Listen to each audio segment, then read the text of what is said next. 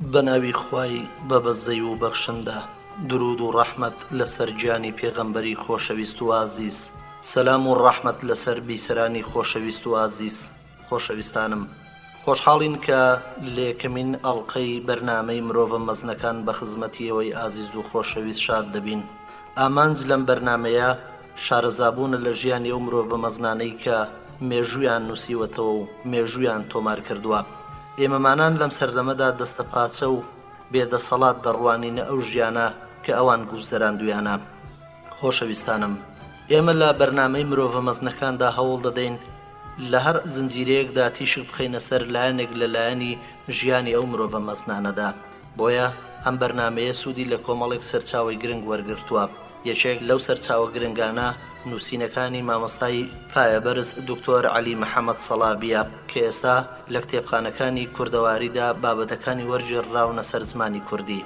خۆشەویستانم، لە یەکەمین ئەڵقەی ئەم بەرنامەیەدا دەچینە خزمەت ژیان یەکێک لە مرۆڤە مەزنەکان کە ئەویش یەکەمین خەلیفەی ڕاشیدینە، ئەویش ئەبوبەکری سەدیقە خوا لێی ڕازی بێ. هەوڵ دەدەین لەم بەرنامەیەدا لایەنەکانی ژیانی ئەو خەلیفە ئازیزەی پێغەمبەر، درود و سڵاوی خوا لەسەر پێغەمبەر بێ و خوا لە ئەبوبەکر ڕازی بێ، بۆ ئێوەی بەڕێز و خۆشەویست ڕوونکەینەوە. و لێرەشەوە دەستخۆشی و سوپاس و پێزانینمان هەیە بۆ مامۆستای خۆشەویست مامۆستا عومەر تۆفیق خەتات کە ژیانی خەلیفە ئەبوبەکری سەدیقی لە نووسینەکەی دکتۆر عەلی محەممەد سەڵابی وەرگێڕاوەتە سەر زمانی شیرینی کوردی. خۆشەویستانم، ئەگەر بچینە سەر باسی ژیانی خەلیفە ئەبوبەکری سەدیق، پێویست دەکا بەر لەوەی دەست بە خوێندنەوەی ژیانی ئەو پێشەوا مەزنە بکەین، پێویستە لەسەرمان ئەوە بەبیر خۆمان و ئێوەی بەڕێز و خۆشەویست بێنینەوە کە مێژووی سەردەمی جێنشینە ڕاشیدیەکان پڕیەتی لە پند و ئامۆژگاری کە پەرش و بڵاوە لە دووتوێی کتێب و سەرچاوە گەورەکاندا.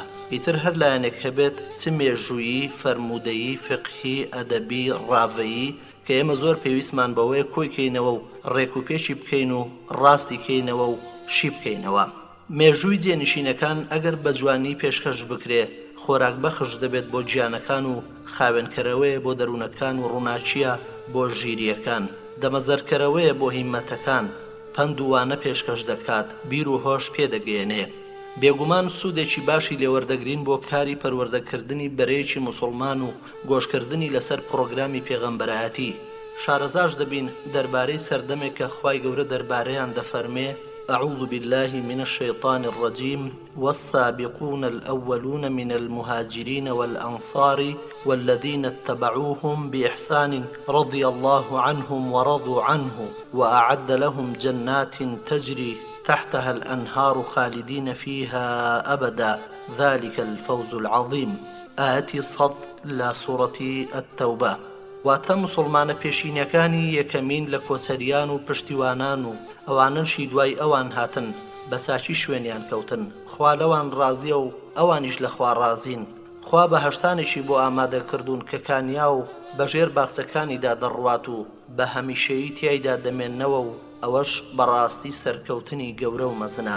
هەروەک لە جێیەکی تردا دەفەرموێ: محمد رسول الله والذين معه أشداء على الكفار رحماء بينهم تراهم ركعا سجدا يبتغون فضلا من الله ورضوانا سيماهم في وجوههم من أثر السجود ذلك مثلهم في التوراة ومثلهم في الإنجيل كزرع أخرج شطأه فآزره فاستغلظ فاستوى على سوقه يعجب الزراع ليغيظ بهم الكفار وعد الله الذين آمنوا وعملوا الصالحات منهم مغفرة وأجرا عظيما.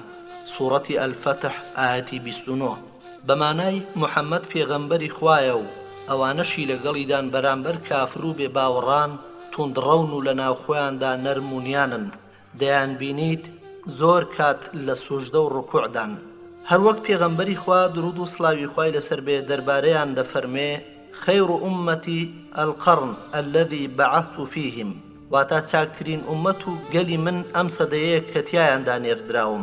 و عەبدوڵای کوڕی مەسعود خوا لێی ڕازی بێت دەربارەیان دەفەرمێ: هەر کەس دەیەوێت شوێن یەکێک بکەوێت با شوێن کەسانێک بکەوێت کە مردوون، چونکە زیندوەکان دوور نییە لە تاقیکردنەوە دەرنەچوون مەبەست لەم ڕەدوەکان هاوڵانی پێغەمبەری خوایە سوێند بەخوا چاکترینی ئەم ئومەتەن و خاوەنی پاکترین دڵ و قوڵترین زانست و کەمترین زۆر لە خۆکردن گەلێک بوون خوا هەڵی بژاردن بۆ هاوڕێیەتی پێغەمبەرەکەی درود و سڵاوی خوای لەسەر بێ بەرپاکردنی ئاینەکەی چاکەیان پێ بزانن شوێن پێیان هەڵبگرن تا ئەتوانن دەست بگرن بە ڕەوشت و ئاینەکەیانەوە چونکە ئەوان لەسەر ڕێنمایی ڕاست و دروستەکە بوون هاوڵان هەستان با جێبەجێکردنی فەرمانەکانی ئیسلام و بڵاوکردنەوەی ئەم پەڕ و ئەو پەڕی دنیادا سەردەمەکەیان چاکترین سەردەمە هەر ئەوان بوون قورئانیان فێری ئەم ئومەتە کرد و سنەت و پاژماوەی پێغەمبەری خوایان جێڕایەوە بۆ خەڵکی دوای خۆیان مێژووی ئەوان کانزایەکە شتە گرانبەهاکانی ئەم ئومەتەی تێدا شاراوەتەوە لە بیر و هزر و ڕۆشنبیری و زانست و جیهاد و تێکۆشان و بزابی ڕزگاری خوازیان و هەڵس و کەوتیان لەگەڵ گەل و نەتەوەکاندا نەوە و بەرەکانی داهاتوو سوودێکی باش وەردەگرن بۆ بەردەوامی کاروانی ژیان لە ژێر ڕێنمونی ڕاست و دروستدا لەو ڕێگایەوە گرنگی ئامانج و پەیام و گەورەی و ڕۆڵی خۆی بۆ دەردەکەوێت هەر بۆیەش دوژمنانی سەرسەختی ئیسلام بە هەموو بەرەوچینە جیاجیەکانیانەوە هەستیان بە ترسناچی ئەم مێژووە کردووە و دەرچیان بە کاریگەریە گەورەیەکەی کردووە لە دروستکردنی نیشانەکان و تەقانەوەی وزە و توانەکانیان بۆیە هەستاون بە شێواندن و تێکدان و دەستکاریکردنی و دروستکردنی گومان لە ناودڵی بەرەکانی داهاتوودا لە ڕابردوودا دەستەگڵاوەکانیان ڕۆڵیان هەبووە لەم بوارەدا لەم سەردەمەشدا ڕۆژهەڵات ناسە داغ لە دڵە خاچپەرستەکان دەستکاریان کردووە و چەندان درۆ و دەلەسەیان تێئاخنیوە لە ڕابردوودا مێژووی ئیسلامان دووچاری بە هەڵەباسکردن و شێواندنی ڕاستیەکان بوو لەسەر دەستی جوولەکە و گاور و مەجووس و ڕافیزە ئەوانەی بەڕواڵەت هاتنە ناو ئیسلام و لەژێرەوەش بە کافری مابوونەوە هەستیان بەوە کرد کە دژاتیکردنی ئیسلام بەوە دەبێت کە توان جووتانە لە خودی ئاینەکە و کەسایەتیە ناودارەکانی بدرێت خۆشەویستان ئەوانە دەستیان کردووە بە پیلان داڕشتن بە نهێنی بۆ ڕووخاندنی ئیسلام و لە ناوبردنی دەوڵەتەکەی پەرش و بڵاوکردنەوەی شوێن کەوتوەکانی ئەمەش لە ڕێگای هەڵبەستنی هەواڵی درۆ و بڵاوکردنەوەی هەواڵە هەڵبەستراوەکان و نانەوەی فیتنە لە دژی جێنشینانی ڕاشیدی سێیەم عوسمانی کوڕی عەفان خوالی ڕازی بێت کە عەبدوڵای کوڕی سەبەئی جوولەکە بووە ڕۆڵێکی گرنگی هەبووە لە هەڵگیرساندنی ئاگری ئاشوب کە بوو بەهۆی شەیدکردنی جێنشینی سێیەم و هەروەک هەڵگیرساندنی ئاگری جەنگ لە نێوان مسلمانەکاندا لە جەنگی جەمەل کە خەریک بوو ئاشتەوایی تەواو بکەوێتە نێوانیان ئەمە و چەندان جم و جۆڵ و پیلانی جیاجیا کە مەبەستیش لەوانە لە کەدارکردنی ئیسلام و شوێنکەوتوانی ئەمەش جگە لە جێڕانەوەی ئەو ڕیوایەتە لاوازە یا دەم هەڵبەستانەی کە لە ناو سەرچاوەکانی مێژووی ئیسلامدا هاتووە کە تیایدا شێواندنی ژیاننامەی هاوڵانە وەک مەسەلەی تەحکیم کە هەندێکیان بە فێڵباس یان جێل یان کورسی پەرستی و حەز لە دەسەڵاتگرتنە دەست تاوانباریان دەکەن و ئامانجیش لە وروژاندنی ئەم باسانە لە کەدارکردنی ئیسلام خۆیەتی بەناڕاستەوخۆ چونکە هاوڵان ئیسلامیان گەیاندۆتە ئێمە تانە لێدانیان و کەمکردنەوەی متمانە پێیان تانە لێدانە و کەمکردنەوەی متمانەیە لە ئاینی پیرۆزی ئیسلام ڕۆژهەڵات ناسەکانیش ئەو ڕووداوە هەڵبەستراوانەیان هێنا ئەوان و ئەو بەسکە موسڵمانانش کە لەسەر ئەو بەرنامەی ئەوان بوون هاتن بە دوور و درێژی دایان ڕشتەوە بەڵکو وەکو دەستکەوت هەر کەسە و هەوڵی دەدا بەشێکی بگرێتە ئەستۆ مادەم خزمەت بە ئامانجە گڵاوەکانیان دەکات کە ئەویش لە کەدارکردنی ئیسلام و دەمقوتانە سەر ناموسی هاوڵە بەڕێزەکانە دوژمنان هەستان بە داڕشتنەوەی مێژووی ئێمە بەڵام لەسەر پرۆگرامی خوار و خێتی خۆیان ئەو پرۆگرامە ژەهراویانە کاریان کردە سەر هەندێک لە مێژوو نووسە بەناو موسڵمانەکان بۆیە نووسینەکانیان لە سەدەی ڕابردوودا پڕ نووسینەکانی ڕۆژهەڵات ناس و جوولەکە و مادیەکان و ڕافیزیەکانیان نەقڵ دەکرد چونکە بیر و بۆچوونێکیان دەربارەی ئیسلامی ڕاستەقینە و سروشتە پاکەکەی وەرنەگرتە بوو چونکە نووسین لەسەر مێژووی ئیسلام بێگومان پێویستی بە تێگەشتێکی باش هەیە دەربارەی سروشتی فکری ئیسلام و ڕوانین بۆ ژیان و ڕوودا و شتەکانی تریش پێوانەی بۆ بەها بەرزەکانی خەڵکی و کارتێکردن لەسەر گیان و بیر و هۆشەکان داڕشتنەوەی دەروون و کەسایەتیەکان بە تایبەت نووسین لەسەر کەسایەتیە ئیسلامیەکان پێویستی بە تێگەیشتێکی تەواو هەیە لەمەڕ بەدەمەوە چوون و وەڵامدانەوەی کەسایەتیە ئیسلامیەکان بۆ نیگای بیری ئیسلامی شێوازی وەڵامدانەوەی ئەو کەسایەتیانە بۆ ئەم نیگایانە مەسەلەیەکی گرنگە لە داڕشتنەوەی هەستکردنی بە بەها بەرزەکان و شێوازی ڕەوشتی لە ژیاندا و کاریگەری لەگەڵ ڕووداوەکاندا و هەرگیز هیچ کەسێک لە سروشتی فیکری ئیسلامی و شێوازی بەرەو ڕۆچوونی کەسایەتیە ئیسلامیەکان بۆی تێناگات مەگەر نووسەرێکی باوەڕدار بەم فیکرەیە و جێگیر لە ناو دڵ و دەرونیدا. ئەمەش بۆ ئەوەیە تێگەیشتنی بۆی لە ناو کرۆکی ویژدانیەوە بێت، نەک لە دوورەوە بۆی بڕوانێت بە مێشکێکی سارد و سڕەوە. بەهۆی نەبوونی و پرۆگرامە بوو کە زۆری مێژوونووسانی هاوسەرخ و نووسەر و ئەدیبەکانی کەوتنە زۆنگاوی ناشرینکردنی پێشینیەکانی ئەم ئومەتە. وێنەی هاوڵانیان وا پیشاندا کە کۆمەڵە کەسانێک بوون باوەشیان کردبوو بە دنیادا و دەستیاندا بۆ خوێنڕێژی لە پێناو گەیشتن بە ئاواتەکانیان کە گەیشتنە کورسی دەسەڵات و سەرکەوتن بەسەر نەیارانیاندا. بەمەش خۆیاندا لە بابەتێک کە زۆر دوور بوو لە ڕاستی ئەو بەرنامە ناوازەیەی لە قوتابخانەکەی محەممەد المستەفادا صلی الله عليه وسلم پەروەردە بوون، هەروەک زۆر دوور بوون لە کاریگەری ئیسلام و بیر و باوەڕ و بنچینەکانی لەسەریان. بەهۆی ئەم نووسینانەوە بەرەیەک هاتەکایەوە دەربارەی مێژووی خۆی جگە لە شەڕ و شۆڕ و خوێن ڕشتن و فێڵ و ساختەکاری هیچی تر نەزانن. وێنەی هاوڵان خوا لێیان ڕازی بێ لە بەرچاو شێوێنرا بوو، تاوای لێ هاتەندێک لە موسڵمانان ئەو نووسینە درۆ و ناڕاستانە لە ملاو لەولا بجێڕنەوە بەبێ ئەوەی لە ڕاستی و ناڕاستی بکۆڵنەوە، بەڵکو بەس لەبەرەوەی لە کتێبی فلان و فلاندا هاتووە. کەواتە سەر لە نوێ نووسینەوەی مێژووی ئیسلامی لەسەر پرۆگرامی ئەهلی سونەت و جەماعە زۆر پێویستە بۆنەوەکانی ئەم ئومەتە. بۆیە نووسەران و لێکۆڵەرەوان لەم ڕوانگەیەوە پێنووسیان خستە کار، ئەوان لە هیچەوە دەستیان پێ نەکرد، چونکە خوای گەورە ئیسلامەکەی و ئومەتەکەی پاراست بە فەراهەمهێنانی پیاوانێک هەستن بە لێکۆڵینەوە و ڕاستکردنەوەی مێژووی هاوڵان و پەردەیان لادا لەسەر هەموو ئەوانەی بەسەرهات و هەواڵیان هەڵبەستە بوو بە درۆ و دەلەسە ژیانیان و چاکە و ئازایەتیەکەش پاش خوای گەورە دەگەڕێتەوە بۆ پێشەوایانی ئەهلی سونە و جەماعە لە زانایانی شەرع و فەرمودا، ئەوانەی کە کتێبە سەرچاوەکانیان پڕن لە داستانی ڕاست و دروست و ڕاستکردنەوەی گرنگ کە هەموو درۆ و دەلەسەکانی دایەوە بە ناوچاوانی خاوەنە درۆزنەکانیانەوە. محەممەد عەلی سەڵابیش دەڵێ منیش لەسەر ڕاڕەوی ئەهلی سونە دەستم پێکرد، ڕوون کردە هەموو سەرچاوە باوەڕپێکراوەکان کۆن و نوێیەکان لە نووسین و پشکنین لەسەر ژیانی جێنشینە ڕاشیدیەکاندا بە سەرچاوەکانی وەکو تەبەری و ئیبن و ئەسیر و زەهەبیەوە نەوەستام، بەڵکو گەڕامەوە بۆ هەموو کتێبەکانی تەفسیر و فەرموودە و ڕاوەکانیان، ژیانی زانایان و هەڵسەنگاندنیان بە زانستی جەرح و تەعدیل و کتێبە فقیەکان دەبینم بابەتی مێژووی زۆریان لەخۆ گرتووە کە لە کتێبە مێژوویە ناودارەکاندا بەدی ناکرێت.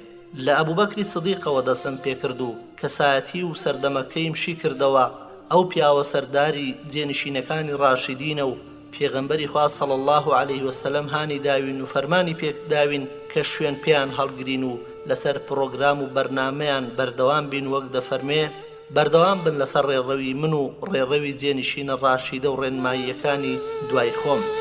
ئەبوبەکری سدیق سەرداری ڕازگۆیانە و باشترینی پیاوچاکانە پاش نێراوەکانی خودا جەل جەلالوه، بە باشترین هاوڵی پێغەمبەر صلی الله عليه وسلم زاناترینیان دەژمێردرێت.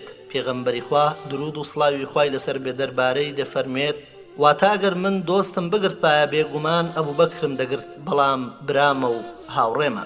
هەروەک دەربارەی ئەوەی عومەری کوڕی خەتاب خوا لێ ڕازی بێ دەفەرمێ شوێن پێی ئەو دوانە هەڵگرن کە لە دوای من دەبن، ئەبوبەکر و عومەر. عومەری کوڕی خەتاب خوا لێ ڕازی بێ دەربارەی دەفەرمێت واتە دەربارەی ئەبوبەکر دەفەرمێت ئەنتە سەیدنا وەخەیڕنا وأحبنا إلى رسول الله، واتە تۆ ئەی ئەبوبەکر گەورەمانیت و چاکرینمانیت و خۆشەویستترینمان بووی لە لای پێغەمبەری خوا صلى الله عليه وسلم. هەروەک علی کوڕی ئەبوو تالیب خوا لێ ڕازی بێ دەربارەی ئەبوبەکر محەممەدی کوڕی حونەیفە لێی پرسی چێ باشترین کەسە پاش پێغەمبەری خوا صلى الله عليه وسلم؟ ئەویش فەرمووی ئەبوبەکر. ژیانی ئەبوبەکر خوا لێ ڕازی بێ لاپەڕەیەکی پڕشنگدارە لە مێژووی ئیسلامدا، مێژوویەک کە هەناسەی لە مێژوەکانی تر بڕی و زاڵ بوو بە سەریاندا. هیچ مێژوویەک و هیچ سەردەمێک نەیتوانێەوە بگاتە تۆزی بەشێک لە مێژووی ئیسلام، چ لە لایەنی شکۆداری و سەربەرزی و چ لایەنی گیانفیدایی و قوربانیدان و بانگەشە بۆ بنەما بەرزەکان.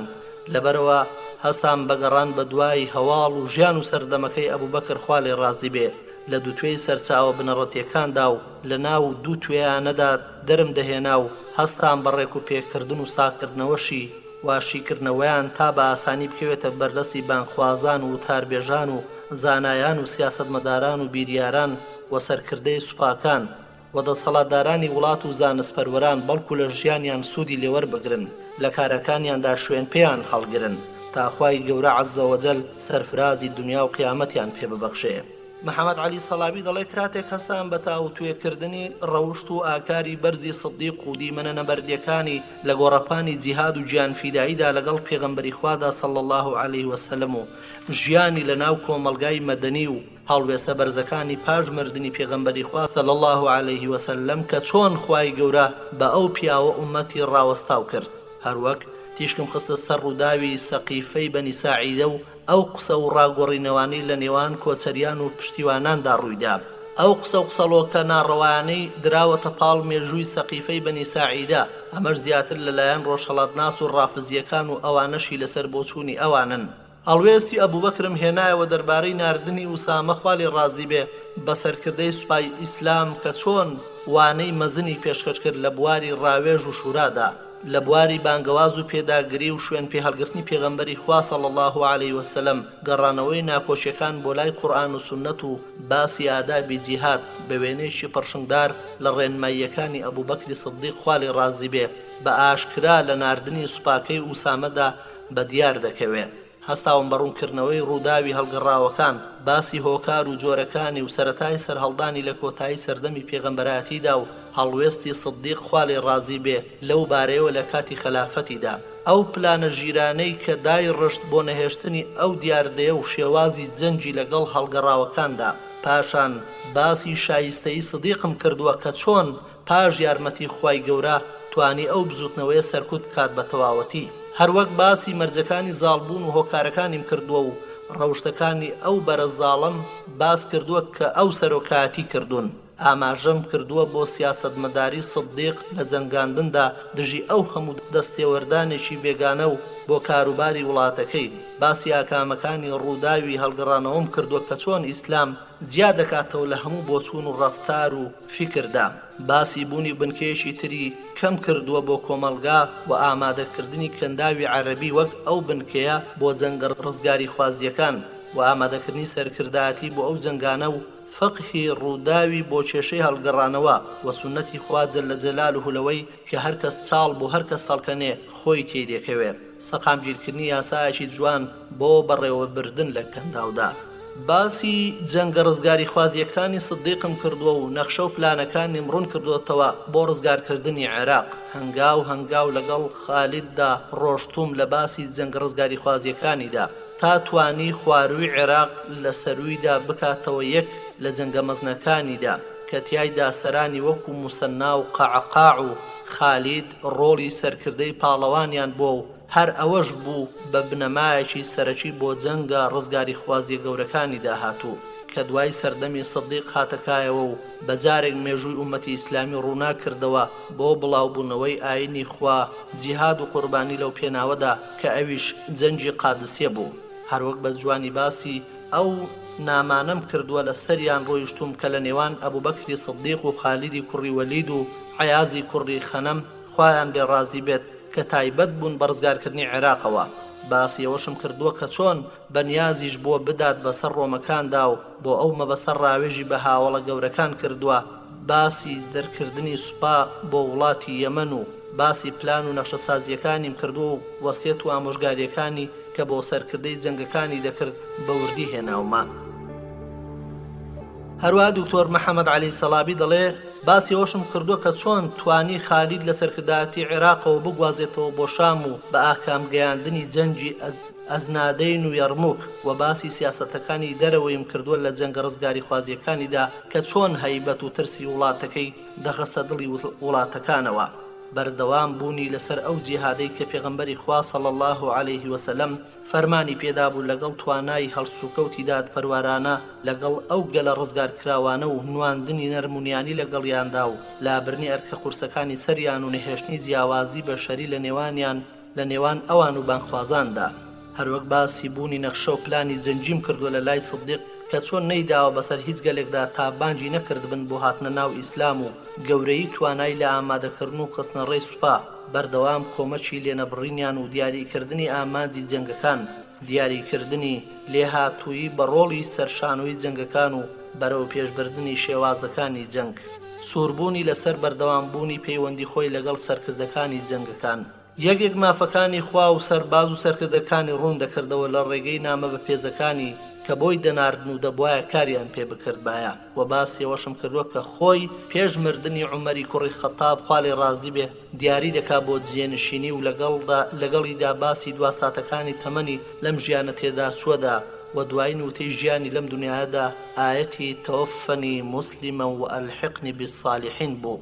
ئازیزانم، دکتۆر محەممەد عەلی سەڵابی لە نووسینەکەیدا دەڵێ ویستومە باس لەوە بکەم کە سەدیق چۆن لە ئیسلام گەیشتووە، چۆن لە ناو خەڵکیدا لەگەڵی ژیاوە، چۆن ئەو تێگەیشتنەی کاری کردوتە سەر ڕووداوەکانی ڕۆژانەی سەردەمەکەی. باسی کەسایەتیەکەیم کردووە لە زۆر لایەنەوە وەکو لایەنی سیاسی و سەربازی و ئیداری و ژیانی وەکو تاکە کەسێک لە ناو کۆمەڵگەی ئیسلامیدا و ژیانی وەکو جێنشینی پێغەمبەری خوا صلی الله علیه وسلم.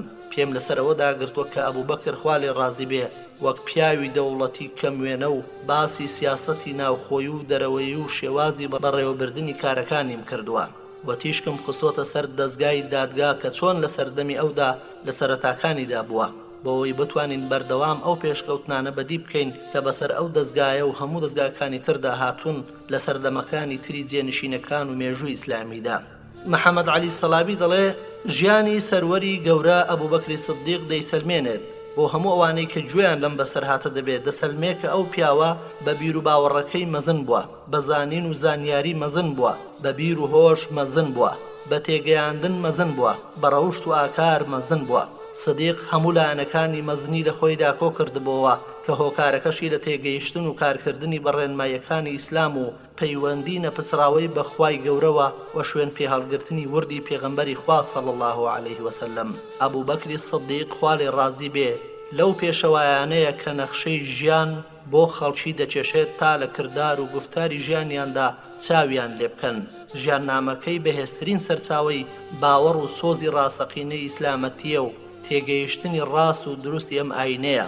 بۆیە ئەو پەڕی توانا وزە هەوڵم داوە لەسەر کەسایەتی خۆی و سەردەمەکەی بنووسم بەبێ ئەوەی بێلەکەیی بدەمە پاڵی و دوور بوون لە هەموو تێکەوتنێک لەم کارەشم تەنها مەبەستم خوا بووە و هیچی تر. پاداشتی ئەو مەبەست بووە لەسەر ئەویشە کۆمەچی کردنم و سوود بەخشکردنی لە لای مسلمانان چونکە ئەو خاوەنی ناوی جوانە و بیسەری نزاکانە. جا بیسەری ئازیز و خۆشەویست، تۆش لەگەڵ ئێمە هاوڕێ بە و بابەیەکەوە گەشتێک بکەین بە ژیانی ئەو پێشەوا مەزنەدا لە یەکەمین ئەڵقەی بەرنامەی مرۆڤە مەزنەکاندا. ناو و نەژاد و شۆرەت و نازناوی.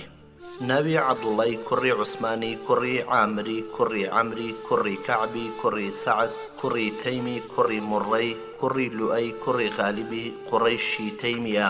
لە باپیرەی شەشەمیدا لەگەڵ پێغەمبەری خوا یەکدەگرنەوە کە موڕەی کوڕی کەعبە.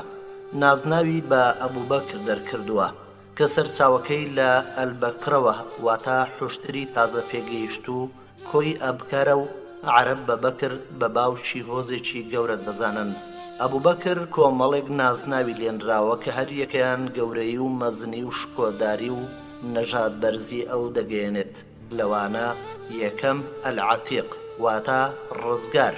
پێغەمبەری خوا درود و سڵاوی خوای لەسەر بێ ئەم ناوەی لێناوە و پێی فەرمووە ئەنتە عەتیق اللهی من النار واتە تۆ ڕزگار بووی خوای لە ئاگر.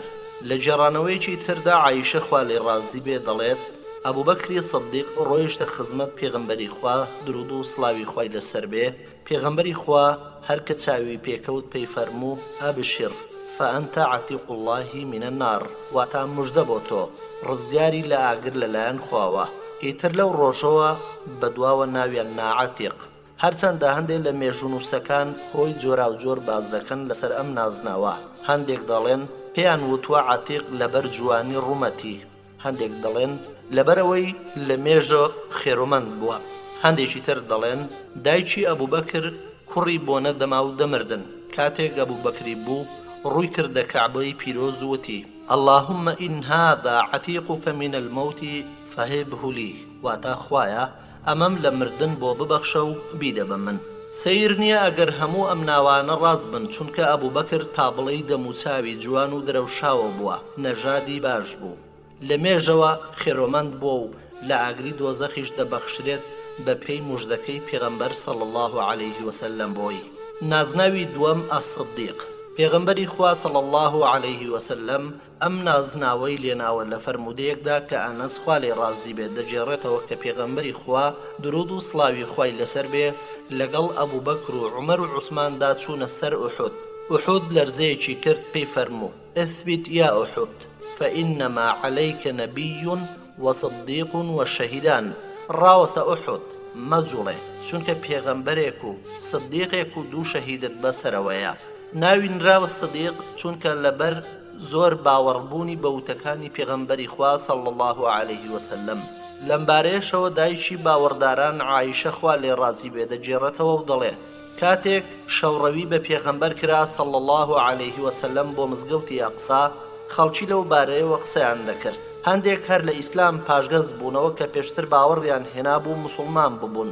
کۆمەڵێک پیاو بە خێرایی هاتنە لای ئەبوو بەکر وتیان چ دەڵێی دەربارەی هاوڕێکەت؟ وا گومان دەبات ئەم شەو شەوڕەوی پێکراوە بۆ بەیت المقەدەس. ئەویش وتی وای وتووە؟ وتیان بەڵێ. وتی ئەگەر وای وتبێ ڕاست دەکات. وتیان تۆ بڕوای پێ دەکەی ئەگەر ئەم شەو ڕۆشت بێت بۆ بەیت المقەدەس و پێش خۆر هەڵاتن گەڕابێتەوە؟ فەرمووی بەڵێ، چونکە من لەوەش زیاتر باوەڕم پێکردووە. من باوەڕم پێکردووە بە هەواڵی ئاسمان لە ماوەی هاتن و چوونێکدا. لەبەر ئەوە ناوینراوە ئەبوو بەکری سدیق. هەموو ئومەتی ئیسلام لەسەر ئەوە کۆن کە ناوی ئەسدیقا، چونکە زۆر زوو باوەڕی بە پێغەمبەر صلی الله عليه وسلم هێناوە و بەردەوام بووە لەسەر ئەم باوەڕ پێکردنە و خراپەیەکی لێ نەبینراوە هەتا سەر. ناوی سێیەم ئەساحب یان هاوڕێ. خوای گەورە ئەم نازناوەی لێناوە لە قورئانی پیرۆزدا وەک دەفەرموێت: أعوذ بالله من الشيطان الرجيم إلا تنصروه فقد نصره الله إذ أخرجه الذين كفروا ثاني اثنين إذ هما في الغار إذ يقول لصاحبه لا تحزن إن الله معنا فأنزل الله سكينته عليه وأيده بجنود لم تروها وجعل كلمة الذين كفروا السفلى وكلمة الله هي العليا والله عزيز حكيم. سورة التوبة آية 40. واتاگر ئێوەش سەری نەخەن، خوای گەورە سەری خست کاتێک بێباوەڕان بە دووقۆڵی دەریان کرد و کاتێ لە ناو ئەشکەوتەکەدا بوون بە هاوڕێکەکەی دەگوت دڵگران مەبە، خوامان لەگەڵدایە. خوای گەورەش ئارامی ڕژاند بەسەریاندا و بە سەربازە نادیارەکانی خۆی کۆمەکی کردن و وشەی بێباوەڕیشی خستە ژێر و وشەی ئەڵڵای بەرز و بڵند ڕاگرت و خوای گەورە زاڵ و کاربەجێیە. زانایان لەسەر ئەوە کۆکن کە مەبەست لە وشەی هاوڕێ ئەبوو بەکری سدیقە. لە ئەنەسەوە دەجێڕنەوە کە ئەبوو بەکر بۆی باس کردووە وتوێتی قلت للنبي وهو في الغار لو أن أحدهم نظر إلى قدميه لأبصرنا تحت قدميه. واتا کاتێک لە ئەشکەوتەکەدا بووین بە پێغەمبەرم گوت ئەگەر سەیری بەرپێ خۆیان بکەن دەمان بینن. پێغەمبەریش صلی الله عليه وسلم فەرمووی ئەی ئەبوو بەکر، گومانت چۆنە بە دوو کەس خوا سێمیان بێ؟ حافظ ڕەحمەتی خوای لێبێ دەڵێت گەورەترین سەروەری ئەبوو بەکر ئەو وتەی خوای گەورەیە کە دەفەرموێ إلا تنصروه فقد نصره الله إذ أخرجه الذين كفروا ثاني اثنين تا دەگاتە إن الله معنا. مەبەست لە هاوڕێ لێرەدا ئەبوو بەکرە بەبێ ملەجڕێ. ئەو فەرمودانەی باز لەوە دەکەن کە هاوڕێی ئەشکەوتی پێغەمبەری خوا صلی الله عليه وسلم بووە، زۆرن و مەشهورن و لەم سەروەریەشدا کەس نایگاتێ. نازناوی چوارەم ئەلئەتقا لە خواترسترین. ئەم نازناوەش دیسان خوای عەزەوەجەل ناوی لێناوە لە قورئاندا وەک دەفەرمێ وەسەیجەنەبوها الئەتقا، واتە لە خواترسەکان لەو سزای خوا بە دوور دەبن. ئەم باسەش ڕوون دەکەینەوە لە کاتی باسی ئەو بەندە سزادراوانەی کە ئەبوو بەکر ئازادی دەکردن. نازناوی پێنجەم ئەلئەواه، زۆر گەڕاوە و تەوبەکار. ئەمە نازناوی ئەلئەواه هەدراوەتە پاڵ ئەبوو بەکر کە بەڵگەیە لەسەر لە خواترسانی ئەو پیاوە. ئیبراهیمی نەخەعی دەڵێ کانە ئەبوو بەکر یوسەما بالئەواه لرأفته ورحمته، واتا ئەبوو بەکر بە ئەلئەواه ناوی دەرکرد بوو لەبەر سۆز و میهرەبانیەکەی. با ئێستا بچینە سەر لەدایک بوون و پاشان ڕوخساری. زانایان لەوەدا ناکۆچیان نییە کە دوای ساڵی فیل لەدایک بووە، بەڵکو لەوەدا جیاوازیان هەیە کە هەندێکیان دەڵێن 3 ساڵ دوای ساڵی فیل، هەندێکی تر دەڵێن بەڵکو 2 ساڵ و 6 مانگ و هەندێکی تر دەڵێن 2 ساڵ و چەند مانجێک بە دیاریکردنی ژمارەی مانگەکان. ئەبوبەکر پێگەیش لە ناو خانەوادەیەکی بەڕێز و حورمەت لە ناودڵی هۆزەکەیاندا و ژیانێکی چاک و خۆشگوزەران تاوای کرد بەهۆی ئەو ژیانە. سدیقی لاو نەفس بەرزانە و شوێنەواربەر لە ناو گەلەکەیدا گەورە بوو. لەلایەن شێوازیەوە بە سپی پێست وەسفیان کردووە، لەشی باریک و لاواز بووە. قەیسی کوڕی ئەبی حازم لەبارەیەوە دەڵێت چوون بۆ لای ئەبوبەکر، پیاوێکی باریکەڵە بوو، سپیەکەی دیار بوو لاواز بوو. ژیاننامە نووسان لە سەردەمی ڕاویەکانەوە دەڵێن ئەبوبەکر بەوە وەسف کراوە ڕوخساری سپی مەیلەوزەر، باڵایەکی جوان، لاواز و ناوشان تەنگ بووە، کەمێک پشت کۆم، جلوبەرجی کۆنە دەکردەوە لەم لاو لای کەلەکەیەوە شۆڕ دەبەوە، دەموچاوی ڕەقەکار بووە، چاوی کەمێک قوڵ بووە، لووت کۆمەڕ و قاچەکانی باریک بووە و تەوێڵی زەق بووە، ئێسقانی پەنجەکانی دەرپەڕیوە، ڕیشی دەگرتە خەنە و مۆسپیەکانی سوور دەکرد. بەڵام سەبارەت بە خانەوادەکەی سدیق، باوکی ناوی عوسمانی کوڕی عامری کوڕی عەمرە بە ئەبوو قوحافە ناوبانجی دەرکردووە، لە ڕۆژی فەتحی مەکە موسڵمان بووە. ئەبوبەکر دەستی گرت هێنایە خزمەت پێغەمبەری خوا صلی الله علیه وسلم. ئەویش پێی فەرموو ئەبوبەکر خۆزگە لێی بگەڕێیتایە، ئێمە بە خۆمان دەهاتین بۆ لای. ئەبوبەکر لە وەڵام داوتی ئەو شایانە بێتە خزمەتت ئەی پێغەمبەری خوا صلی الله علیه وسلم. دەجێڕنەوە پێغەمبەری خوا صلی الله علیه وسلم پیرۆزبایی لە ئەبوبەکر کردووە بە بۆنەی موسڵمانبوونی باوکیەوە. بە ئەبوبەکریشی وتوە شێوازی مووی سەری بگۆڕن. سەری ئەبوو قوحافە ئەوەندە سپی بووە لە دارولسەغامە دەچوو. دارولسەغامە خۆشەویستان دارێکە گوڵی سپی دەردەکا.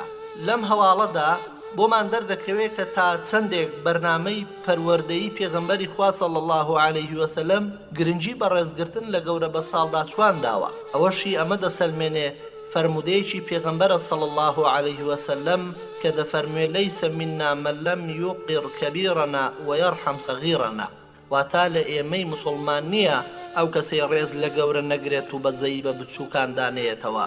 بەڵام دایکی ئەبوبەکر ناوی سەلمای کچی سەخری کوڕی عەمری کوڕی کەعبی کوڕی سەعدی کوڕی تەیمە و شوورەتی ئومولخەیری وەرگرتووە. زوو موسڵمان دەبێت بە درێژی لە ڕووداوی داواکردنی بینینی پێغەمبەر صلی الله علیه وسلم لەلایەن ئەبوبەکرەوە لە مەککە ئەمە ڕوون دەکەینەوە. ئەبوبەکری سدیق لە ژیانیدا 4 خێزانی هەبووە، 3 کوڕی لێیان بووە و 3 کچ، کە ئەمە ناوی خێزانەکانیەتی. یەکەم قوتەیلەی کچی عەبدولعوزای کوڕی ئەسعەدی کوڕی جابری کوڕی مالیک، جیاوازی هەیە لە موسڵمانبوونیدا. ئەم ئافرەتە دایکی عەبدوڵڵا و ئەسمایە. ئەبوبەکر خوا لێ ڕازی بێت لە سەردەمی نەفامیدا تەلاقی داوە. لەم دوایانەشدا سەردانی ئەسمای کچی کردووە لە مەدینە و هەندێک دیاری و شتی وەکو ڕۆن و کەشکی بۆ بردووە لەگەڵ خۆیدا. ئەسمایش دیاریەکانی لێوەرنەگرت و نەیهێش بێتە ماڵەکەی تاپرسی بە عایشە خوا لێ ڕازی بێ نەکرد تا لە پێغەمبەری خوا صلی الله علیه وسلم بپرسێت. بۆی پێغەمبەری خوا صلی الله علیه وسلم فەرمووی بابی کاتە ژوورەوە و دیاریەکەشی لێوەربگرێ و لەم بارەیەوە ئەم ئاەتە هاتە خوارەوە. أعوذ بالله من الشيطان الرجيم لا ينهاكم الله عن الذين لم يقاتلوكم في الدين ولم يخرجوكم من دياركم أن تبروهم وتقسطوا إليهم إن الله يحب المقسطين. بمعنای خوای گەورە بەرگریتان لێ ناکات کە چاک بن لەگەڵ ئەوانەدا کە جەنگتان لەگەڵ ناکەن و لە ماڵ و حاڵیش دەریان نەکردوون، وەک ئافرەتان و منداڵان کە سەردانیان بکەن و میوانداریان بکەن و پەیمانیان ببەنە سەر و سپاردەیان بپارێزن و بە تەواوی نرخی شتەکانیان پێ بدەن. خوای گەورە دادپەروەرانی خۆش دەبێت و لێیان ڕازی دەبێت و لە ستەمکارانی زویر دەبێت و سزاشیان دەدا. دووەم خێزانی ئەبوبەکری سدیق ناوی ڕومان کچی عامری کوڕی عوەیمەرە لە هۆزی بەنی کەنانەی کوڕی خەزیمە. مێردەکەی کە ناوی حارسی کوڕی سەخبەرە بوو لە مەکە کۆچی دوایی کردهبوو. پاشان ئەبوبەکر خوا لێ ڕازی بێت مارەی کرد، زوو موسڵمان بوو، پەیمانی داوە و کۆچی کردووە بۆ مەدینە.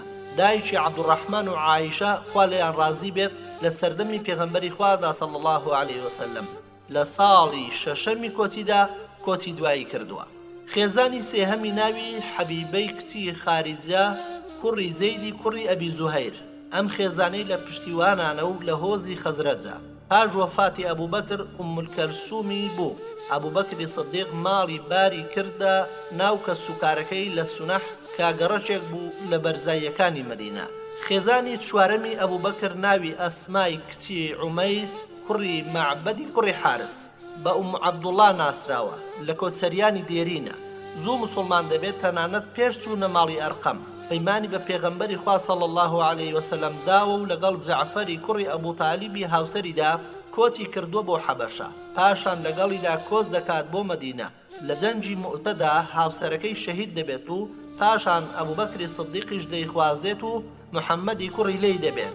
هاوڵان لە عەبدوڵڵا و فەرمودیان جێراوەتەوە وەکو عومەر، ئەبوو موسا، عەبدوڵڵای کوڕی عەباس، ئومولفەضل خێزانی عەباس لە هەموو خەڵکی ژن و ژنخوازیەکانی بەڕێزتر بووە کە بریتی بوون لە پێغەمبەری خوا صلی الله علیه وسلم، حەمزە و عەباس و کەسانی تر خوا لێیان ڕازی بێت. ئێستا دێنە سەر باسی کوڕەکانی ئەبوبەکر خوا لێیان ڕازی بێت کە ئەمانە بوون. یەکەم عەبدوڕەحمانی کوڕی ئەبوبەکر، گەورەترین کوڕی ئەبوبەکرە و لە ڕۆژی حودەیبیەدا موسڵمان بووە. مسلمانێتیشی زۆر چاک هاوڵێتی پێغەمبەری خوای کردووە بە ئازا و نەبەر ناوی دەرکردووە و هەڵوێستی دلێرانەی دیاری هەبوو دوای مسلمان بوونی. دووەم عەبدوڵڵای کوڕی ئەبوبەکر، خاوەنی ڕۆڵی گرنگ لە ڕۆژی کۆزدا. بە ڕۆژدا لە مەکەدا دەمایەوە بۆ کۆکردنەوەی هەواڵ و لە شەویشدا بە دزیەوە خۆی دەگەیاندە ئەشکەوتی ثەور و هەواڵەکانی دەگەیاندە پێغەمبەری خوا صلی الله علیه وسلم لەگەڵ باوکی، هەر کە ڕۆژ دەبەوە دەگەڕایەوە بۆ مەکە. لە جەنگی تائیفدا تیرێکی بەردەکەوێت بە کاریگەری ئەو تیرەوە لە سەردەمی خەلافەتی باوکیدا لە مەدینە بە شەهیدی گیان دەسپێرێت، خوا لێی ڕازی بێت. سێم کوڕی ناوی محەممەدی کوڕی ئەبوبەکرە، دایکی ناوی ئەسمای کچی عومەیسە. لە ساڵی حەجی ماڵاواییدا لەدایک بووە. یەکێک بۆ لە گەنجەکانی قوڕەیش لە ژێر سایە عەلی کوڕی ئەبوو تالیبدا گەورە بووە و پاشانیش کردی بە والی و سەرکردەی میسر و هەر لەوێش گیانی بەخشیوە. چوارەم ئەسمای کچی ئەبوبەکر، نازناوی و خاوەن دوو پشتوێنە و لە عایشە خوا لێی ڕازی بێ گەورەترە. پێغەمبەری خوا صلی الله علیه وسلم ناوی ناوە ذات النطاقین، واتە خاوەنی دوو پشتێن، چونکە لە کاتی کۆزدا فرێسکەیەکی خواردنی بۆ پێغەمبەری خوا صلی الله علیه وسلم لەگەڵ باوکی ئامادە کرد. نەیزانی بەچی بیبەستێتەوە بەخۆیەوە، بۆ ئەوەی نەکەوێت ناچار پشتێنەکەی پشتی خۆی کرد بە دوولەتەوە و بەلەتێکیان فرێسکەکەی پێبەست و پێغەمبەری خوای صلی الله علیه وسلم ئەو ناوەی لێنا. ئەسما خێزانی زوبەیری کوڕی عەوام بووە، خوا لێی ڕازی بێت.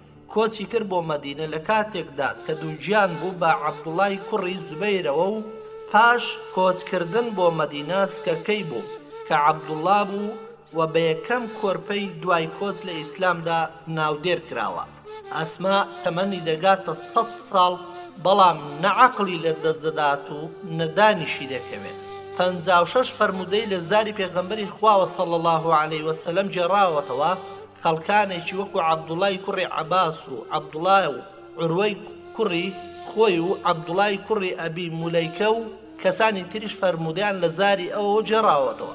زۆر خێرۆمەند و سەخی بووە، خوا لێی ڕازی بێت. لە ساڵی 73 کۆچی لە مەکەدا کۆچی دوایی دەکات. پێنجەمیان عایشەی دایکی ئیمانداران خوا لێی ڕازی بێت. ڕازگۆی کچی ڕازگۆ خوا لێیان ڕازی بێت. بە زاناترینی ئافرەتان ناوبانجی هەیە. پێغەمبەری خوا صلی الله علیه وسلم بە دایکی عەبدوڵڵا بانجی لێوە کردووە و ئەوەندەی خۆشویستووە بووە بە نمونەی ئافرەتی چاک. شەعبی لە مەسروقەوە دەجێڕێتەوە کە هەر کاتێک مەسروقە باسی عایشە دایکی بڕوادارانی بکردایە دەیوت ڕازگۆی کچی ڕازگۆی پاکداوێنی خۆشەویستی خۆشەویستەکەی خوا صلی الله علیه وسلم بۆی باس کردم. سەنەدەکانی دەگاتە 2210 فەرموودە کە بوخاری و موسلیم لەسەر سەحیحی 174 فەرمودەیان کۆکن و بوخاریش بە تەنها 54 و مسلیمی 69 فەرمودەیان بەجیان لێگەڕاندۆتەوە. 63 ساڵ و چەند مانجێک ژیاوە و لە ساڵی 57 کۆچیدا کۆچی دوایی کردووە و منداڵی نەبووە. کچێکی تری ئەبوبەکر ناوی کولسومە، دایکی کەلسوم ناوی حەبیبەی کچی خارجەیە. ئەبوبەکر خوا لێ ڕازی بێ لە کاتی سەرمەرگدا بە دایکی باوەڕداران عایشەی وت ئەو دوانە هەردووچیان براتن و ئەو دوانەش هەردووچیان خوشکتن. عایشەش پێی وت ئەوە ئەسمایە دەیناسم، ئەی خوشکەکەی ترم کێیە؟ ئەویش وتی سکەکەی کچەکەی خارجە، بەڕاستی دڵم خەبەری داوە وا دەزانم کچە. هەرواش دەرچوو. ئەو کچە پاش مردنی ئەبوبەکر لەدایک بووە. پاشان گەورە بوو، تەڵحەی کوڕی عوبەیدوڵڵا مارەی کرد، بەڵام لە جەنگی جەمەلدا شەهید بوو. عایشە خوا لێ ڕازی بێت لە کاتی عیدەیدا دەیبات بۆ مەکە و حەجی پێدەکات. ئەمەیە خانەوادەی پیرۆزی سەدیق کە خوای گەورە ڕێزداری کردن بە ئیسلام. لە ناو هەموو هاوڵاندا خوای گەورە ئەم ڕێزەی تەنها بە ئەبوبەکر داوە، خوا لێ ڕازی بێت. زانایان دەڵێن لە ناو هاوڵاندا نەزانراوە کە کامیان چوار پشتیان هاوڕێتی پێغەمبەری خوایان کردبێت جگە لە خانەوادەی ئەبوبەکری سەدیق نەبێت. بەم شێوەیە عەبدوڵای کوڕی زوبەیر کە دایکی ئەسمای کچی ئەبوبەکری کوڕی ئەبو قوحافەیە کە ئەو چوار وەچەیە هەمویان لە هاوڵان بوون. هەروەها محەممەدی کوڕی عەبدوڕەحمانی کوڕی ئەبوبەکری کوڕی ئەبو قوحافە لە ناو هاوڵاندا کەسێک بەدی ناکەی کە باوک و دایک و منداڵەکانی موسڵمان بووبن و خۆی و منداڵەکانیشی پێغەمبەری خوایان دیبێ چ لەسەر ژنان یان پیاوانەوە بێت. وەکو باسم کرد هەر هەمویان باوەڕیان بە پێغەمبەر صلی الله علیه وسلم هێناوە و هاوڵێتیشیان کردووە. ئەمەیە خێزانی سەدیق، کەسەکانی کەسی بیر و باوەڕن، یەک دووڕوویان تێدا هەڵنەکەوتووە و لەمەشدا لە ناو هەموو هاوڵاندا تاکە خوا لێیان ڕازی بێت. جاران دەگوترا باوەڕ دەرگای هەیە و دووڕوویش دەرگای هەیە. ماڵی ئەبوبەکر لە ناو کۆچەریاندا دەرگای باوەڕ بوو، لە ناو پشتیوانانیشدا بەنی نەجار. خۆشەویستانم، لە خاڵی چوارەمدا پێم باشە باز لە ڕەوشتی ئەبوبەکری سەدیق بکەین لە سەردەمی نەفامیدا. ئەبوبەکری سەدیق لە سەردەمی نەفامیدا یەکێک بۆ لە پیاو ماقوڵ و ناودار و سەرکردەکانی قوڕەیش. پێش هاتنی خۆری ئیسلام ڕێز و شەرەفمەندی لە دە خانەوادەدا دەبینرایەوە.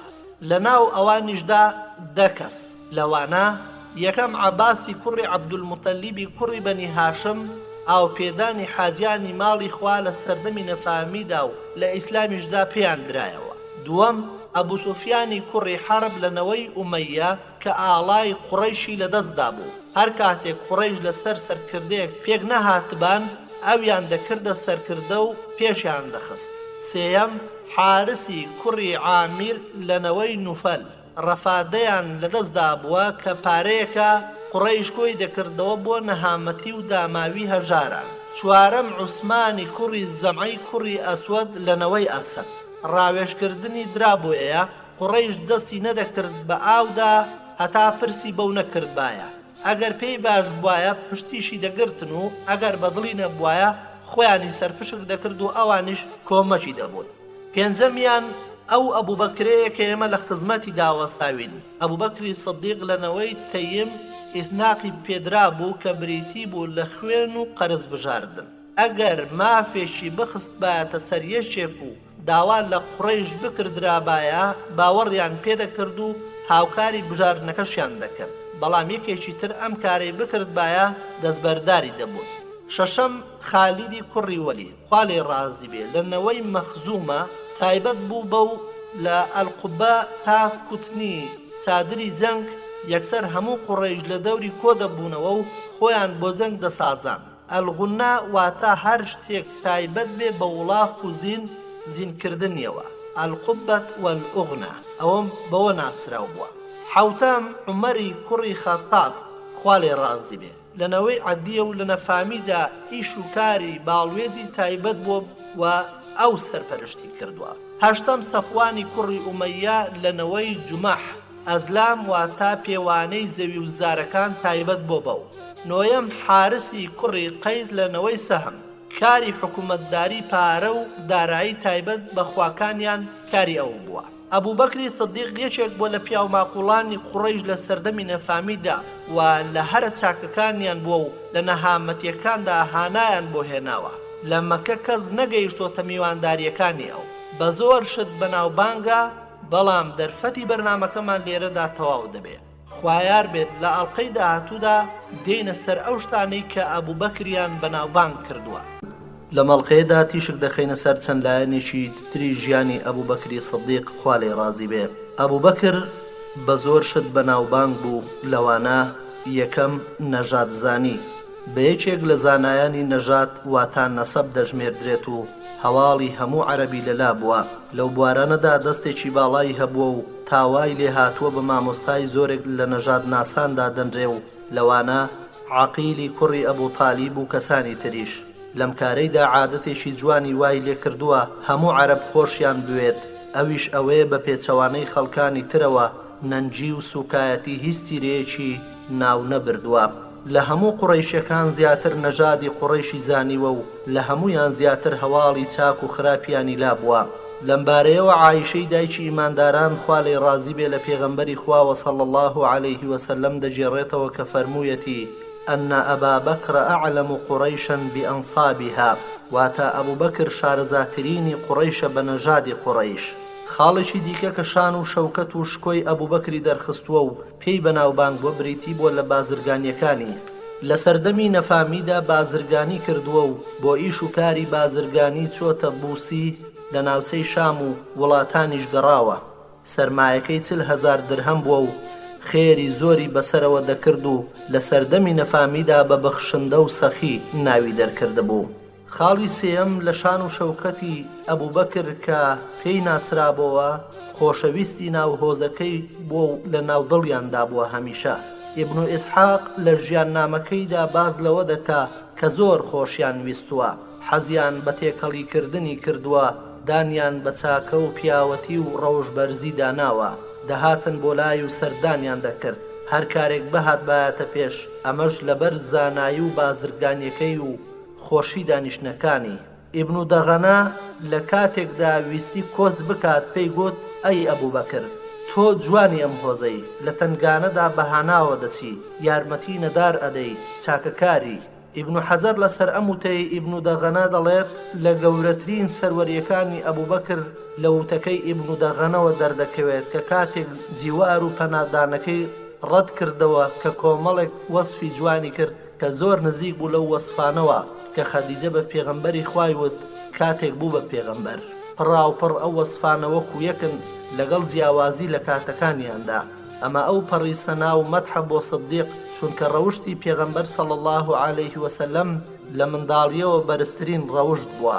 خاڵی چوارەم ئەبوو بەکری سدیق خوا لێی ڕازی بێ تەنانەت لە سەردەمی نەفامیشدا مەی نەنۆشیوە و عەرەقی نەخواردۆتەوە.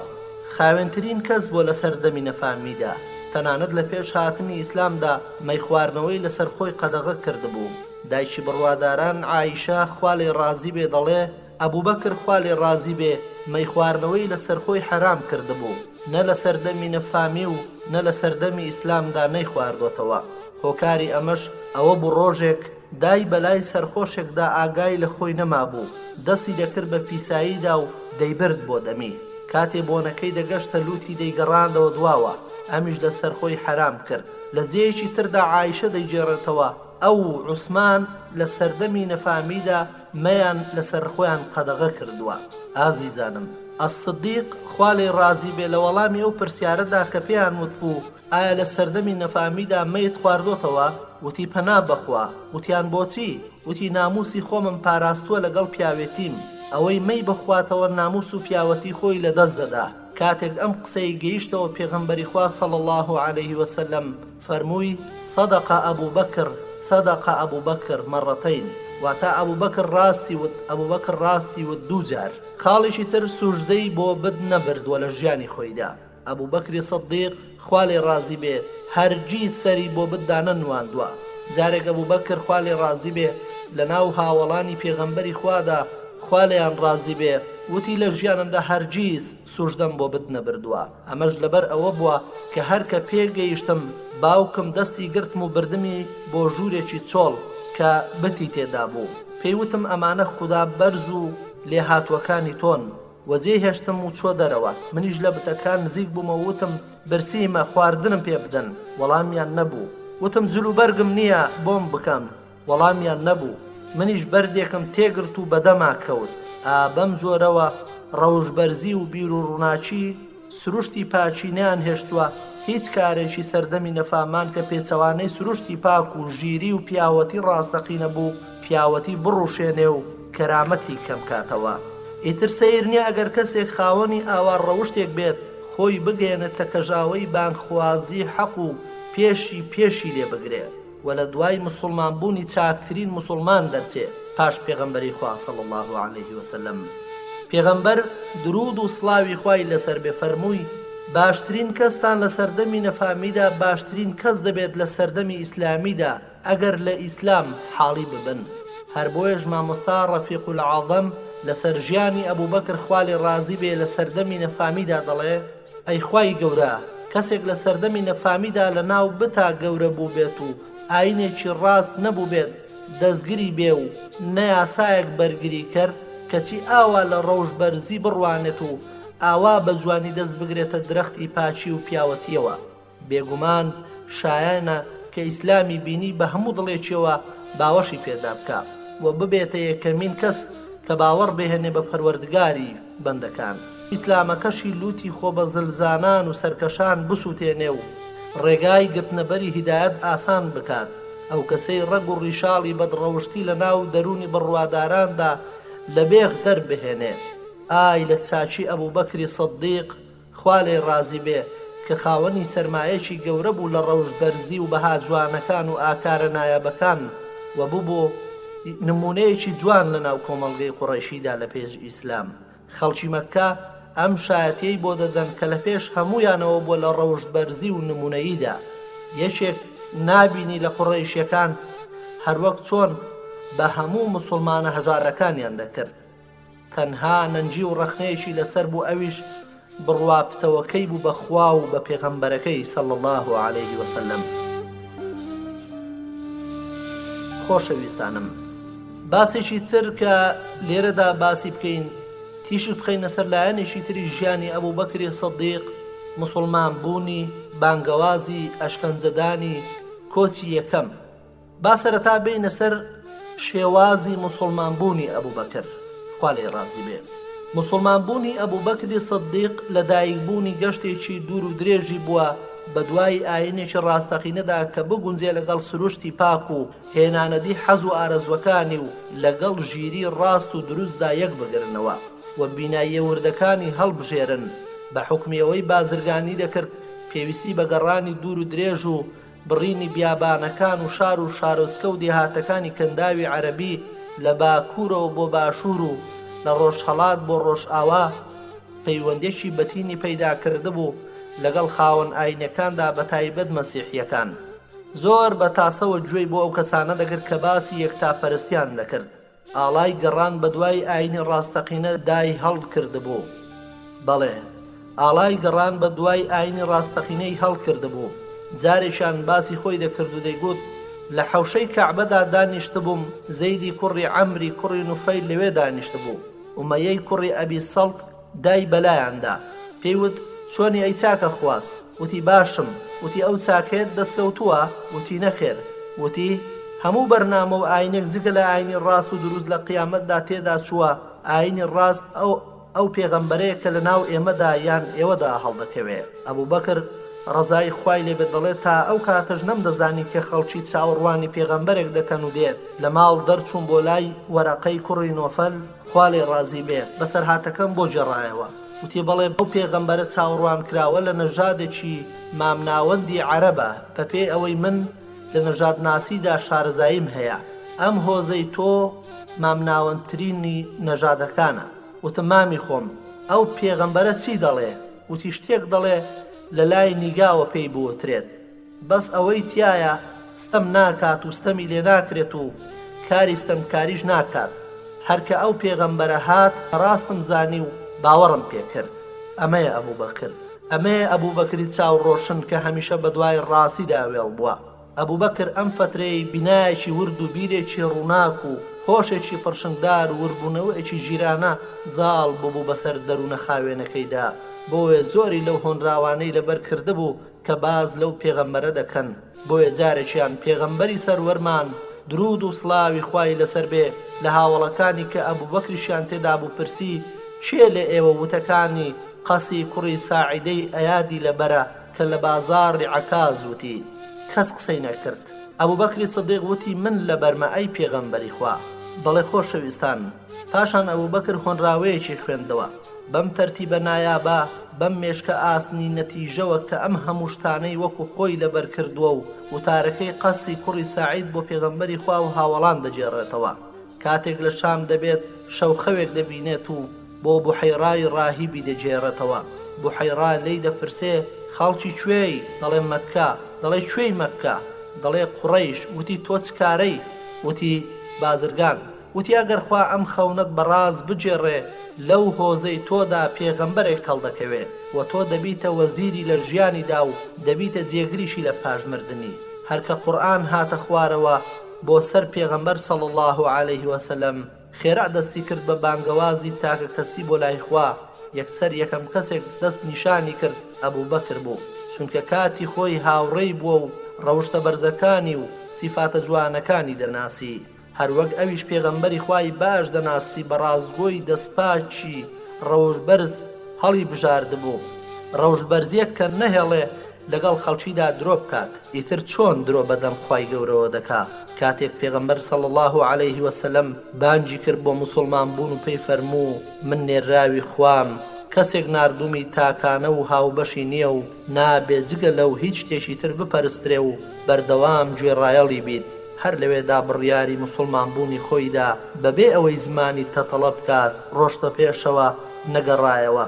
پەیمانیدا بە پێغەمبەر صلی الله عليه وسلم کە پشتگیری لێ بکات و بەڕاستیش پەیمانی خۆی بردەسەر. بۆیە لەم بارەیەوە پێغەمبەری خوا صلی الله عليه وسلم دەفەرمێ إن الله بعثني إليكم فقلتم كذبت وقال أبو بكر صدقه وأوصاني بنفسه وماله فهل أنتم تاركوا لي صاحبي. وتخوا مني نار بناوتان بپیغمبر وتان درۆ دەکەی. ئەبوو بەکر وتی ڕاست ئەکا، بە ماڵ و گیان هاوکاری کردم. دەئیتر ئایا هاوڕێکەمم بۆ واز لێ دێنن؟ دووجار فەرموویەتی. بەم شێوەیە ئەبوو بەکری سدیق یەکەم پیاوی سەربەز بوو موسڵمان بوو. ئیبراهیمی نەخەعی و حەسانی کوڕی سابت و ئیبن عەباس و ئەسمای کچی ئەبوو بەکر و تویانە ئەبوو بەکر یەکەمین پیاوە کە موسڵمان بووە. یوسفی کوڕی یعقوبی ماجەشون دەڵێت باوکم و مامۆستایەنیشمان وەکو محەممەدی کوڕی منکەدیر و ڕەبیعە کوڕی عەبدوڕەحمان و ساڵحی کوڕی کیسان و سەعدی کوڕی ئیبراهیم و عوثمانی کوڕی محەممەدی ئەخنەس بەم شێوە هەمویان لەسەر ئەوە کۆک بوون کە ئەبوو بەکر یەکەمین کەسە موسڵمان بوو بێ. ئیبن عەباس ڕەزای خوای لێبێ دەڵێ یەکەم کەس نوێژی کرد ئەبوو بەکر بوو. پاشان نمونەی بە شیعرێکی حەسانی کوڕی سابت ڕەزای خوای لێبێ هێناوەتەوە. ئەمە هەرچەندە زانایان لە مەسەلەی موسڵمان بوونی سدیقدا قسەیان هەیە، ئایا یەکەمین کەس موسڵمان بێت. هەندێکیان بە بەڵێ پێداگری دەکەن و هەندێکی تر پێ لەسەر ئەوەدا دەگرن کە عەلی ڕەزای خوای لێبێ یەکەمین کەس بۆ موسڵمان بێت، و هەندێکی تریش زەیدی کوڕی حاریسە ڕەزای خوای لێبێ بە یەکەمین موسڵمان دادنێن. بەڵام پێشەوا ئیبن کەسیر زۆر جوان ئەم وتانەی یەخستووە، وتوێتی ئەم قسانە هەمویان ڕاستن. خەدیجە ڕەزای خوای لێبێ یەکەمین کەسە موسڵمان ببێت لە ئافرەتاندا. لە ناو بەندەکانیشدا زەیدی کوڕی حاریسە و لە ناو منداڵانیشدا عەلی کوڕی ئەبوو تالیب خوا لێیان ڕازی بێت، و لە ناو پیاوانیشدا ئەبوو بەکری سدیقە خوا لێی ڕازی بێ. موسڵمان بوونی ئەو لە موسڵمان بوونی هەموو ئەوانەی پێشتر سوود بەخشتر بوو، چونکە یەکێک بوو لە سەرکردە گەورەکان، سەرکردەیەکی بەڕێزی ناو قوڕەیش، پارەدار بوو، بانگخواز بوو بۆ لای ئیسلام، خۆشەویست و ئال و کەیف بوو، سامانی خۆی خەرج دەکرد لە گوێڕاڵی خوا و پێغەمبەرەکەیدا.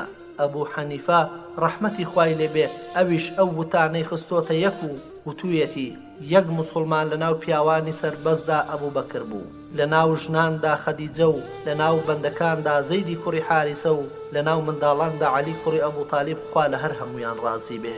بە موسڵمان بوونی ئەبوو بەکر خۆشی خزایە دڵی پێغەمبەری خواوە صلی الله عليه وسلم.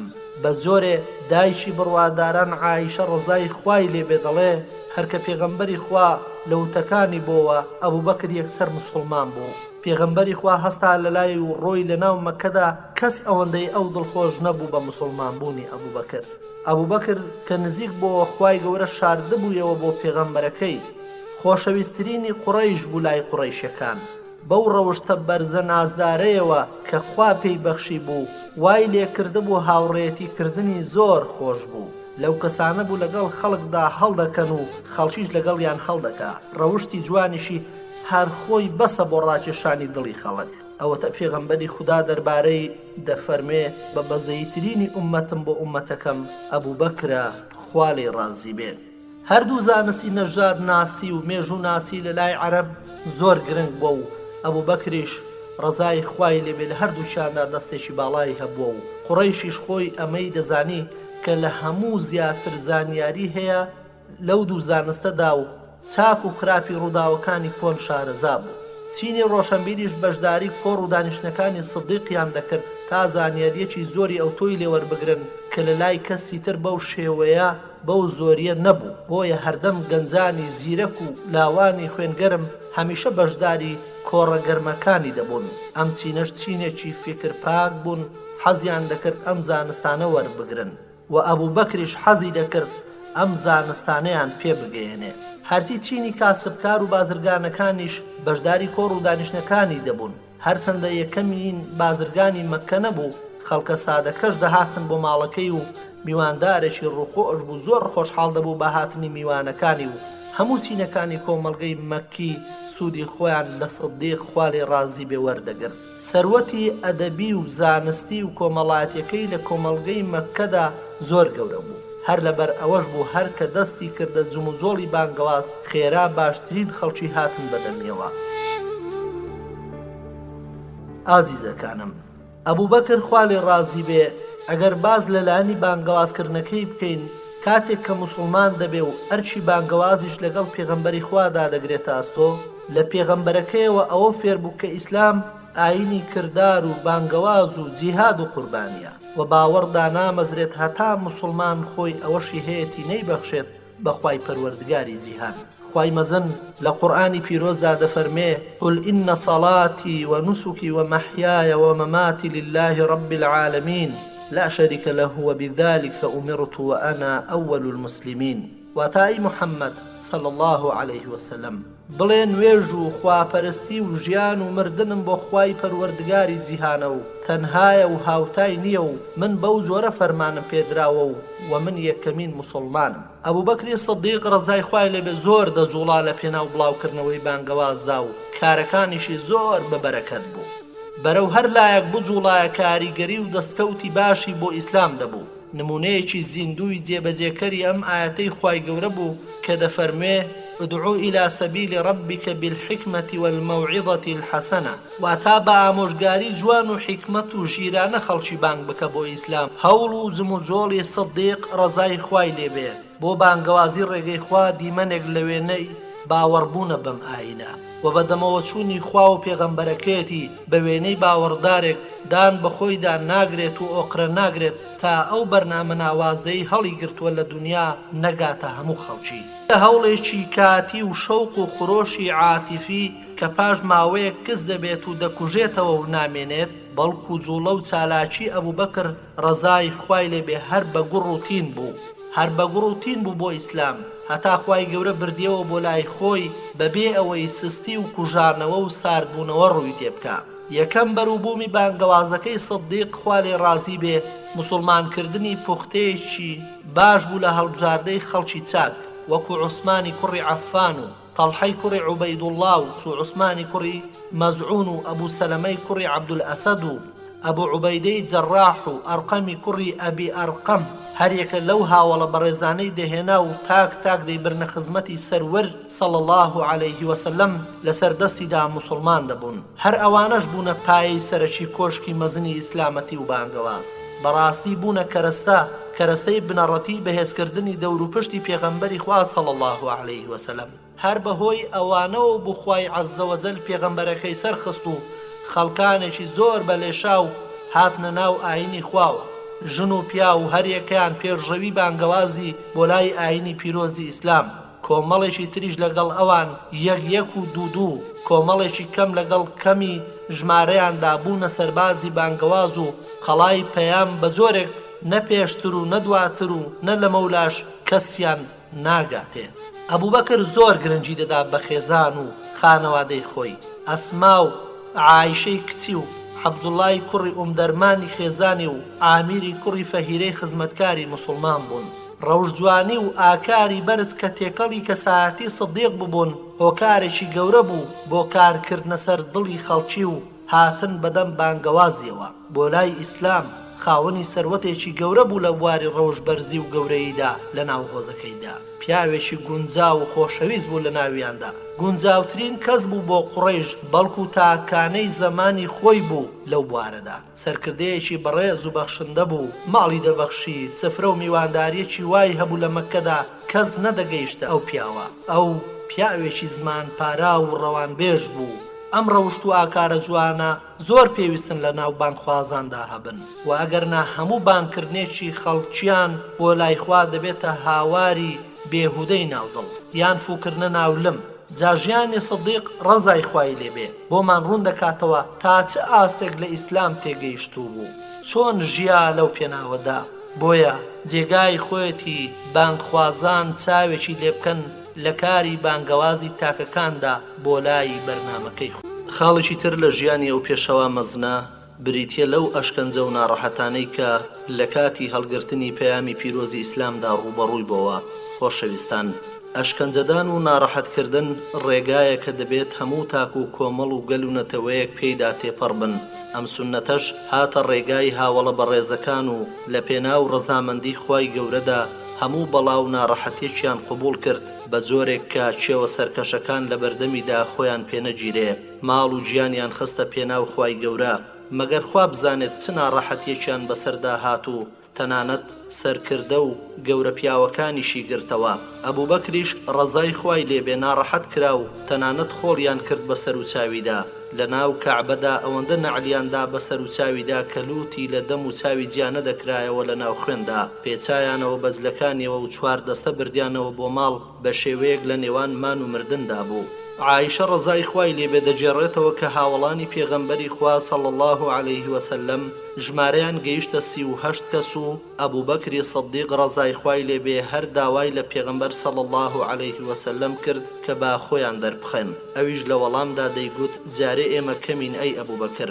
ئەبوبەکری سدیق هەر کۆڵی نەدا و هەر داواکەی دووبارە دەکردەوە تا پێغەمبەری خوا ڕازی بوو بە کۆمەڵ ڕۆیشتن بۆ کەعبە و لەوێ موسڵمانەکان بڵاو بوونەوە لە ناو کەعبەدا هەر کەسە و بۆ لای هۆزەکەی خۆی.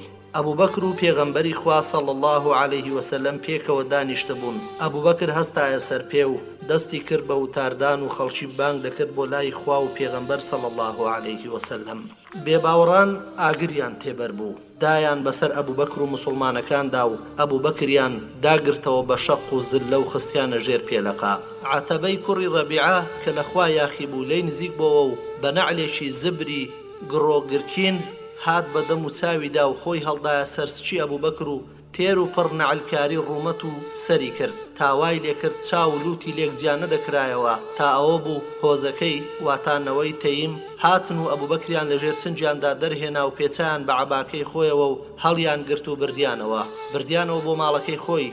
دڵنیا بوون لەوەی دەمرێ. پاشانەوەی تەیم گەڕانەوە بۆ کەعبە و وتیان سوێن بەخوا ئەبوبەکر بمرێت ئێمەش عەتەبەی کوڕی ڕەبیعە دەکوژین. پاشان هاتنەوە بۆ لای ئەبوبەکر و ئەبوو قوحافەی باوکی، ئەوانیش هەموو بانجی ئەبوبەکریان دەکرد تا کەمێک بەهۆش هاتەوە و وەڵامی دانەوە.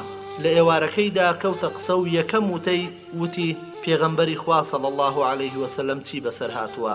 ئەوانیش چی قسە بوو پێیان دەوت و بەجیان هێشت و بەدایکیان وت ئەی ئوم الخەیر بەڵکو خواردن و خواردنەوەی پێ بدەیت. کاتێک هەر دایشی لەلا بوو دووبارە پێی گوتەوە پێغەمبەری خوا چی بەسەر هاتووە. دایکیشی وتی سوێند بەخوا دەربارەی ئەم هاوڕێیەت هیچ نازانم، پێیوت بڕۆ بۆ لای ئومولجەمیلی کچی خەتاب و هەواڵێکی لێ بپرسە. ئەویش ڕۆیش تا گەیشت بە ئومولجەمیل و پێی گوت ئەبوبەکر هەواڵی محەممەدی کوڕی عەبدوڵڵا دەپرسێ. ئەویش وتی نە ئەبوبەکر و نە محەممەدی کوڕی عەبدوڵڵا ئەناسم، ئەگەر حەزیش دەکەیت لەگەڵت دێم سەرێک لە کوڕەکەت ئەدەم.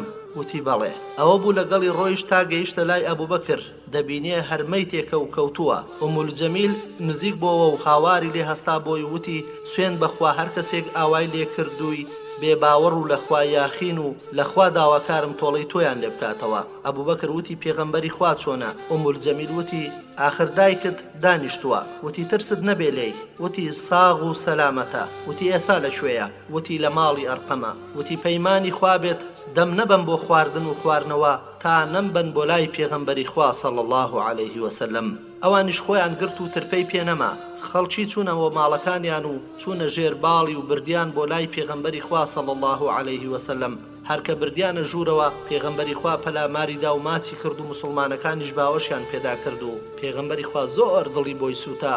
ئەبوبەکر وتی ئەی پێغەمبەری خوا صلی الله عليه وسلم بەدایک و باوکەوە بە قوربانت بم، من هیچم نییە تەنها جێگەی نەعلەکانی ئەو لە خوایاخیە بە دڵموچاومەوە ئازاریان هەیە. ئەمەش دایکمە و زۆر چاکە لەگەڵ کوڕەکەیدا و تۆش پیاوێکی پیرۆزیت، بانجی بکە بۆ لای خوا و لە خوش داوا بکە بەڵکو لەسەر دەستی تۆ لە ئاگری دۆزەق ڕزگاری بکات. وتی پێغەمبەری خوا دوعای خێری بۆ کرد و بانجیشی کرد بۆ ڕێگای خوا و ئەویش بە دوعای خێری پێغەمبەری خوا صلی الله عليه وسلم خوای پەروەردگار هیدایەتیدا و مسلمان بوو. ئەم بەسەر هاتە مەزنەی پێشوو گەلێک وانە و پەندی لە ناوخۆیدا حەشارداوە و سوودی زۆر دەبێت بۆ هەر مسلمانێک بیەوێت بەڕاستی پەیڕەوی ئەو هاوڵە شیرنانە بکات. ئێمەش هەوڵ دەدەین هەندێک لەو پند و ئامۆژگاریانە بۆ هەموو لایەک شی بکەینەوە.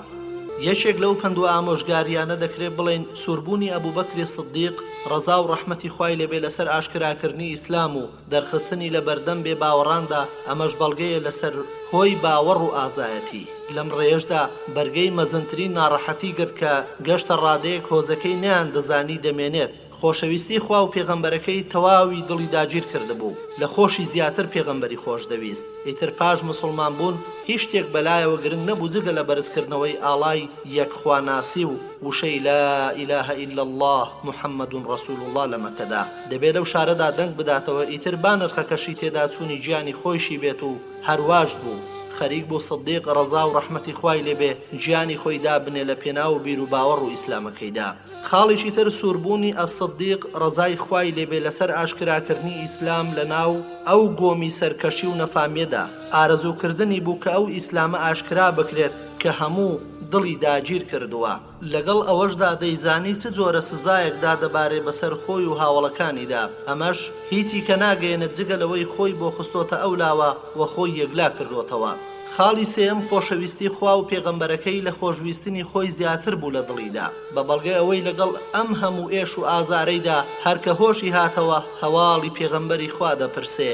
پێشەوەی نان و ئاو بەرێت بۆ دەمی دەیگوت پێغەمبەری خوا چۆنە، بەڵکو سوێندیشی خواردنان و ئاو نەخوات تا نەیبەن بۆ لای و بە چاوی خۆی پێغەمبەری خوا بە ساغ و سڵامەتی نەبینێ. ئەمەیە خۆشویستنی ڕاستەقینەی خوا و پێغەمبەرەکەی و دەبێت هەموو مسلمانێک ئەو دوانەی لە هەموو شتێک خۆشتر بوێت، ئیتر با لەو پێناوەشدا سەریشی و ماڵیشی تێدا بچێت. خاڵیشی تر ئازیزانم دەمارگیری خێڵایەتی لەو کاتەدا ڕۆڵی خۆی بینی لە گۆڕینی ڕێڕەوی ڕووداوەکە و هەڵسوکەوت لەگەڵ تاکەکاندا، ئیتر با بیر و باوەڕشیان نێک نەبێ. ئەوە تا هۆزەکەی ئەبوبەکر هەڕەشەی کوشتنی عوتبە دەکەن ئەگەر ئەبوبەکر بمرێ. خاڵێکی تر خۆشەویستانم کۆمەڵە هەڵوێستێکی جوان لە ئومولجەمیلی کچی خەتاب بەدی دەکرێت بۆمان دەردەکەوێت کە تا چ ڕادەیەک پەروەردە کراوە لەسەر خۆشویستی بانگەواز و خەم خواردنی بۆی. جوڵانەوە بۆ ئەم ئاینە کاتێک دایکی ئەبوبەکر لێی دەپرسێت دەربارەی پێغەمبەری خوا صلی الله عليه وسلم، لە وەڵامدا دەڵێت نە ئەبوبەکر دەناسم و نە محەممەدی کوڕی عەبدوڵڵا. ئەمەش هەڵوێستێکی پڕ لە حەزەر و ئاگاداریکردنی تەواوە، چونکە ئومولخەیر تا ئەو کاتەش مسلمان نەبوو. ئومجەمیل مسلمانە و مسلمانەتی خۆشی شاردۆتەوە، نەیویست ئومولخەیر پێی بزانێت و لەمان کاتیشدا شوێن و ڕێگەی پێغەمبەری خوای لێ شاردەوە و لە ترسیەوەی نەوەک جاسووسی قوڕەیش بێت. لە هەمان کاتیشدا ویستی لە سەلامەتی ئەسدیق دڵنیا بێت، بۆیە پێشنیاری کرد با پێکەوە بچین بۆ لای کوڕەکەت. هەرکە گەیشتنە لای ئەبوو بەکر جەمیل ئەو پەڕی حەزەر و دووربینی دەکرد کە نەیهێش لە وشەکانیدا شتێ بڵێ شوێنی پێغەمبەری خوا صلی الله علیه وسلم ئاشکرا بکات. تەنها ئەوەندەی بە ئەسەدیق وت پێغەمبەری خوا صلی الله علیه وسلم سەلامەت و بێوەی و باشە. ئەوەشمان بۆ ڕۆشن دەبێتەوە کە ئەم هەڵوێستی کەتمان و حەزەرکردن و نهێنی شاردنەوە دەردەکەوێت نەوەکو ئاشکرا ببن و لەژێر ئەشکەنجە و سزادا لە ئاینەکەیان پەشیمان ببنەوە کەوتی شەودا هات و ترپەی پێنەما و خەڵکی بێدەنگ دەبوون. ئەو جار ڕۆیشتن بۆ ماڵی ئەرقەم.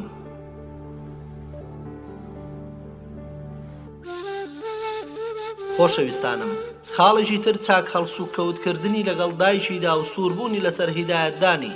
ئەمەش بەوەدا دەردەکەوێت کە پێغەمبەری خوا صلی الله علیه وسلم کاتێک کە ئەبوو بەکری بینی ئەبوو بەکر پێیوت ئەمە دایکمە و زۆر چاکە لەگەڵمدا، تۆش مبارەکی، بانجی بکە بۆ لای خوا و نزای خێری بۆ بکە، بەڵکو خوای گەورە بەهۆی تۆوە لە ئاگری دۆزەق بیپارێزێت. ئەمەش ترسە لە سزای خوا و حەزکردن لە بەهەشتەکەی.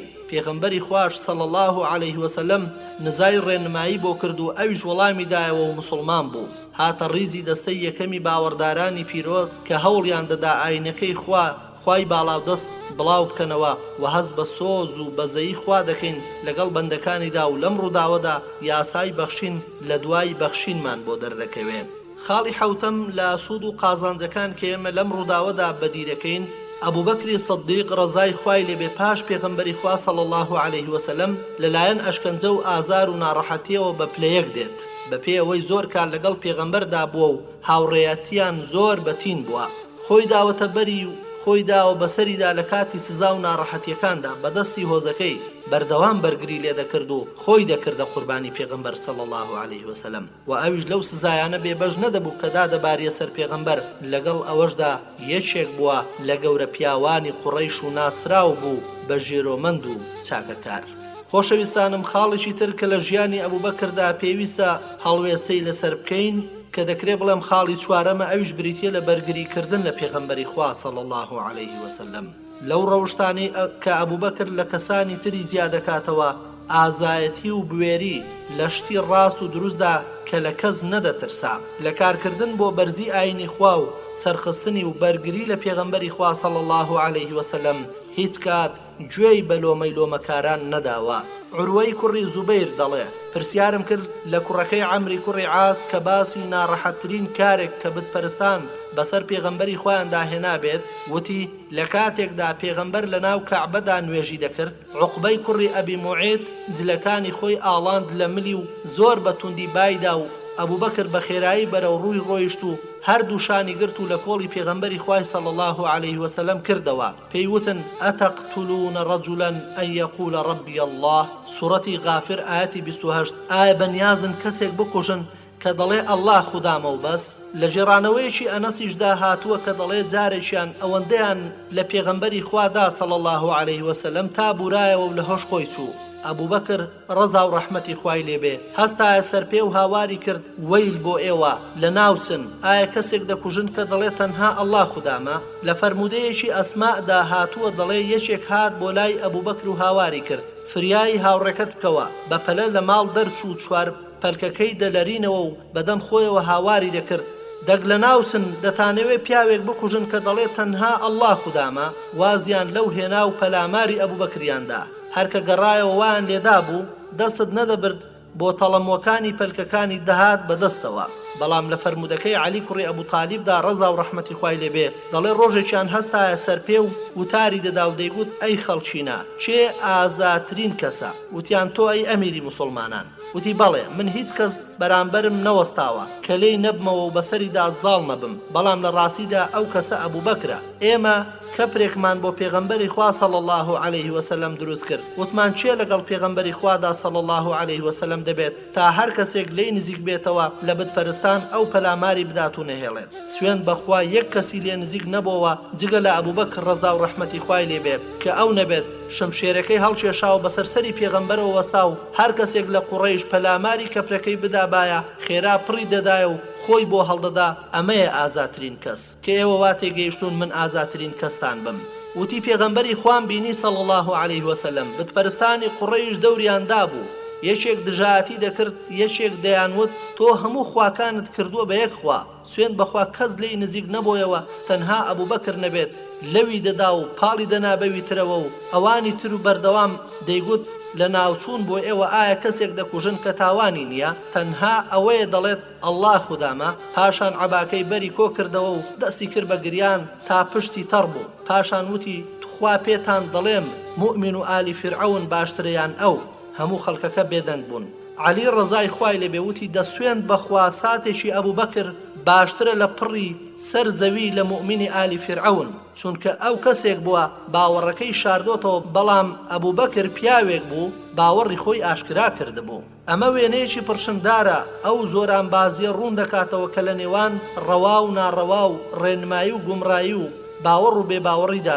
ڕوودەدات ڕادەی خۆگرتنی ئەسەدیق ڕەزا و ڕەحمەتی خوای لێبێ بۆمان دەردەکەوێت لە بەردەم ئەشکەنجەدا و لە بەردەم ئازاردا لە پێناوی خوای تەعالادا چەندە ئازار و ناڕەحەتی قبول کردووە هەروەک چۆن دیمەنی کەسایەتیەکی ناوازەی دەردەخات و ئازایەتی و بێوێنەیەکەی کە پێشەوا عەلی کوڕی ئەبوو تاڵیب ڕەزا و ڕەحمەتی خوای لێبێ لە سەردەمی جێنشینایەتی خۆیدا شایەتی بۆ داوە واتە پاش دەیان ساڵ کار دەکاتە سەر عەلی و دەگریا و خەڵکەکەی دەوروبەریشی لەگەڵ ئەودا دەکەونە گریان خۆشەویستانم ئەبوبەکر ڕەزا و ڕەحمەتی خوای لێبێ یەکەمین کەس بوو پاش پێغەمبەری خوا صلی الله علیه وسلم دووچاری ئەشکەنجە و ئازار بوو یەکەم کەس بوو بەرگری لە پێغەمبەری خوا کرد و یەکەم کەسیش بوو بانگەوازی کرد بۆ لای خوا وەک دەسەڕاستی پێغەمبەری خوا وا بوو خۆی یەکلایی کردەوە بۆ کاری بانگەواز و هاوڕێتی بەردەوامی پێغەمبەری خوا و هاوکاریکردنی لە کاری پەروەردەکردن و فێرکردن و ڕێزگرتنی ئەو کەسانەی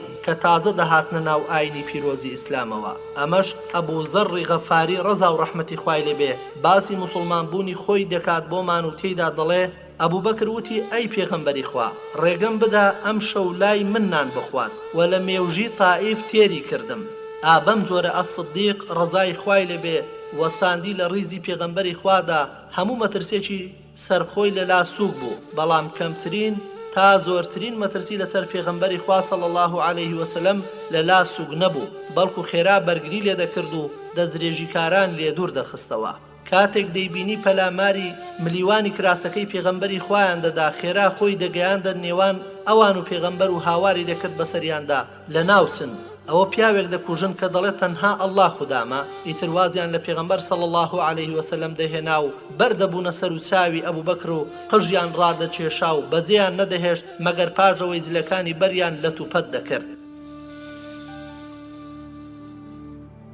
خۆشەویستەکانم خاڵێکی تر کە جوامێری ئەبوبەکری پێدەناسرێتەوە وەکو شمشێرێکی جەوهەردار بریتیە لە ماڵبەخشینی لە پێناو ئازادکردنی سزادراوانی ڕێیخوا ئای کە ئەبوبەکر نمونە بوو لەو بوارەشدا لەگەڵ بڵاوبوونەوەی بانگەواز لە ناو کۆمەلگای مەککەی نەفامیدا ئازار و ئەشکەندە چەند جارە دەبۆوە لەسەر پێغەمبەری خوا صلی الله علیه وسلم و لەسەر هاوڵەکانی تا گەشتە چڵەپۆپە بە تایبەت بەرامبەر موسڵمانە بێکەس و چەوساوەکان زۆریان پێکردن بە ئومێدی ئەوەی لە بیر و باوەڕ و ئیسلامەکەیان پەشیمەنیان بکەنەوە بیشیان کەن بە پەند بۆ کەسانی تر و بۆ دەربڕینی چینە و تووڕەبوونی خۆیان و بەداباراندنی سزای جۆرا و جۆر بەسەریاندا بیلال ڕەزا و ڕەحمەتی خوای لێبێ یەکێک بوو لەوانەی دووچاری سزای گەورە بۆوە بیلالیش پشتێکی وای نەبوو بەرگری لێ بکە هۆزێکی نەبوو بیپارێزێ شمشێرێک نەبوو بەرگری لێ بکە مرۆڤێکی ئابەم جۆرە لە کۆمەڵگەیەکی نەفامی وەکو کۆمەڵگەی مەککەدا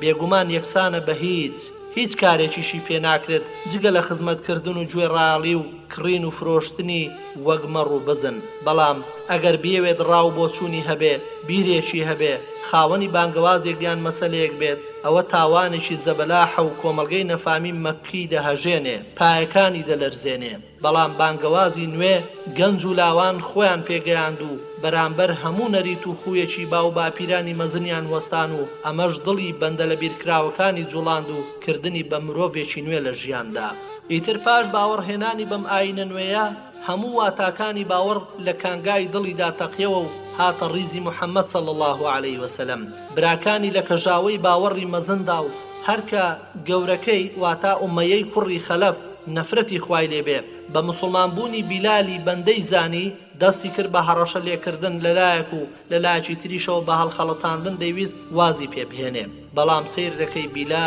بیلالی خۆڕاگر زیاتر سوور دەبێت لەسەر ئاینی نوێ و ئامادە نییە جارێکی تر بگەڕێتەوە بۆ دواوە بۆ لای بێباوەڕی و نەفامی و گومڕایی. ئومەیە ڕقی لێ هەستا و بڕیاریدا بە توندترین شێوە سزای بدا. لەبەر خۆری گەرمی بیابان بە قرچەی نیوەڕۆ چوار مێخەی دەچێشا و شەو ڕۆژێک نان و ئاوی لێ قەدەغە دەکرد. بە پشتدا لەسەر ئەو لمە گەرمە هەڵقرچێنەرە ڕای دەخست و بە خزمەتکارەکانی دەگوت بڕۆن بەردێکی زۆر گەورە بیهەن و بیخەنە سەرسنگی بێگومان بەدەست بەستراوی.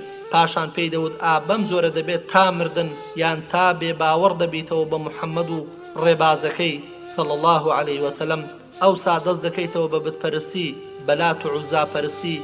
بیلالیش ڕزای خوای لێبێ بە هەموو خۆگری و ئارامیەوە وەڵامی دەدایەوە دەیگوت ئەحەد ئەحەد واتە تەنها خوا شایەنی خوایەتی و پەرستنە.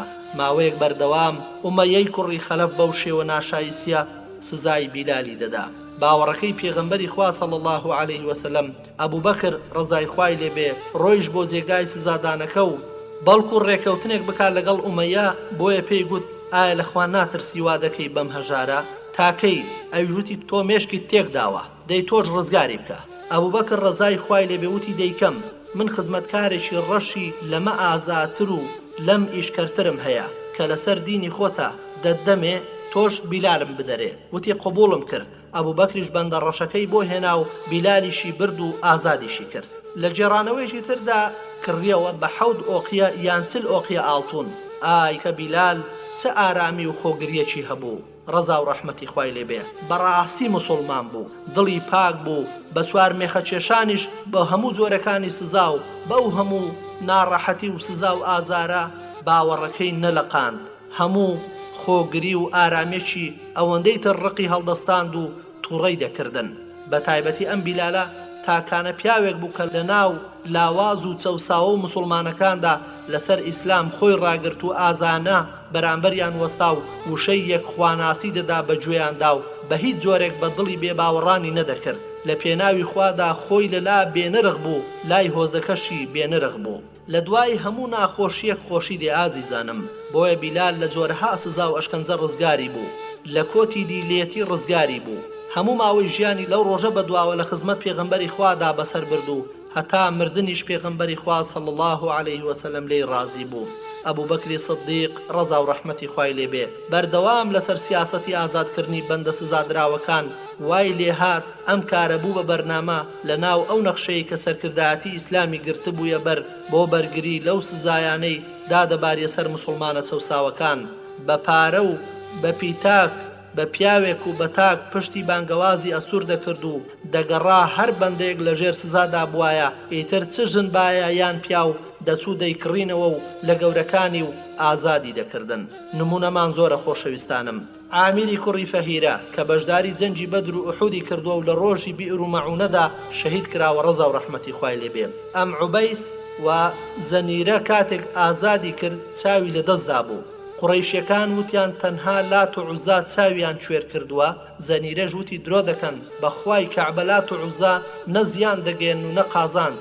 خوای گەورە چاوەکانی بۆ جێڕایەوە. خانمێکی تری ئازاد کرد بە ناوی نەهدیە و خوشکەکەی کە هەردووشان پێکەوە کەنیزەکی ئافرەتێکی نەوەی عەبدودار بوو. ئەبوو بەکر بەلایاندا تێپەڕی کە گەورەکەیان ناردنی بۆ ئارد و پێیوتن سوێن بەخوا هەرگیز ئازادتان ناکەم. ئەبوو بەکر وتی نانا سوێندەکەت بشکێنە دایشی فڵان. وتی تۆ بیشکێنە سرد لێ تێکداون ئازادیشیان کە. وتی هەردووشان بە چەندە دەفرۆشی؟ وتی بەوەندە و بەوەندە. وتی ئەوە وەرم گرتن و هەردووشان ئازاد بن و دەی ئاردەکەی بدەنەوە. هەردووشان وتیان ئەتوانین ئاردەکەی بۆ بێنین. وتی ئارەزوی خۆتانە. لێرەدا هەڵوێستەیەکی بیرکردنەوە دەکەین کە چۆن ئیسلام یەکسانی خستۆتە نێوان ئەبوو بەکری سدیق و دوو کەنیزەکەکە بە زۆرێکی وا قسەی لەگەڵدا بکەن وەکو هاوتا لەگەڵ هاوتادان نەک گەورە لەگەڵ خزمەتکارەکەیدا. ئەسدیقیش ڕەزا و ڕەحمەتی خوای لێبێ لەگەڵ ئەو پلە و پایە و کەسایەتیە گەورەیدا چ لە جاهیلی و چ لە ئیسلامدا قسەکەیان لێ وەردەگرێت. لەگەڵ ئەوەشدا کە ئەو پارەی داوە و ئازادی کردوون. ئەی چۆن ئیسلام لەو ماوە کەمەدا ئەو دوو کەنیزەکەکەی پەروەردە کرد لەسەرەوەی کە ڕەوشت بەرز بن و کاتێک ئازاد کران ئەیانتوانی ئاردەکە فڕێدن بە هەوادا یان گیان لەبەرێک یان باڵندەیەک بیخوات. بەڵام چاچیان نوان بۆ 2000 شوێنێکی جوانیان لە دڵی ئەو گەورەیاندا جێهێشت و تا ئاردەکەیان بۆ نەکرد بەنان بەجێیان نهێشت. خۆشەویستانم ئەبوو بەکری سەدیق جارێک دەدا بەلای کەنیزەکێکی نەوەی موئەمەل کاتیرەیەکە لە بەنی عەدی کوڕی کەعب موسڵمان بوو. عومەری کوڕی خەتابیش لەو کاتەدا بتپەرست بوو، موسڵمان نەبوو، ئەشکەنجەی دەدا تا لە ئیسلام پاشگەزی بکاتەوە. تاوای لێ هات، تااقەتی نەما ئەوەندەی لێدا پێی گوت داوای لێبوردن لێ دەکەم، وازم لێ نەهێناوی مەگەر لەبەر بێتاقەت بوون. ئەویش دەیگوت دەیخواش وا لە تۆ بکات ئەبوو بەکر ڕەزا و ڕەحمەتی خوای لێبێ، لێی کڕی و ئازادی کرد. بەم جۆرە ئازاد بەخش بوو ئەبوو بەکر، ڕزگارکەری بەندەکان بوو، زانای ئیسلامیش کۆدار کە لە ناو گەلەکەیدا ناسرا بوو، دەستگرۆی نەدارانی دەکرد، سیلەی ڕەحمی بەجێ دەهێنا، ئازاری هەموانی هەڵدەگرت، ڕێزی لە میوان دەگرت و پشتگیری حەق بوو. لە ڕووداوەکاندا لە سەردەمی نەفامیشدا نەکەوت بۆ زۆنگاوی گوناحەوە، ئەیکرا لەگەڵ هەموان ئەیان کرا لەگەڵی، دڵی دەجوڵا و بەزەی دەهاتەوە بە چەوساوە و بەندەکاندا. بەشێکی زۆری سامانەکەی خەرج کرد لە پێناو کڕینی بەندەکان و ئازادکردنیشیان لەبەرخوا بۆ خوا. ئەمە پێش ئەوەشی یاسا جوانەکەی ئیسلام دەربارەی ئازادکردنی بەندە دابەزێتە خوارەوە کە تێیدا پەیمانی پاداشتی گەورە بدات بەوانەی بەندە ئازاد دەکەن. ئازیزانم، ئێمە چەندی باسی ژیانی ئەو پێشەوا مەزنە بکەین، چەندی لاپەڕەکانی ژیانی ئەو پێشەوا مەزنە تێی بکەین و هەڵبدەینەوە، تێدەگەین کە ئەبوو بەکر چ مرۆڤێکی مەزن بوو. هەموو ژیانی بریتی بوو لە جوامێری، لە پیاوەتی، لە بەخشندەیی، لە ڕازگۆیی، لە دڵسۆزی، لە لێبڕان و تێکۆشان لە پێناو بەرزکردنەوەی بەیداخی لا ئیلاهە ئیلا الله محەممەد ڕەسوول الله. ئەبوو بەکری سەدیق لە هەموو کەس مەزنتر بوو لە ماڵبەخشیندا، لە پێناو ڕەزامەندی خوا و پێغەمبەرەکەیدا. ئەم هاوبەرپرسیارەتیە لە نێوان تاکەکانی کۆمەڵی ئیسلامی لووتکەیەکە لە لووتکەکانی خێرکردن و ماڵبەخشین. ئەو بەندە چەوساوانە بە ئیسلام بوونە خاوەنی بیر و باوەڕ و بیرروڕایە کە لە پێناویدا چەند و چوون و توێژیان دەکرد و دەیان خستە تەوقی سەریان و هەوڵدانی ئەبوو بەکر ڕەزای خوای لێبێ بۆ کڕینی بەندەکان و پاشان ئازادکردنیان هەروەکو لە ئاڵقەی ڕابردوودا باسمان کرد و چەند نمونەیەکمان لێهێنایەوە. بەڵگەیە لەسەر گەورەی و مەزنیەم ئاینە و تا چ ڕادێ کاریگەری کردوتە سەر دڵ و دەرونی تاکەکانی کۆمەلگا. موسڵمانانی ئەمڕۆ چەندە پێویستیان بەم نمونە بەرزانەیە تا ئاینەکەیان زیندوو ڕاگرن و ئەم هەستە باڵانە بپارێزن تا تێکەڵ و پێکەوە ژیان دروست ببێ. ڕۆڵەکانی موسڵمانان کە ئەمڕۆ دووچاری لە ناوبردن و ئیبادەی بە کۆمەڵ بوونەتەوە جێگای خۆیەتی باوەش بکەن بە یەکدیدا و هاوکاری یەکتری بکەن. خاڵێکی تر خۆشەویستان، سەبارەت بە ژیانی ئەبوو بەکر باسی کۆچی یەکەم و هەڵوێستی ئیبن و دەغەنە دەکەین. لە عایشەوە دایکی ئیمانداران ڕەزا و ڕەحمەتی خوای لێبێ دەجێڕنەوە کە گوتوویەتی لەوەتەی فامم گرتووە و من بزانم باوکو دایکم ئاین و ئاینداریان هەر کردووە. هیچ ڕۆژێک نەبووە کە پێغەمبەری خوا صلی الله علیه وسلم سەر لە بەیانیان و ئێواران نەیەت بۆ ماڵمان، بەڵام پاژەوەی موسڵمانان دووچاری ناڕەحەتی و سزا و ئەشکەنجە بوون. ئەبوو بەکر خۆی کۆ کردەوە بۆ کۆچکردن بەرە وڵاتی حەبەشە تا گەیشتە بڕکولغەماد کە ڕێی یەمەن بوو. ئیبن و دەغەنە کە گەورە هۆزی قاڕە بوو پێی گەیشت و پێی گوت بۆ کوێ بەنیازی ئەی ئەبوو بەکر. ئەبوو بەکریش وتی گەلەکەم دەرم دەکەن و دەمەوێت بگەڕێم بە زەویدا و خوای خۆم بپەرستم. ئیبن دەغەنە وتی نمونەی تۆ ئەی ئەبوو بەکر نابێ دەربچێت و نابێ دەربکرێ، چونکە تۆ هاوکاری نەداری و سیلەی ڕەحم بەجێدێنی و ئازاری هەمووان هەڵدەگریت و میوان دۆستی دەکەی، یارمەتیدەری ڕاستیت لە ڕووداوەکاندا. دەی من بەرگریت لێ دەکەم بگەڕێەوە لە وڵاتی خۆتدا خوای خۆت بپەرستە. ئەبوو بەکری ئازیز گەڕایەوە. ئیبن و دەغەنە لەگەڵی داهات و ئیبن و دەغەنە گەڕا بەسەر گەورە پیاوانی قوڕێیشدا و پێی گوتن وێنەی ئەبوو بەکر نابێ دەربکرێت و نابێ دەربچێ. ئایا کەسێک دەردەکەن کە هاوکاری نەدار دەکا و سەردانی خزم دەکا و ئازاری هەمووان هەڵدەگرێت و میوان دۆستی و یارمەتیدەری ڕاستی لە کاتی ڕووداوەکاندا؟ قوڕەیشیش قبوڵی ئەم بەرگریەی ئیبن و دەغەنەیان کرد و پێیان وت قبوڵمانە، بەڵام پێی بڵێ با لە ماڵەکەی خۆیدا خواناسی خۆی بکات و نوێژ بکات و قورئان بخوێنێت بە ئارەزووی خۆی و با بەو کارانەی ئازارمان ئەدات و بە ئاشکرا نەیکات، چونکە ترسمان هەیە ژن و منداڵەکانمان لە خشتە بەرێ. ئیبن دەغەنە ئەم قسانەی گەیاندە ئەبوبەکر ئیتر لەو ڕۆژە بەدواوە ئیتر لە ماڵەکەی خۆیدا نوێژەکانی کرد بەندایەتی خۆی بە پەنهانی ئەنجام دەدا و بەدەنجی بەرز قورئانی دەخوێند و بۆ ئەم مەبەستەش مزگەوتێکی بچکۆلەی لە پەنای ماڵەکەی خۆیدا دروست کرد و لەوێدا نوێژی دەکرد و قورئانی دەخوێند. ئیتر لەبەر ئەوەی ئەبوبەکر پیاوێکی دڵناسک بوو هەر کاتێک قورئانی بخوێندبایە چاوە جوانەکانی پڕ دەبوون لە ئاو و دەگریا بۆ هەرکە ژنانی قوڕەیش و منداڵەکانیان گوێیان لە قورئان خوێندنی دەگرت و سەرسام دەبوون پێی و بە تاسەوە گوێیان بۆ قورئان خوێندنی ئەبوبەکری ئازیز دەگرت. ئیتر سەرانی قوڕەیش ئەو حاڵەتە زۆر ترساندنی ناردیان بۆ دوای ئیبن دەغەنەدا و ئەویش ئامادە بوو. ئێمە قبوڵی ئەوە هات کرد کە ئەبوبەکر لەژێر سایەی تۆدا بێت بە مەرجێک لە ماڵەکەی خۆیدا خواناسی خۆی بکات بەڵام لەو بڕیارە لاب بدا و لە حەوشەی ماڵەکەیدا مزگەوتێکی دروست کرد بە ئاشکرا و بەدەنجی بەرز نوێژی تیادا دەکات و قورئانی تێدا دەخوێنێت. ئێمەش ترسی ئەوەمان هەیە کە ژن و منداڵەکانمان لە خشتە بەرێت مێڵەوە بکە. ئەگەر حەز دەکات لە ماڵەکەی خۆیدا بەندایەتی خوای خۆی بکات بابی کات و ئەگەر وا ناکات و هەر بە ئاشکرا دەیکات ئەوە پێی بڵێ ژێر سایەکەی خۆتت پێ بداتەوە چونکە ئێمە حەز ناکەین پەیمانی تۆ بشکێنین و هەرگیز بەم ئاشکراکردنەی ڕازی نابین. عایشە ڕزا و ڕەحمەتی خوای لێبێ دەڵێ ئیبن دەغەنە هات بۆ لای ئەبوبەکر و پێی گوت خۆت باش دەزانی من لەسەرچی لەگەڵت ڕێککەوتم ئیتریان بەو شێوەیە بکە کە ڕێککەوتوین لەسەری یان ژێرسایەکەم بۆ بجێڕەوە چونکە من حەز ناکەم عەرەب پێم بڵێت ناپاشیم کرد لەگەڵ ئەو کەسێک کە بڕیاری پاراستنیمدا بوو. ئەبوبەکر پێی گوت ئەوا ژێرسایەکەتم بۆ جێڕایتەوە و ڕازیم بە ژێرسایەی خوای مەزن و بەدەسەڵات. خۆشەویستەکانم ژێرسایە ئەوە بوو لە ناو تاکەکانی عەرەبدا ئەگەر کەسێکی پەنادابا بۆ نمونە گوتپای تۆ لە ژێر سایی مندای ئەوە بۆ کەسەکانی کە دوژمنی ئەو کەسە بوون بۆیان نەبوو ئەو ژێرسایە بشکێنن یان ئەو پەنادانە بشکێن و پەلاماری بدەن. ئازیزەکانم ئەبوبەکری خۆشەویست هەرکە لە ژێر سایی ئیبن دەغەنە چۆ دەرەوە مەبەستمان ئەبوبەکرە لە کاتێکدا پاڵی دابۆیەوە بە دیواری کەعبە بێمێشکێک لە بێمێشکەکانی قوڕەیش خۆڵی کرد بەسەریدا و لەو کاتەدا وەلیدی کوڕی موغیرە یان عاسی کوڕی وائیل بوو بەلایدا تێپەڕی و ئەبوبەکریش پێی گوت ئایا نابینی ئەم بێمێشکە چی کرد؟ وتی تۆ خۆت بە خۆتت کردووە. ئەویش دەیگوت ئەی خوایە چەندە بە ئارامی، ئەی خوایە چەندە بە سەبری، ئەی خوایە چەندە بە ئارام و سەبری. لەم ڕووداوەی پێشوشدا کۆمەڵێک پندوانەی تێدایە ئازیزانم کە پێم خۆشە تیشکێکی بخەینە سەر. یەکەمیان ئەبوبەکر زۆر بەڕێز و عەزیزی ناوهۆزەکەی بوو. پێشەوەی محەممەد صلی الله عليه وسلم ببێت بە پێغەمبەر ئەوەتە ئیبن دەغەنە پێی دەڵێ وێنەی تۆ ئەی ئەبوبەکر نەدەر دەکرێ و نەدەر دەچێ چونکە هاوکاری نەدارانی و خزم دۆستی و ئازاری هەمووان هەڵدەگری ڕێز لە میوان دەگری پشتی حەق دەگری لە پێشهاتەکاندا. ئەبوبەکر نەهاتە ناو ئیسلام بە مەبەستی پلە و پایە و شۆرەت هیچ شتێک ئەوی نەکردە جگە لە خۆشەویستی خوا و پێغەمبەرەکەی ئیتر با لەو پێناوەشدا دووچاری جۆرەها تاقیکردنەوە بێت.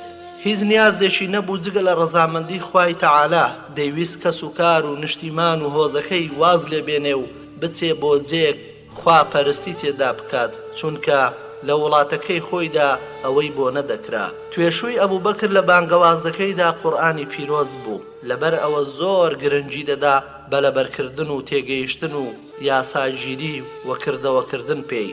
ئەم گرنگی دانەشی بە قورئانی پیرۆز لێهاتووی پێبەخشی بوو لە بانگەوازدا و لە دەربڕینی شێواز و لە قوڵی تێگەیشتنیدا و ڕیزکردنیەشی ژیرانەی لە پێشکەشکردنی ئەو بابەتەی کە خەڵکی بۆ بانگ دەکرد بەڕەچاوکردنی حاڵی گوێگران و بەهێزی لە بەڵگەهێنانەوەدا. خۆشەویستەکانم ئەبوبەکری سەدیق ڕەزا و ڕەحمەتی خوای لێبێ قورئان خوێندن زۆر کاری تێدەکرد و لە کاتی خوێندنەوەیدا گریان زۆری بۆ دەهێنا. ئەمەش بەڵگەیە لەسەر ئەو پەڕی یەقینی و دڵنیایی تەواو بەهێزی ئامادەیی دڵی لەگەڵ خوا و لەگەڵ ماناکانی ئەو ئاەتانی دەیخوێندەوە. گریان ئەو پەڕی مانای کارتێکردنە چ بە غەمباری تەواو یان خۆشیەکی دەرونی. موسڵمانی ڕاستەقینەش لە نێوان دەربڕینی خۆشی بەوەی کە خوای گەورە ڕێگەی ڕاستی پیشانداوە و ترسان لە کەمترین لادان لەم ڕێبازە ژیان بەسەردەبا و ئەگەر خاوەنی هەستی زیندوو بیری بە ئاگای وەکو ئەبوبەکر ڕەزا و ڕەحمەتی خوای لێبێ ئەم قورئانە ڕۆژی دوایی و لێپرسینەوە و سزا و پاداشتی دەخاتەوە یاد لە ئەنجامی کاریگەری ئەوەش لەش خشوع وەردەگرێ و پند و ئامۆژگاری دەبارێ بەسەریدا. دیمەنی ئەم جۆرە کەسانە کار دەکەنە سەر ئەوانەی دەیان بینن. هەر هۆی ئەمەش بوو کە بتپەرستان لە دیمەنی ئەبوبەکر ترسان و لەرزی ئەوەیان لێنیش کار بکاتە سەر دڵ و دەرونی ژن و منداڵەکانیان و بێتە ناو ئاینی ئیسلامەوە. ئەبوبەکری ڕازگۆ ڕەزا و ڕەحمەتی خوای لێبێ لە سەردەستی پێغەمبەری خوادا پەروەردەکرا بوو. قورئانەکەی خوای لەبەردەکرد و لە ژیانیدا کاری پێدەکرد و زۆریش تێیدا ورد دەبۆوە، هەرگیز بەبێ زانیاری قسەی نەکردووە. کاتێک لە مانای ئاەتێک لێیان پرسی ئەویش ماناکەی نەدەزانی، بۆیە وتی ئەیو ئەڕضینی یەسعونی، واتە چ زەویەک بمگرێتە خۆی و چه ئاسمانێک ڕاستەرم بێ ئەگەر شتێک دەربارەی قورئان بڵێم کە خوای گەورە ئەو مەبەستەی نەبوو بێ. یەکێک لە وتەکانی تری کەوا دەگەێنێت زۆر تێگەیشتن و بیرکردنەوەی هەبوو لە قورئاندا، وەک دەڵێ خوای گەورە باسی خەڵکی بەهەشتی کردووە، باشترین کردەوەیان بیردەخاتەوە و لە خراپەکانیشیان خۆش بووە. کەسێک دەڵێت من لە کام کەسیانم، واتە باشەکان، یەکێکیش دەڵێت تۆ لەوانە نیت، واتە ئەو لەوانەیە. هەر شتێکی لە قورئاندا لێ بگیرایە بە ئەو پەڕی ئەدەب و ڕێزەوە لە پێغەمبەری خوای دەپرسی کاتێک ئاەتی لەیسە بئەمانیکم ولا ئەمانی ئەهلی الكتاب من يعمل سوءا يجز به ولا يجد له من دون الله وليا ولا نصيرا. ئەبوبەکر ڕەزا و ڕەحمەتی خوای لێبێ وتی ئەی پێغەمبەری خوا، بەڕاستی پشت شکێندا بەزیوە، چونکە چێ لە ئێمە خراپەی نەکردووە. ئەویش فەرمووی ئەی ئەبوبەکر، ئایا ماندوو نەبووی؟ ئایا خەم و خەفەتت نەخواردووە؟ ئایا نەخۆش نەکەوتووی؟ ئێپاداشتی ئەمانە وەردەگرنەوە. هەندێک لە ئاەتەکانی قورئانی تەفسیر کردووە، لەوانە ئاەتی إن الذين قالوا ربنا الله ثم استقاموا تتنزل عليهم الملائكة ألا تخافوا ولا تحزنوا وأبشروا بالجنة التي كنتم توعدون. سوورەتی فوسیلەت ئاەتی سی دەربارەی وتوویەتی بەلای چەپ و ڕاستدا لا ناکەنەوە و دڵیان بۆ هیچ شتێکی تر لا نادات، نە بە ترس و نە بە خۆشەویستی، نە بە هیوا و بەرپرسیارکردن و نە بە پشت بەستن، بەڵکو جگە لەخوا کەسیان خۆش ناوێ. هاوبەشی بۆ پەیدا ناکەن، کەسیشیان خۆش ناوێت لەبەر ئەو نەبێ، نە لەبەر سوود و قازانج یان دوورخستنەوەی زیانێک و جگە لەو لە هیچ کەس ناترسن. ئیتر چێ دەبێ با ببێ دڵیان بۆ کەسی تر بێجگە لەو لێ نادات. ئەمە و چەندان ئاەتی تریش. بانخوازانی ڕێگەی خوا دەبێ بەردەوام هاوڕێیەتی قورئانی پیرۆز بکەن، بە خوێندن و لێوردبوونەوە، بە دەرهێنانی گەوهرەکان و زانیاریەکانی بۆ خەڵکی و معجیزەکانی قورئان بۆ خەڵکی ڕوونکەنەوە لەلایەنی بەیان و زانستی و یاسادانانەوە. ئەو ڕێگانەی کە گرتوویەتیە بەر بۆ ڕزگارکردنی مرۆڤایەتی لە ناڕەحەتی جەنگ و نەهامەتیەکانی بە شێوازێک بگونجێ لەگەڵ ئەم سەردەمەدا و خستنەگەڕی هۆکاری پێشکەوتوو لە پێناو بانگەشەکردن و پیشانی بانگەوازەکەدا. ئەبوبەکر ڕەزا و ڕەحمەتی خوای لێبێت چاک لەوە تێگەیشت بوو کە قورئان خوێندن بەدەنجی بەرز و لە ناو مزگەوتدا چ کاریگەریەکی دەبێت لەسەر بەرەو پێشچوونی بانگەوازی ڕێگەی خوا. خاڵێکی تر کە دەمەوێت وەکو پند و ئامۆژگاری لەم وانەی ئەبوبەکردا وەریگرین بریتیە لەوەی لە نێوان هۆزەکانی عەرەبدا و لە بازاڕەکانیدا. خۆشەویستانم، خاڵێکی تر کە پێویستە تیشکی بخەینە سەر لە نێوان هۆزەکانی عەرەبدا و لە بازاڕەکانیاندا. بابزانین ئەبوبەکر لەو کاتەدا حاڵ و گوزەرانی چۆن بوو. وەکو پێشتر زانیمان، ئەبوبەکری سەدیق، ئەبوبەکری ڕازگۆ ڕەزا و ڕەحمەتی خوای لێبێ، لە نەژاد ناسیدا زانا بووە و دەستێکی باڵای هەبووە تێیدا. ئیمامی سیوطی ڕەحمەتی خوای لێبێ دەڵێ خەتی حافیزی زەهەبیم بینی و ڕەحمەتی خوای لێبێ بەدەستی خۆی نووسیوێتی. هەر کەسی تاکانەی سەردەمی خۆی بوو بێت لە هونەریدا، بێگومان ئەبوبەکریش لە زانستی نەژادزانیدا یەکەم بووە. بۆیە ئەبوبەکر ڕەزا و ڕەحمەتی خوای لێبێ ئەم زانستەی خۆی کردە هۆکارێکی بانگەواز و خستی بە خزمەت ئاینەکەی خوادا تا هەموو خاوەن بەهرەیەک لە هەر بوارێکدا هەبێت و لە هەر زانستێکدا بێت، ئیتر بە تیۆری بێ یان تاقیکردنەوەی یان هەر کار و پیشەیەکی گرنگی تر بۆ ژیانی خەڵکی. دەبینین چۆن سەدیق ڕازگۆ ڕەزا و ڕەحمەتی خوای لێبێ کاتێک کە پێغەمبەری خوا لەگەڵ خۆی دەیبرد بۆ ناو هۆزەکانی عەرەب، کاتێک دەیویست بانگەوازەکەی خۆیانی پێ بگەێنێ، دەبینین کە ئەبوبەکر ڕەزا و ڕەحمەتی خوای لێبێ چۆن ئەم زانستەی ژێربار کرد بۆ بانگەواز بۆ لای خوای عەزەوەجەل و تا بڵێ وتاربێژێکی زمان پاراو بوو دەیتوانی مەبەستەکانی بگەێنێ لە ناو دووتوێی جوانترین وشەدا. زۆر جار لە باتی پێغەمبەری خوا صلی الله علیه وسلم وتاری دەدا. ئیتر خۆی درود و سڵاوی خوای لەسەر بێ لەوێ بوایە یانە و پێغەمبەری خوا صلی الله علیه وسلم لە وەرزی حەزدا بانگی خەڵکی دەکرد تا گوێ بگرن بۆ وتارەکانی ئەبوو بەکری ڕازگۆ وەک سەرەتایە کوڕێ خۆشکەرێک و یارمەتی دەرێک بۆ بانگەوازەکەی پێغەمبەر نەک خوا نەکردا خۆ برنە پێشەوەی وتەی خوا و پێغەمبەرەکەی. بوونی شارەزایی باشی لە نژاد ناسی وەزانینی بنەچەی هەموو هۆزەکانی عەرەب بوونەهۆی ئەوەی یارمەتی دەری بن لە نزیکبوونەوەی لەو هۆزانە و هەڵسوکەوت لەگەڵیاندا.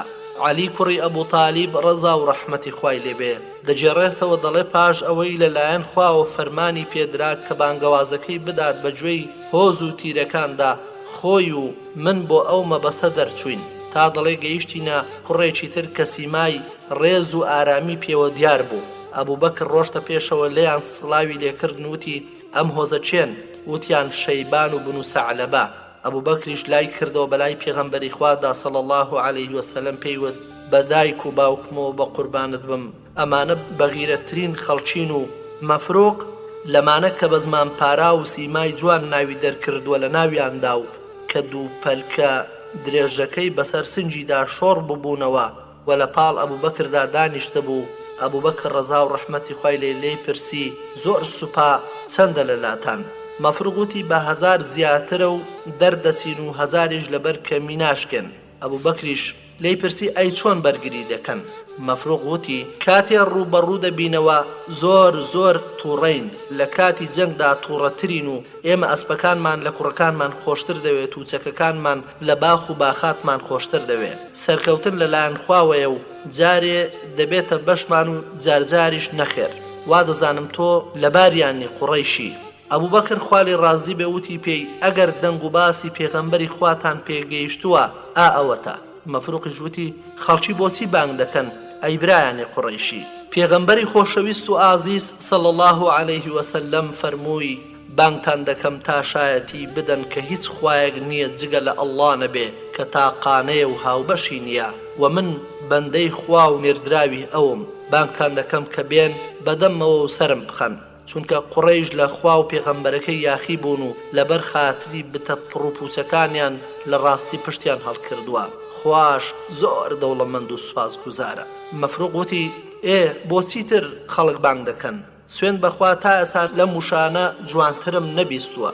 پێغەمبەری خوش ئەم ئاەتەی بەسەردا خوێندەوە قل تعالوا أتل ما حرم ربكم عليكم ألا تشركوا به شيئا وبالوالدين إحسانا ولا تقتلوا أولادكم من إملاق نحن نرزقكم وإياهم ولا تقربوا الفواحش ما ظهر منها وما بطن ولا تقتلوا النفس التي حرم الله إلا بالحق ذلكم وصاكم به لعلكم تعقلون. واتا أي محمد بيان بڵێ وەرن بابۆتان بخوێنمەوە کە خوای خۆتان چی لەسەر قەدەغە کردوون. هاوبەشی بۆ پەیدا مەکەن و لەگەڵ دایک و باوکتاندا چاک بن. لەبەر نەبوونی مناڵانی خۆتان مەخوژن چونکە ئێوەش و ئەوانیش دەژێنین و بە ئاشکرا و پەنهانی نزیشی بەدڕەوشتی نەبنەوە و گیانی کەس مەچێشن بە ناڕەوا و مەگەر شانی کوشتن بێ و ئەمانە وەسیەتی خوان بۆ ئێوە تابیر بکەنەوە.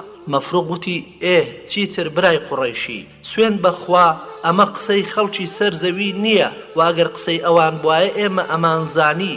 پێغەمبەری خوش صلى الله عليه وسلم آياتي إن الله يأمر بالعدل والإحسان وإيتاء ذي القربى وينهى عن الفحشاء والمنكر والبغي يعظكم لعلكم تذكرون. واتا خوای گەورە فەرمان دەکات بەداد پەروەری و چاکەخوازی و سەردانی خزمان و بەرگری دەکات لە بەدڕەفتاری و خراپەکاری و ستەمکاری و ئامۆژگاریتان دەکات تا بە خۆتاندا بچنەوە و بیر بکەونەوە. مەفروغ وتی سوێن بەخوا خەڵکی بۆ لووتکەی ڕەوشت بەرزی بانگ دەکەین ئەی برای قوڕەیشی و بۆ کردەوەی جوان بەڕاستی هۆزەکەت درۆزنن تۆ بە درۆزندا دەنێن دژت وەستاون. مەفروغ وەک ئەوەی حەز بکات هانیئی کوڕی قوبەیسەش بەشداری قسەکان بکات بۆیە پێیگوت هانیئی کوڕی قوبەیس سەردارمانە و قەرز بژێرمانە.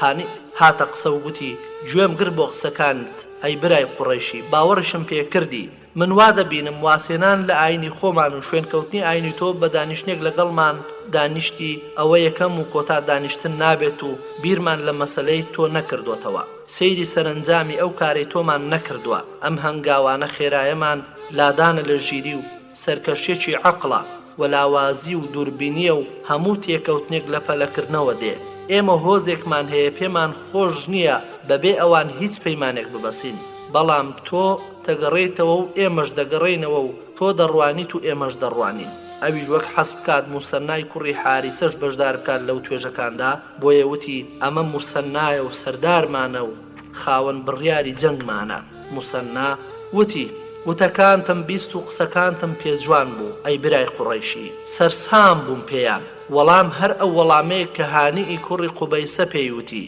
واسێنانمان لە ئاینمان و شوێنکەوتنی تۆ بە دانیشتێک لەگەڵمان سازت کردووە ئێمە ناوچەکەمان کەوتۆتە نێوان دوو بەرداش یەکەمیان یەمامەیە و دووەمیان سەماوەیە پێغەمبەری خوا فەرمووی ئەو دوو بەرداشە کامانن موسەناوتی یەکەمیان فەتفوونی دەشت و زەوی عەرەب دووەمیان زەوی فارسەکان و ڕووبارەکانی کیسرا کیسراش پەیمانێکی لێ وەرگرتوین شتی تازە نەهێنینەکایەوە و خاوەنەکەشی نەگرینە ئەستۆ لەوانەشە ئەم کارەی تۆ پاشاکان خۆشحاڵ نەکە ئەوەی لای زەوی عەرەبەوە ڕوودەدات ئەوە خاوەنەکەی تاوانباری ناکرێت و هەموو بەهانەیەکی وەرگیراوە بەڵام لەسەری ناوچەکانی فارسەوە گوناهەکەی لێ خۆشبوون نییە و هیچ بەهانەیەک وەرناگیرێت و ئەگەر ئەتانەوێت لەسەری ناوچەکانی عەرەبیەوە بە دڵ و گیان دەتپارێزین پێغەمبەری خوا صلی الله علیه وسلم فەرمووی بەڕاستی وەڵامەکەتان خراپ نەبوو کە ڕاستیەکەیتان وت بەڵام ناتوانێ ئاینی خوا بەرپا بکات کەسێک لە هەموو لایەنەکانیەوە نەیگرێت پاشان فەرمووی ئەی چی دەڵێن ئەگەر ماوەیەکی کەمی تر دەوڵەت و سامانیان ئەکەوێتە ژێر دەستان و چیژەکانیان جێگەتان بۆ دادەخەن دەی ئایا خوا بە پاک و بێگەرد و پیرۆز سەیر دەکەن نوعمانی کوڕی شەریک پێی وتن خوا شاید بێ ئەمەد بۆ دەکەین ئەی برای عەرەب لەم هەواڵەشدا وانە و پند و سوودی زۆری تێدایە بەڵام دەگونجێ لێرەدا دەرفەت نەبێ هەر هەمووی باس بکەین بۆیە هەر بە کورتی چەند خاڵێکیان دەخەینە ڕوو ئازیزانم یەکەم بەردەوام هاوڕێیەتی سەدیق ڕەزا و ڕەحمەتی خوای لێ بێ بۆ پێغەمبەری خوا وای لێ کردبوو بە گشتگیری لە ئیسلام بگات و خوای گەورە وای بۆ ساز کرد تا ببێتە تێگەشت و ترینی هاوڵان لە ئاینەکەی خوا لە پێغەمبەری خوا خۆیەوە و لە ناوەڕۆکی ئیسلام گەیشتن و لە سەردەستی ئەو پەروەردە بوو لەسەر تێگەیشتنی واتاکانی و لە سروشتی بانگەوازەکە گەیشت و بە هەموو قۆناغە جیاجیاکانیدا تێپەڕی و سوودی زۆری لە هاوڕێیەتی پێغەمبەر صلی الله علیه وسلم وەرگرت و لە بەرنامەکەی پەروەردگار تێر ئاو ببوو دەروونە گەرمەکەی وەلەو ناوەندەدا خوای کاربەجێ بە جوانی لە دڵ و دەرونی ئەبوو بەکردا تەجەلای کرد خوای پەروەردگاری ناسی لە سروشتی ژیان و لە دروستی بوونەوەر و نهێنی بوون گەیشت دوای مردن چی دێت و قەزا و قەدەر چییە بەسەرهاتی شەیتان لەگەڵ ئادەم و ڕاستی ئەو زۆرانبازی نێوان ڕەوا و ناڕەوا و هیدایەت و گومڕایی باوەڕ و بێباوەڕی خواپەرستی شەونوێژی لەلا خۆشەویست کردبوو لەگەڵ یادکردنی خوا و قورئان خوێندن ڕەوتی بەرز کردەوە و دەرونی پاک و گیانی خاوێن کردەوە خاڵێکی تر زۆر سوودمەند بوو لە هاوڕێتیکردنی پێغەمبەر صلی الله علیه وسلم لە کاتی بانگەوازکردنی هۆزەکانی بۆ ئیسلام زانی کە ئەو پشتگیریەی پێغەمبەری خوا صلی الله علیه وسلم لە هۆزەکانی دەویست ئەوە بوو کە نابێ پشتگیریکەر خۆی ببەستێتەوە بە هیچ پەیمانێکی نێودەوڵەتی دژ و پێچەوانە بێ لەگەڵ بانگەوازدا و نەتوانن خۆیانی لێ قوتار بکەن چونکە گرتنەباوەشی بانگەواز و ئەو حاڵەتەی ئەوان جۆگەی مەترسی بوو بۆیان کە لەلایەن ئەو دەوڵەتە گەورانەوە لە ناو ببرێن کە پەیمانەکان لەگەڵدا بەستە بوون چونکە دەیانزانی بانگەوازی ئیسلامی جێگەی مەترسی و حەڕەشەیە بۆ سەر بەرژەوەندیە باوەکانیان پارێزگاری بە مەرج یان پارێزگاری جوزئی ئامانزی دیاریکراو ناپێچێت نەوەی شەیبان جەنگیان ڕانە دەگەیان دژی کیسرا ئەگەر بیویستە لەگەڵ پێغەمبەری خوادا بجەنگێ یان داوای خۆشی بکات یان نەدەجەنگان ئەگەر کیسرا بیویست بە پێغەمبەری خوا بگرێت و هێرشی بۆ بکات لەبەر ئەوە و توێژەکان شکستیان هێنا خاڵێکی تر ئازیزانم ناتوانێ ئەم دینەی خوا بەرپا بکات مەگەر کەسێک لە هەر چوار لاوە بیپارێزێ ئەم وەڵامی پێغەمبەری خوا صلی الله علیه وسلم بۆ موسەنای کوڕی حاریسە کە ئەوەی خستە ڕوو کە لە لای ئاوی عەرەبەوە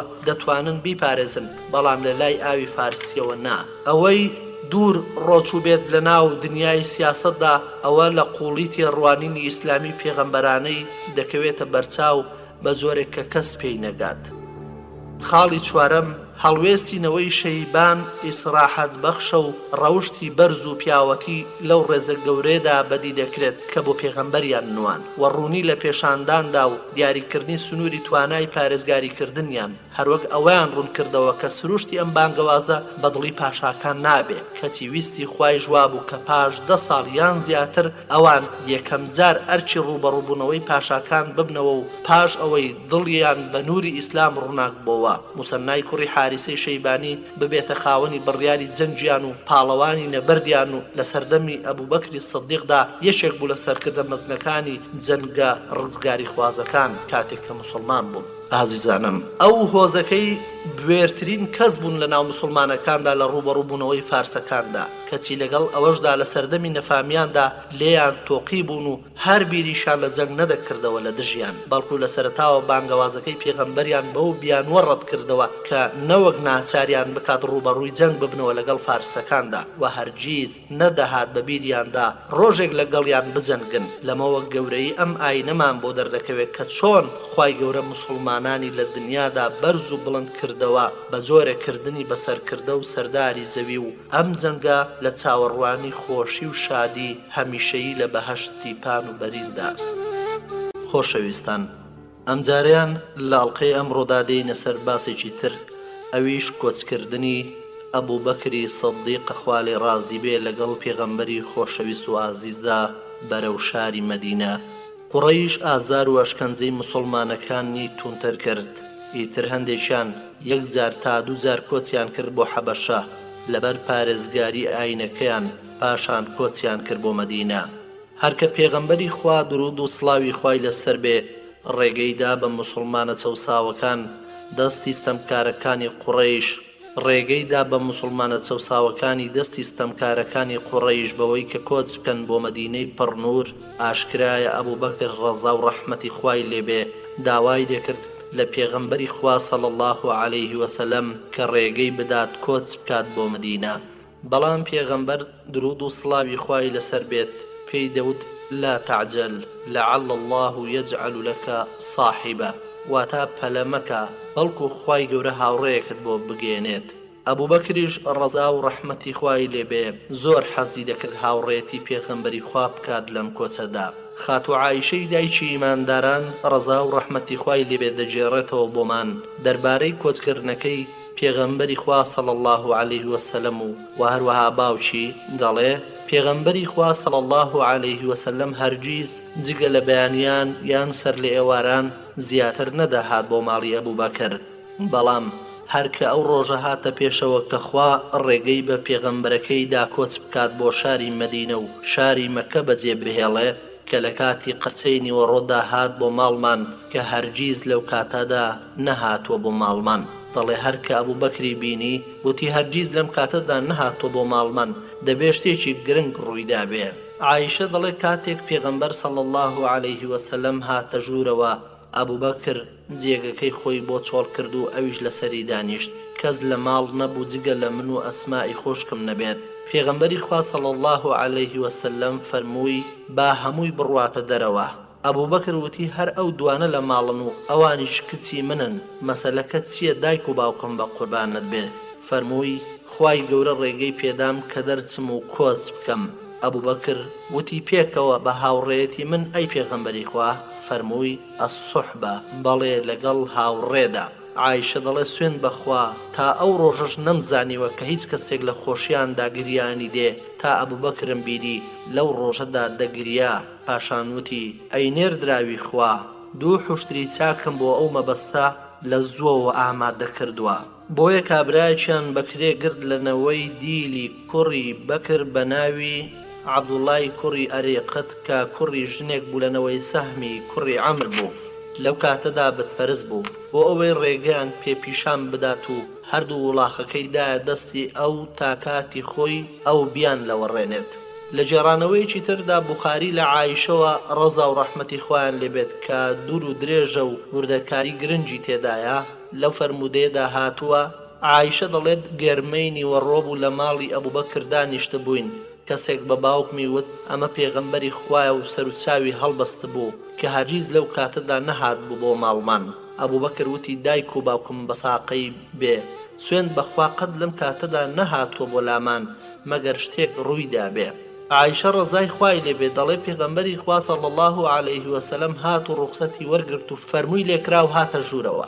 بە ئەبوبەکری فەرموو ئەخرج من عندەکە، هەمووی بکەرە دەرەوە. ئەبوبەکریش پێی گوت کە سوکاری خۆتن و باوکم بە ساقەت بێ ئەی پێغەمبەری خوا. ئەویش فەرمووی خوا ڕێگەی پێداوم دەربچم. ئەبوبەکری وتی لەگەڵ مندا و پێکەوە هەی باوکم بە قوربانت بێ ئەی پێغەمبەری خوا صلی الله علیه وسلم. پێغەمبەری خوا درود و سڵاوی خوای لەسەر بێ فەرمووی نەعەم، واتە بڵێ.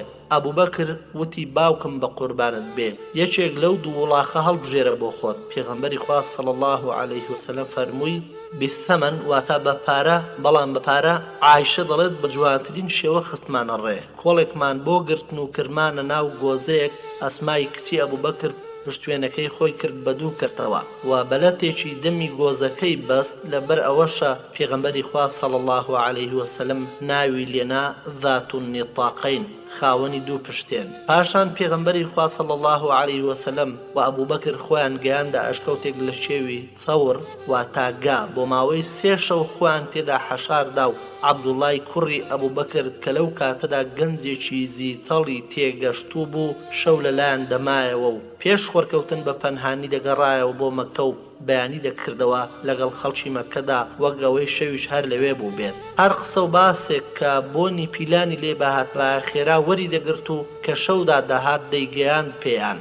عامیری کوڕی فەهیرە کە بەندەیەکی ئازادکراوی ئەبوبەکر بوو ڕانەمەڕێکی لەوێوەدە لەوەڕاند و کە نزیکی ئەشکەوتەکە دەبەوە شیری جوان و ئامادەی پێدەدان و بە ڕانەمەڕەکەش جێپێیەکانی دەکوژاندەوە. ئەمە ئیشی ئەو بوو لە ماوەی ئەو 3 ڕۆژەدا. هەروەک پیاوێکیان بکرێ گرت لەنەوەی دەیل کە لەنەوەی عەبدی کوڕی عەدی بوو زۆر لێ هاتوو بوو لە ڕێگا پێشاندان و دەرکردنی خەڵکی بەنهێنی. ئەو پیاوە لەسەر ئاینی قوڕەیشیەکان بوو، متمانەی پێکردە بوو، وڵاخەکانیان دابوو دەستی، شوێنی نهێنی دیاریکراویان ئەشکەوتی سەور بوو. پەیمانیان وابوو کە 3 ڕۆژ لە ناو ئەو ئەشکەوتەدا بمێننەوە و پاش ئەو ماوەیە هەردووچیان لەگەڵ دەلیلەکە و عامیری کوڕی فەهیرەدا کەوتنە ڕێ لە کەناری دەریاوە بردنی. کەس بە کۆچکردنی پێغەمبەری خوای صلی الله علیه وسلم نەزانی جگە لە عەلی کوڕی ئەبوو تالیب و ئەبوبەکر خوا لێیان ڕازی بێت. ماڵی ئەبوبەکر کاتی دیاریکراو هاتە پێشەوە.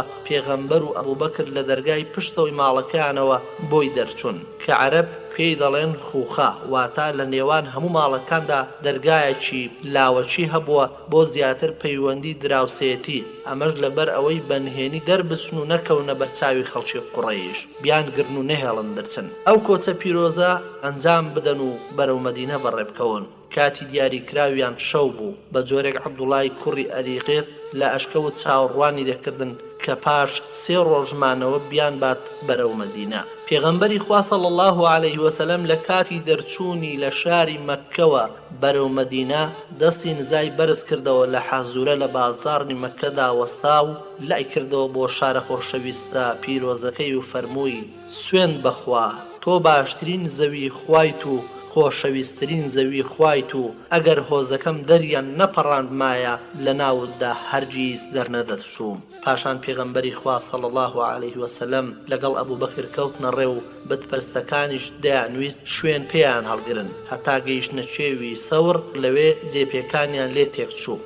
سەرکەوتن بە شێوەکەدا تا دایان بەلای ئەشکەوتەکەدا و بە دەواازەکەیەوە تەنافی جاڵجاڵۆکەیان بینی. وتیان ئەگەر کەسێکی چوو بێتە ناو ئەم تەنافانەی جاڵجاڵۆکە تێک دەچوو. ئەمەش یەکێک بوو لە سەربازەکانی خوای گەورە وما يعلم جنود ربك إلا هو، واتە خوا خۆی نەبێت کەس ژمارەی سەربازانی خوا نازانێت و نایان ناسێت. لەگەڵ ئەو هەموو هۆکارانەی پێغەمبەری خوا گرتبوویە بەر پشتی پێ نەدەبەست، بەڵکو متمانەی بەخوا زیاتر بوو، هیوای سەرکەوتن و کۆمەکی ئەو بوو. هەمیشە دەپاڕایەوە بە شێوەیە کە خوای گەورە فێری کردبوو. خوای گەورە دەفەرمێ وەقل ربی ئەدخلنی مدخل صدق وأخرجني مخرج صدق واجعل لي من لدنك سلطانا نصيرا. واتە خوایە بە جوانی و بە بێوەیی بمکەرە ژوورەوە و بە جوانی و بە بێوەیی بمکەرەوە دەرەوە و لەلایەن خۆتەوە دەسەڵات و کۆمەچیم بۆ بنێرە. لەم ئاەتە پیرۆزەدا نزایەک بەدی دەکەین کە خوای گەورە فێری پێغەمبەرەکەی کردووە کە بەو جۆرە هاواری تێبکا و فێربوونیشە بۆ ئومەتەکەی کە چۆن ڕووبکەنە خوا و بانگی لێوە بکەن. پاڕانەوە بەچوونە ژوورەوە بە بێوەی و هاتنە دەرەوە بە بێوەی و ڕاست ئەمەش ئەوە دەگەێنێت کە بێوەیان بکات لە هەموو سەفەرەکەدا، سەرەتایی، کۆتایی، یەکەم خاڵ و دوا خاڵ و ئەوەشی لەو ناوەندەدا بەسەریان دێ. ئەم وشەی سیدقەش لێرەدا بەهای خۆی هەیە، چونکە بتپەرستەکان زۆر هەوڵیاندا لەم ڕێبازە لای بدەن تا بەدەم خواوە درۆ بکات. هەروەک بۆ وشەی ئەسدق سێبەر هەیە، سێبەری ڕاوەستان لەسەر بیر و باوەڕ و دڵنیایی و خاوێنی و دڵسۆزی. وەجعل لی سولطانا نەسیرا، سوڵتان و دەسەڵاتێک کە زاڵمان بکات بەسەر دەسەڵاتدارانی زەوی و هێزی بتپەرستان و وشەی من لەدونکە سولتانە نەسیرا، نزیکی و پەیوەندی بەردەوام بەخواوە و کۆمەچی وەرگرتنی ڕاستەوخۆ بە پەنابردن بۆ ژێر سایەی ئەو. خاوەنی بانگەواز نابێت بێوێت لە غەیری خوا دەسەڵات و سوڵتان پەیدا بکات و ناشێت لە هیچ هێزێک بترسێت جگە لە هێزی خوا.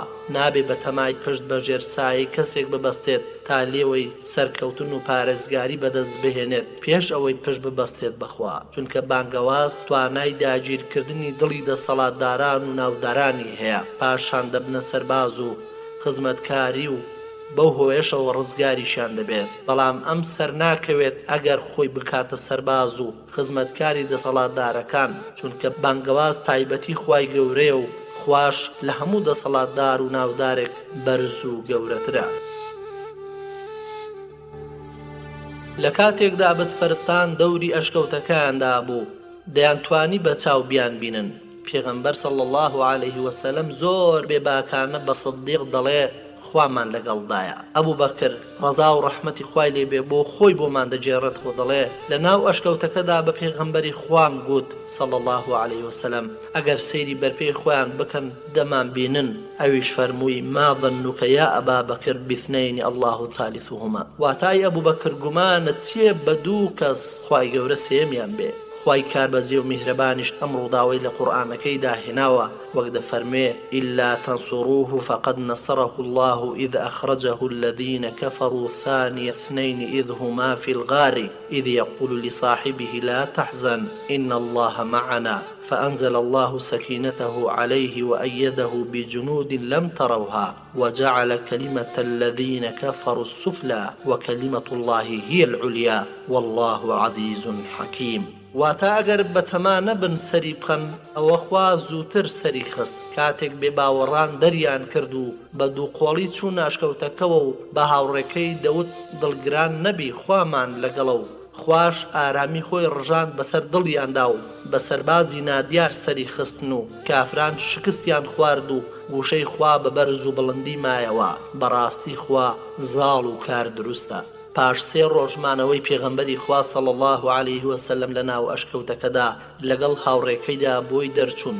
کاریگەڕان بە دوایاندا دامرکایەوە و بتپەرستان بێهیوا بوون لە دۆزینەوەی پێغەمبەری خوا درود و سڵاوی خوای لەسەر بێ. پێشتر باسی ئەوەمان کرد کە پێغەمبەری خوا درود و سڵاوی خوای لەسەر بێ و هاوڕێکەی پیاوێکیان لەنەوەی ئەدەلیل گرت بکرێ بە ناوی عەبدوڵای کوڕی ئورەیقیت بۆ ڕێپێشاندان و پەیمانیشان لە نێواندا ئەوە بوو کە پاش سێ ڕۆژ بە وڵاخەکانیانەوە لە سەردەمی ئەشکەوتدا ئامادە بێت. ئەوە بوو ئامادە بوو بە ڕێگەیەکدا بردنی کە ڕێگەیەکی لاوەشی بوو، زۆر کەسی پێدا نەدەچوو تا سەر لەو قوڕەیشانە تێک بدات کە بە دوایانەوە بوون. لە ڕێگەکەیاندا بۆ شاری مەدینە پێغەمبەری خوا صلی الله عليه وسلم بەلای ماڵی معبەددا لە ناوچەی قەدید کە 8 کیلۆمەتر لە مەکەوە دوورە و لە ناوچەی خوزاعەیە و خوشکی حوبەیشی کوڕی خالیدی خوزاعیە کە ئەویش بەسەرهاتەکە دەجێڕێتەوە و زانایانی فەرموودە جێڕەرەوە ئەم هەواڵەیان پشتا و پشت جێڕاوەتەوە و ئیبن کەسیر دەڵێت ئەم بەسەرهاتە بە زۆر ڕێگای جێڕانەوە کە پێکەوە جێڕدراونەوە دەیکاتە مەشهور و یەکتریش بەهێز دەکەن. قوڕەیشیش لە دانیشتەکانیاندا لە مەککەوە ڕایان گەیاند هەر کەسێک محەممەد پەیدا بکات و بۆمان بجێڕێتەوە چ بە زیندووی یان مردووی 100 حوشتری پێدەدەین و ئەم هەواڵە لە ناوچەی هۆزەکانی دەوروبەری شاری مەککەشدا بڵاو بووە. سوراقەی کوڕی مالیکی کوڕی مەعشەم ویستی ئەو بەخشە زۆرە دەستی خۆی بکەوێت و هەموو هەوڵێکی خستە کار، بەڵام ویستی خوای کار بەجێوا بوو کە کەس لە ویستی لا نادات لەو سەرەوە کە گەڕایەوە بۆ بەرگری کارێک لە پێغەمبەری خوا پاش ئەوەی بۆ گرتن و قۆڵبەستنی ڕۆیشتە بوو. هەرکە مسلمانەکان هەواڵی دەرچوونی پێغەمبەری خوایان بیست لە مەککەوە بەرەو مەدینە هەموو بەیانێک لە شار دەردەچوون و لە ناوچەی حەڕا چاوەڕوانی هاتنی پێغەمبەری خوایان دەکرد صلی الله علیه وسلم. لە شوێنی خۆیان نەدەجوڵان تا قرچەی نیوەڕۆ نەهات بایە. چەند ڕۆژێکیان بەو چەشنە چاوەڕوانیە بردەسەر ئەو ڕۆژەی کە تاریکی کرد و هەمووان چوونەوە بۆ ماڵ. یەکێک لە جوولەکەکانی مەدینە چووە سەربانی قەڵایەک لە قەڵا بەرزەکانی خۆیان بۆ کارێکی خۆی، بەڵام سەیرێکی دەوروبەری مەدینەی کرد بینی وا پێغەمبەری خوا صلی الله علیه وسلم و لەگەڵ هاوڕێکەی لە دوورەوە دەرکەوتن. سەرابی بیابان لە چاوی ئەوی ون کردن، پاشان ناوە ناوە دەردەکەوتنەوە. جوولەکەکە خۆی پێنەگیرا هەر لەسەر قەڵاکەوە بە هەموو دەنجی خۆی هاواری کرد: ئەی کۆمەڵانی خەڵکی عەرەب، وا دەرکەوت ئەو بەختەتان کە چاوەڕوانی هاتنی دەکەن بۆ بەرپاکردنی دەوڵەتەکەتان. مسلمانەکان شمشێریان هەڵگرت و خۆیان بەست و دەرچوون. لە ناوچەی حەڕە گەیشتن بە پێغەمبەری خوا صلی الله علیه وسلم. هات بەلایاندا و بەلای ڕازدا تا لە ناو ماڵەکانی بەنی عەمری کوڕی عەوفدا دابەزی. ئەو ڕۆژە مێژوونووسان دەڵێن ڕۆژی دووشەممە بوو لە مانگی ڕەبیعی یەکەم. عەبوبەکر ڕەزا و ڕەحمەتی خوای لێبێ هەستا بۆ سەرپێ و پێغەمبەری خوار صلی الله علیه وسلم بە بێدەنجی دانیشتە بوو. پشتیوانەکان دەهاتن و یەک لە دوای یەک سڵاویان لێ دەکرد تا خۆر گەرمی کرد و ئەبوبەکر بە عەباکەی خۆی سێبەری بۆ دروست کرد. ئەو کاتە خەڵکەکە زانیان پێغەمبەری خوا صلی الله علیه وسلم کامەیە. ڕۆژی گەشتنی پێغەمبەری خوا صلی الله علیه وسلم لەگەڵ ئەبوبەکردا ڕەزا و ڕەحمەتی خوای لێبێ بۆ مەدینە بوو بە ڕۆژی دەربڕینی خۆشی و سرور. بە شێوەیەک مەدینە تا ئەو ڕۆژە شتی وای بەخۆیەوە نەبینی بوو. خەڵکی هەموو جوانترین بەرجی خۆیانیان پۆشی بوو، وەک بڵێ جەژن بێ. دێ بەڕاستیش ڕۆژی جەژن بوو ئازیزان، چونکە ئەو ڕۆژە ڕۆژی گواستنەوەی ئیسلام بوو لە ناوچەیەکی تەسکی وەکو مەککەدا بۆ ناوچەیەکی بەرفراوان و فراوانتر لەو جێگە پیرۆزەدا کە مەدینە بوو. لەو شارەشەوە هەموو جێگاکانی تری سەرزەوی گرتەوە. خەڵکی مەدینە هەستیان بەوە کردبوو کە ئەمە فەزڵ و ڕێزێکی خوای گەورەیە بۆیان و خوا بەوە چاکەی لەگەڵدا کردوون و تایبەتمەندی پێداون و شارەکەی ئەوانی کردە جێگای حەوانەوەی پێغەمبەرەکەی و هاوڵەکانی و هەموو کۆچەریان و پاشانکردنی بە پشت و پەنای ئیسلام و پاشان هەر ئەو شارەش بوو بە پایتەختی دەوڵەتی ئیسلام بە هەموو بەشولایەنەکانیەوە. لەبەر ئەو هەستپێکرد نەبوو کە خەڵکی مەدینە هەر هەمویان دەستیان کرد بە دەربڕینی خۆشی و هەلهەلە و دەیانگوت: ئەی پێغەمبەری خوا، ئەی موحەممەد، ئەی پێغەمبەری خوا.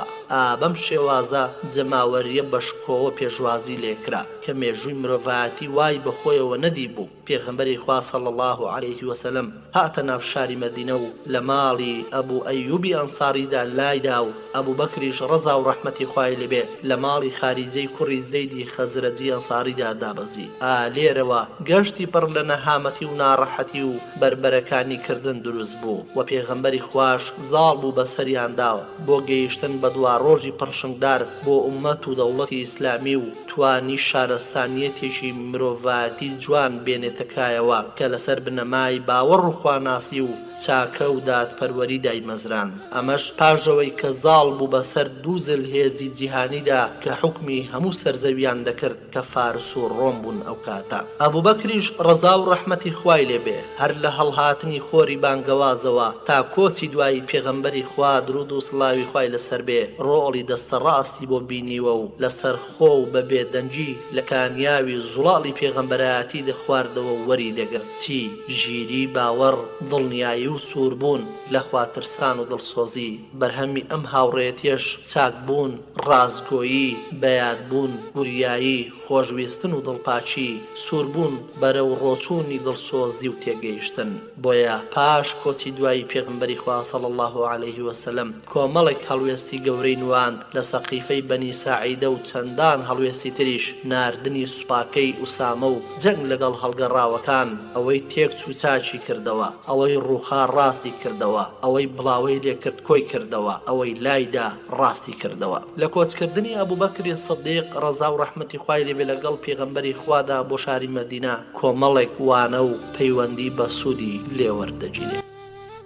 خۆشەویستانم بابین قسە لەسەر ئەو وانانە بکەین یان ئەو بابەتە گرنگە بکەین کە لە کۆچی ئەبوبەکر لە هاوڕێتی پێغەمبەردا صلی الله عليه وسلم بۆمان دەخرێتە ڕوو. یەکەم خوای کاربەجێ دەفەرموێ ئیلا تەنسوروه فقد نصره الله إذ أخرجه الذين هەتا کۆتایی ئاەتەکە لەمە ئاەتە پیرۆزەدا و لە حەود ڕۆوە چاچی و پێشڕەوی سەدیق ڕەزا و ڕەحمەتی خوای لێبێ دەردەخات. لەوانە یەکەم بێ باوەڕان دەریان کردووە بێ باوەڕان پێغەمبەری خوایان دەکرد خوا بە وشەی ثانیە اثنەینی ناوی ئەبوبەکریشی هێناوە کە هەردووچیان دەرکراون و هەرواش بووە دوو تاکە هاوڕێی بووە ئەوەی کە لەگەڵی هاوڕێ بووە کاتێک بێ باوەڕان دەریان پەڕاند و خوای گەورەش سەری خست ئەبوبەکری سەدیق بوو ڕەزا و ڕەحمەتی خوای لێبێ دوو قۆڵی بوون و خوای عەزەوەجەل سێمیان بوو وتەی خوای گەورەش ثانیە اثنەینی لە زۆر شوێندا لە ناو هاوڵە مەزنەش کۆدارەکاندا ئەو تەنیا هاوڕێی پێغەمبەری خوا بووە صلی الله عليه وسلم وەک گەشتی لەگەڵیدا لە شەوی کۆزدا مانەوەی لە خەیمەی پێغەمبەردا صلی الله عليه وسلم لە گەرمەی جەنگی بەدردا و لە کاتی دەرچوونی بۆ ناو هۆزەکانی عەرەب و بۆ بانکردنیان بۆ ئیسلام یەکێک لە هاوڵە مەزنەکان کە لەگەڵی دەبوون ئەبوبەکر بوو ئەمەش تایبەتمەندی دەگەێنێت لە هاوڕێیەتیدا و ئەبوبەکریش تاکانەیە لە ناو هەموو هاوڵاندا ئەمەش ڕای خەڵکانی زانا و شارەزایانی ژیان و گوزەرانی پێغەمبەرە صلی الله عليه وسلم. خاڵێکی تر هاوڕێیانی ناو ئەشکەوتی بوو بەڵگەی چاکە و پیاوەتیە لە ناو ئەشکەوتدا بەدەقی ئاەتی قورئان بوخاری مسلم لە صحیحیندا لە ئەنەسەوە جێڕاویانەتەوە کە ئەبوبەکری سەدیقە ڕەزا و ڕەحمەتی خوای لێبێ وتوویەتی سەیری ژێرپێی بێباوەڕانم دەکرد لە پاڵ سەرماندا بوو کاتێک کە لە ئەشکەوتەکەدا بووین وتمەی پێغەمبەری خوا صلی الله عليه وسلم ئەگەر یەکێکیان سەیری بەر پێی خۆی بکات دەمان بینێت فەرمووی یا ئەبا بەکر ما ظنك باثنين الله ثالثهما ئازیزان ئەم فەرمودەیە لەگەڵ ئەوەدا کە زانایانی ئیسلام لەسەر سەحیحی و وەرگیراوی ڕێکن و تەنها دوو کەس ناکۆک نین تێیدا ئاەتی قورئانیش بەو مانایە هاتووە. خاڵی چوارەم هاوڕێی تەواوی بووە ئاەتی ئیذ یەقول لصاحبه بەس مانای ئەوە ناگەێنێت کە لەگەڵیدا بووە بەڵکو مانای هاوڕێی ڕاستەقینە دەگەێنێت کە کار لەسەر ئەو هاوڕێیەتیە بکات و تاوای لێبێ کەس نەتوانێت بەو جۆرە بکات و ببێتە هاوڕێی بە مانای وشە و ئەمە شتێکە زانایان بە ژیان و گوزەرانی پێغەمبەر صلی الله عليه وسلم تێیدا ڕێکن و جیاوازیان نییە و لەبەر ئەمەشە هەندێک لە زاناکان دەڵێن سەدیق خاوەنی هەندێک تایبەتمەندی چاچیە کە کەس پێی ناگا. خاڵی پێنجەم خەمخۆری ئەبوبەکر ئازیزانم وشەی لا تەحزەن بەڵگەیە لەسەرەوەی کە هاوڕێکەی زۆر غەمخۆری بووە و سەرخەری بووە بۆیە خەفەتی خواردووە چونکە مرۆڤ کاتێک خەفەت دەخوات بۆ کەسێک کە بترسێلەوەی خۆشەویستەکەی تووشی شتێک ببێ. خەم خواردنی بۆ پێغەمبەر صلی الله عليه وسلم لەو ڕوانگەیەوە بووە نەوەک بیکوژن و ئیسلام نەگاتە مرۆڤەکان هەر لەبەر ئەم هۆیەش بوو کە لە کاتی کۆچیاندا بۆ مەدینە جارێ پێشی دەکەوت و جارێک لە دوایەوە دەڕۆیشت. پێغەمبەری خوا صلی الله عليه وسلم لەو بارەوە پرسیاری لێ کرد و ئەویش وتی بیر لە تیری پێشەوە دەکەمەوە دێمە پێشەوە تا لە من بدات و هەر کە بیر لەوانت دەکەمەوە کە بەدواتەوەن دێمەوە دواوە تا بمکوژن یان بمگرن. ئیمامی ئەحمەد لە بەشی چاچی و لە پێشی هاوڵاندا دەڵێ ئەبوبەکر جارێ لە پێشەوە و جارێک لە دوایەوە دەڕۆیشت. پێغەمبەری خوا صلی الله عليه وسلم لێی پرسی مالەکە ئەوە چیتە؟ وتی ئەی پێغەمبەری خوا دەترسم لە پێشەوە یەکێک بێت بۆیە من دێمە پێشەوە ئەترسم لە دواوە بێن بۆیە دەسمە دواوە. وتی کاتێک گەشتینە بەر دەرگای ئەشکەوتەکە ئەبوو بەکر ڕەزای خوای لێبێ وتی ئەی پێغەمبەری خوا لە جێی خۆت ڕاوەستە تا ناوەوە دەپشکنم یەکونی تێدا بەدی کرد بە قاچی کەپسی کردووتی ئەی پێغەمبەری خوا ئەگەر شتێک پێوە بدات یان گاز بگرێ با بە منەوە بدە سەیری خۆی وا نەکردووە کە خۆی بەرێتە ڕیزی پێغەمبەری خوا صلی الله عليه وسلم نەخێر بەڵکو حەزی نەکردووە پێغەمبەری خوا بکوژن و خۆی بژیە بەڵکو حەزی کردووە خۆی و ماڵ و منداڵی بخاتە پێناوی و ئەمەش ئەرچی سەرشانی هەموو مسلمانێکە و ئەبوو بەکری سدیقیش شایانترین کەس بوو کە هەستێ بەو ئەرکە خاڵی شەشەم بەشداری ئەویشە لە چاودێری خوایی وشەی ئین الله معنا لە ئاەتەکەدا ڕاستەوخۆ باز لەوە دەکا کە ئەبوو بەکری سدیق ڕەزا و ڕەحمەتی خوای لێبێ بەشداری ئەو چاودێری و ئاگاداربوونە بووە خوای گەورە بۆ هەردووچیان کە هیچ کەس جگە لە خۆی لەم تایبەتمەندیەدا بەشدار نەبووە ئەمە بەڵگەیە لەسەرەوەی کە لەگەڵیانە بە پشتگیری و سەرخستن و کۆمەکی بۆ زاڵبوون بەسەر دوژمنەکانیاندا پێغەمبەری خوا صلی الله عليه وسلم ئاگاداری ئەبوو بەکر دەکات کە خوای گەورە من و تۆ سەر دەخات و زاڵمان دەکات بەسەریاندا ئەم سەرکەوتنەش ڕێز و خۆشەویستی خوایە بۆیان وەک دەفەرمێ ئینا لەنەنسوڕ ڕوسولەنا والذین ئامنوا في الحیاة الدنیا ويوم يقوم الأشهاد واتە ئێمە پێغەمبەرەکەمان و بڕواداران سەر دەخین لە دنیادا و لە ڕۆژی دوایشدا ئەمەش ئەو پەڕی سەناخوانیە بۆ ئەبوو بەکر چونکە ئەوە دەگەێنێت کە لەگەڵ پێغەمبەری خوادا شاهدی ئیمانیان بۆ دراوە و باوەڕی کە سەرکەوتنی خوش لەگەڵی دابێت لە حاڵێدا کە هەموو خەڵکی لە تێکشکاندا جگە لەوانەی خوا سەریان دەخات دکتۆر عەبدولکەریم زەیدان دەربارەی ئەم لەگەڵبوونەدا دەڵێ ئەم لەگەڵبوونە خواییەی ئاەتی ئین الله معنا بەرزترە لەو لەگەڵبوونەی بۆ لە خواترسان و پیاوچاکان لە ئاەتی ئین الله مع الذین اتقوا والذین هم محسنون لەگەڵبوونی یەکەم بۆ خودی پێغەمبەر و خۆی و هاوڕێکەیەتی نەبەستراوە بە مەرجێکەوە کە ئەوە سەرکەوتنەکە دەهێنێت کە ئەویش لە خواترسان و چاکەخوازیە بەڵکو ئەوە تایبەتە بە پێغەمبەر و هاوڕێکەی کە پشتگیری دەکرێن بە کۆمەڵێک نیشانە و شتانی سیر و سەرسوڕهێنەر واتە معجیزات خاڵی حەوتەم هاوڕێی کاتی دابەزینی ئارامش و سەرکەوتن خوای گەورە دەفەرمێ فأنزل الله سەکینەتەه عەلەیه هەتا کۆتایی ئاەتەکە خوای گەورە ئارامشی خۆی دابەزان بەسەریاندا و بە سەربازانێک هاوکاریکردن کە نەدەبینران هەر کەسێک هاوڕێ بێ لە کاتی ترس و تنگانەدا شایان و ئاسایشەکە لە کاتی هاتنی سەرکەوتن و پشتگیریدا هاوڕێی بێ لێرەوە پێویست ناکات دووبارە ناوی هاوڕێکەشی بێرێتەوە چونکە لە ئاەتەکەدا ئەوە دەگەێنێ و لەو کاتەشدا ئەویشی گرتووەتەوە چونکە ئەگەر زانیمان لەم کاتە کە سەرکەوتنەکە و ئارامیەکەی بۆ هاتووە هاوڕێ لەگەڵدا بووە ئەوە لە هەموو خەڵکی زیاتر بەری ئەویش دەکەوێت و دەیگرێتەوە ئەمەش بەشێکە لە ڕەوانبێژی قورئان و جوانی دەربڕینەکانی بیسەرانی خۆشەویست ئەوەی لە ڕووداوی کۆچ بە وردی بکۆڵێتەوە هەر لە سەرتاوە نەخشەدانانی ورد و بەکارهێنانی هۆکاری جیاجیا هەست پێ دەکا هەر لە پێشەکیەکانیوە تا ڕووداوەکانی دواییش نەخشە و پلانی ڕاست و دروست و بەنیگا کۆمەچی کراو لە ژیانی پێغەمبەردا دەبینرێت و نەخشە سازیکردن بەشێکە لە سونەت و ڕێڕەوی پێغەمبەری خوا و بەشێکە لە داواکاری خوایی کە دەیەوێت موسڵمان بەکاری بهێنێ ئەو کەسانەی کە پشتگیری کاری هەڕەمەچی دەکەن بە بەڵگەی ئەوەی کە گوایە تۆکمەکردنی کار و نەخشە کێشان سونەت نییە نمونەی ئەوانەستەم لە خۆیان و موسڵمانانیش دەکەن لە ساتە وەختی کۆچی پێغەمبەردا درود و سڵاوی خوای لەسەر بێ و لە کاتی جێبەجێکردندا ئەم خاڵانە تێبینی دەکرێت بوونی ڕێخستنێکی ورد بۆ کۆچ تا سەرکەوتنی بەدەست بهێنا لەگەڵ ئەو هەموو ناڕەحەتی و کۆسپوتەگەرانەی هاتە ڕێگا ئەمەش لەبەر ئەوە بوو کە هەموو هەنگاونانێک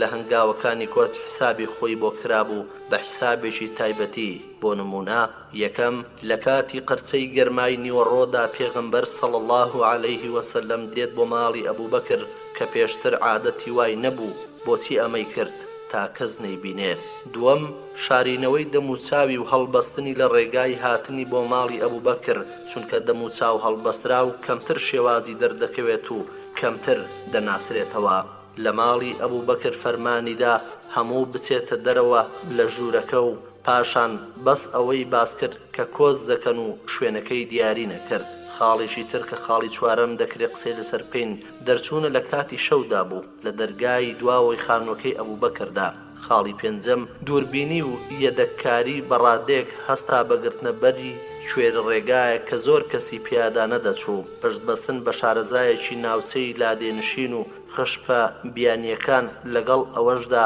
بێباوەڕ بوو، بەڵام ڕەوشبەرزی و دامەزراوی تێدا بوو. ئەمەش لە لایەکی ترەوە باڵگەیە لەسەرەوەی کە پێغەمبەری خوا صلی الله علیه وسلم لە سوودوەرگرتن لە شارەزایی خەڵکی خۆی لا نەداوە، ئیتر با سەرچاوەکەی هەر کەسێک هەیە.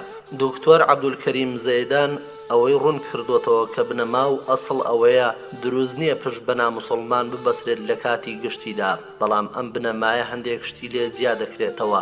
لەوانە دروستە پشت بەستن بە ناموسڵمان، بەڵام بە چەند مەرجێکی دیاریکرا و ئەوەیە بوونی بەرژەوەندی یان سوودەکەی زیاتر بێت و نابێ ئەو داوای کۆمەچیە زیان بە بانگەواز و لایەنەکانی بانگەواز بدا. دەبێت متمانەی تەواو بەو کەسە هەبێت کە کۆمەشی لێ دەخوازێ. دەبێت ئەو کۆمەشی خواستنە نەبێتە هۆی گومانی خراپ شوبها لەلایەن مسلمانانەوە، و دەبێت پێویستێکی تەواو مەلموس بەم کۆمەچی خواستنە هەبێت و زۆر جیابێت بە مەرجانەی پێشوو نەبێت کۆمەچی خواستن لە بێ باوەڕان دروست نییە. ئەبوبەکری سدیق ڕەزا و ڕەحمەتی خوای لێبێ هەموو خانەوادەکەی خۆی بان کرد بۆ مسلمان بوون و لەو کارە پڕترسناچێشدا سەرکەوتنی بەدەستهێنا و کردنیشنی بە خزمەتکاری ئیسلام و هۆکاری سەرکەوتنی کۆچی پێغەمبەری خوا صلی الله علیه وسلم ڕۆڵە گرنگ و ترسناکەکانی دابەش کردبوو بەسەر منداڵەکانیدا لە پێناو جێبەجێکردنی کارەکانی پلانی کۆچی پیرۆز. یەکەم ڕۆڵی عەبدوڵای کوڕی ئەبوبەکری سدیق خوا لێی ڕازی بێ. عەبدوڵا هەستا بە بینینی ڕۆڵی هەواڵگری ڕاستەقینە و ئاگاداری جم و جۆڵی دوژمنان. عەبدوڵا لەسەر خۆشەویستی ئاینەکەی گۆشکرا بوو و کردەوەکردن لە پێناو سەرخستنیدا بە بینایی ڕوون و عەقڵ و ژیریەکی تیش کە بەڵگەشە لەسەرەوەی کە ئەبوبەکری سدیق ڕەزا و ڕەحمەتی خوای لێبێ گرنگی لە ڕادەبەدەری پێداوە لە پەروەردەکردنیدا و لە کاتی جێبەجێکردنی کۆزدا ڕۆڵی خۆی بۆ دیاری کرد و ئەویش بە جوانترین شێوە جێبەجێی کرد. گەڕان بوو لە بەناو کۆڕەکانی خەڵکی مەککەدا و گوێی بۆ قسەکانیان دەگرت و لە ڕۆژدا چیان باز بکرد بایە و پاشان بە شەو خۆی دەگەیاندە ئەشکەوت و هەمووی بۆ پێغەمبەری خوا درود و سڵاوی خوای لەسەر بێ و ئەبوبەکری باوچی ڕەزا و ڕەحمەتی خوای لەسەر بێ دەجێڕایەوە و نیازی قوڕەیشیەکان و پیلانەکانیان و ئەوەی کە لە مێشتیاندا بوو هەمووی پێدەگەیاندن. عەبدوڵا ئەوەندە بە شێوەیەکی جوان ئەم ئەرکەی جێبەجێ دەکرد یەک کەس لە خەڵکی مەککە گومانی بۆی نەدەچوو. بە شەویش لە ئەشکەوت دەمایەوە و ئێشکی دەدێران و پێش ڕۆژ بوونەوەش بە ئەسپایی خۆی دەکردەوە بە مەککەدا و کەس هەستی پێ نەدەکرد. دووەم ڕۆڵی عایشە و ئەسما خوا لێیان ڕازی بێ. عایشە و ئەسما ڕۆڵێکی گرنگیان بینی چونکە بەرهەمی ئەو پەروەردە ڕاست و دروستە بوو کە ئەبوبەکر گۆشی کردبوون. ئەوە بوو هەرکە پێغەمبەر صلی الله علیه وسلم گەشتە ماڵی ئەبوبەکر و نیازی کۆچیان کرد، خێرات فاقی سەفەر و خواردنیان بۆ سازکردن. دایشی باوەڕداران دەڵێت هەردووکیانمان بە جوانترین شێوە خستە ڕێ و کۆڵمان بۆ گرتن کردمانە ناو گۆزەکە و ئەسما پارچەیەکی لە پشتێنەکەی خۆی بڕی و دەمی گۆزەکەی پێبەست. هەر بۆیەشە ناوی لێنرا ذات النطاقین، خاوەنی دوو پشتێن. خاڵی سێم ڕۆڵی ئەسما لە خۆگری کاتی نەهامەتی و شارینەوەی نهێنی موسڵمانەکان. بەڕاستی ئەسمای کچی ڕازگۆ ڕەزا و ڕەحمەتی خوای لێبێ وەک ئافرەتێکی تێگەیشتوو لە ئاینەکەی و پارێزەری نهێنیەکانی بانگەواز و بەرگەگرتنی جۆرەها ئەشکەنجە و ناڕەحەتی لەو پێناوەدا ئەسما خۆی باسی خۆی دەجێڕێتەوە و دەڵێ کاتێک پێغەمبەری خوا صلی الله علیه وسلم و ئەبوبەکری سدیق ڕەزای خوای لێبێ لە ماڵ دەرچوون، کۆمەڵێک لە قوڕەیش کە ئەبوو جەهلیشیان لەگەڵدا بوو هاتن بۆ ماڵمان و لەبەر دەرگاکەی ماڵی ئەبوبەکر داوەستان و منیش هاتم بەدەمیانەوە. وتیان کوا باوکت؟ کچی ئەبوبەکر؟ وتم سوێند بەخوا نازانم بەرەو شوێ چوون. ئەبوو جەهل دەستی بەرز کردەوە کە پیاوێکی خراپی پیس بوو، یەک زلەیدا لە ڕوومەتم و دوارەکانم پەڕی، پاشان پشتیان هەڵکرد و ڕۆشتن. ئەمە بوو ڕۆڵی ئەسما، کەوانەیە کە بۆ سەرجەم ئافرەتانی موسڵمان تانەوە لە دوایینەوە نهێنی موسڵمانان لە دوژمنان بشارنەوە و ئابە و جۆرەش بەرامبەر ستەمکار و سەرکەشان بوەستنەوە.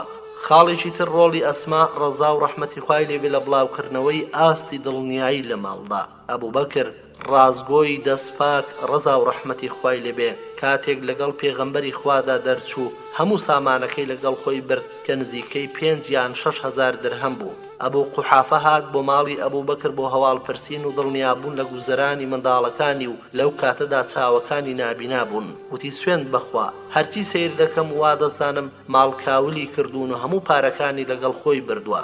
ئەسماش وتی نەخێر باوە گیان پاشان دەستی گرت و لەگەڵ خۆی بردی. ئەسما دەڵێت باپیرم ئەبوو قوحافە هات بۆ ماڵمان چاوەکانی لەدەستدا بوو پێم وت پارە و خێراتی چاچی بۆ بەجێ هێشتوین هەروەک باوکم پارەکانی لە ناو تاقێکدا لە ماڵەکەدا دادەنا منیش هەندێک بەردم لە جێگەکەیدا دانا و بەتانیەکم پیادادا و دەستی باپیرم گرت و وتم ئەها دەست بدە لە پارەکان. ئەویش دەستێکی پێدا هێنا وتی دەی چاکە ئەگەر ئەم هەمووی بۆ بەجێهێشتن چاچی کردووە ئەمەش بەشتان دەکات نەخێر سوێند بەخوا هیچی بۆ بەجێ نەهێشتە بووین بەڵکو هەرویستم ئەو پیرە هێور و دڵنیا بکەمەوە.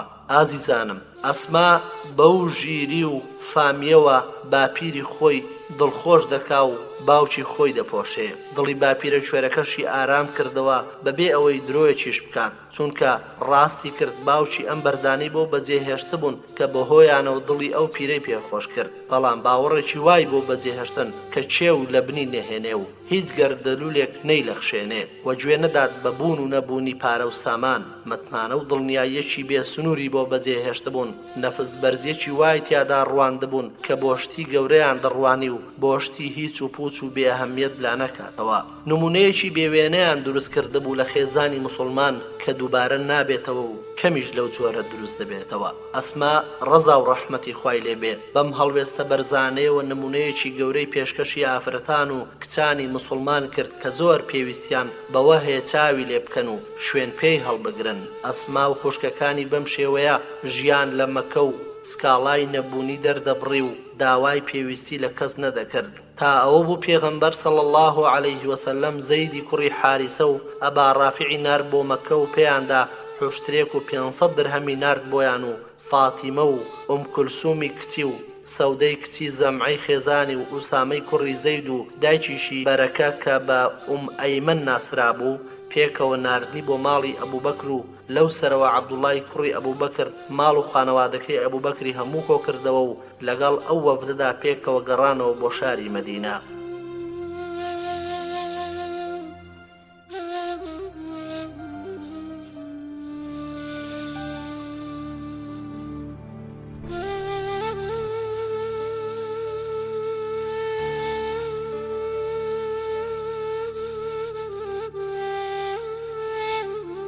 خاڵی پێنجەم ڕۆڵی عامیری کوڕی فەهیرە خزمەتکارەکەی ئەبوو بەکر لەم کۆچەی پێغەمبەردا صلی الله عليه وسلم. زۆرێک لە خەڵکی بە چاوی سوک سەیری خزمەتکار دەکەن و گوێی پێنادەن و پشتگوێی دەخەن بەڵام بانگخوازە خواییەکان هەرگیز شتیوا ناکەن و نابێ شتیوا بکەن. هەموو هەوڵێکیان دەخەنە کار بۆ ڕێنماییکردنی هەر کەسێک بگەن پێی و دەمیان پێی بگات. لەبەر ئەوە دەبینی ئەبوو بەکری ڕازگۆ و ڕازبێش ڕەزا و ڕەحمەتی خوای لێبێ ئەدەبێکی جوانی فەهیرەی کوڕی عامیری خزمەتکاری دەکا و لە ئیسلام شارەزای دەکا و وای لێ کرد تا ئامادەی بکات بۆ خزمەتکاری ئیسلام و گیان فیدایی لە پێناویدا.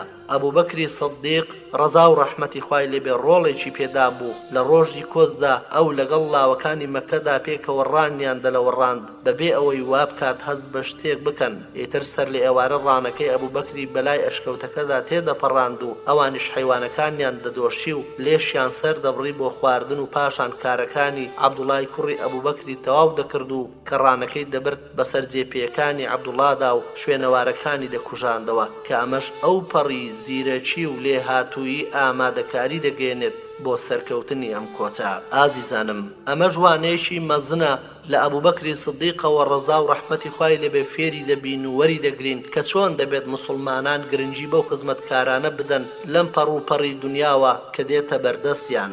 یەکەم وەک مرۆڤێکی ئاسایی لەگەڵیان بجوڵێنەوە و پاشان لە ئیسلام حاڵیان بکەن، چونکە لەوانەیە لە ناو ئەواندا خوای گەورە کەسانێک هەڵبخات کە ئەم دینە وەکو پێویست بەرپا بکات. ئەوەی سدیق ڕەزا و ڕەحمەتی خوای لێبێ کردی لە خستنەگەڕ و بەکارهێنانی ئەندامانی خێزانەکەی لە پێناو سەرکەوتنی کۆچ مانای ئەوە دەگەێنێت کە بە شێوەیەک ورد و جوان کارەکانی بڕێوە بردووە، دیاریکردنی کاتەکان بە شێوازێکی لێزانانە، دانانی هەر کەسە و لە شوێنی گونجاوی خۆیدا و پڕکردنەوەی هەموو کلێنەکانە، ئامادەکاری جوان بۆ هەموو پێداویستیەکانی کۆچە کە دانانی کەسانی پێویست بە ژمارەی پێویست نەزیاد و نەکەم. پێغەمبەری خوا درود و سڵاوی خوای لەسەر بێ هەموو هۆکارێکی گونجاوی گرتەبەر بە ئەو پەڕی توانایەوە کە پێی درابوو، پاش ئەوە ئەوجا یارمەتی و چاودێری خوداییان چاوەڕوان دەکرد. گرتنەبەری هۆکارەکان پێویستە و فەرمانیشی پێدراوە، بەڵام خۆ نابێ گشت کات بە تەمای ئامانجی چاک بێت، چونکە ئەمە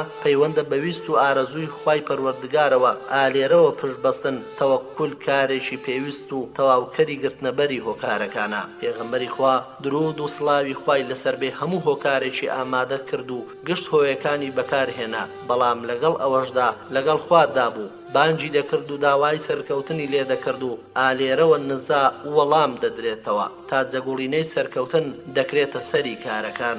خاڵی سێەم ئاستی بەرزی سەربازی سدیق و گریانی خۆشی کە خاڵێکە و پێویستە هەڵوەسەی لە بەردەمدا بکەین. کاتێک لە ئاستی بەرزی سەربازیەتی جوندیایەتی سدیق دەڕوانین، ئاسەواری پەروەردەی پێغەمبەرمان بۆ بەدیار دەکەوێت. ئەوە بوو کاتێک داوای کرد لە پێغەمبەر کە مۆڵەتی بدات کۆچ بکات بۆ مەدینە، پێی فەرموو لا تعجل لعل الله يجعل لك صاحبا، واتا پەلەمەکە بەڵکو خوا هاوڕێیەکت بۆ پەیدا بکات. لەو ساتەوە دەستی کرد بە نەخشە سازی و ئامادەکاری بۆ ئەو کۆچە و دوو وەڵاخی چاچی کڕی و لە ماڵدا دابەستەی کردن و ئامادەی کرد بۆ ئەو ڕۆژە. لە جێڕانەوەیەکی ئیمامی بوخاریدا ڕەزا و ڕەحمەتی خوای لێبێ دەڵێ ماوەی 4 مانگ ئاڵفیدا بەو دوو وڵاخە لە ژیای وەرەق و سەمر ئەلخەیت بە بیری تیژی هەستی بەوە کردبوو کە بە شێوەیەک پەروەردەکراوە کە بۆ سەرکردایەتی کردن بشێت. دەیزانی ساتە وەختی کۆچ کتوپڕیە و لە ناکاودا دێت،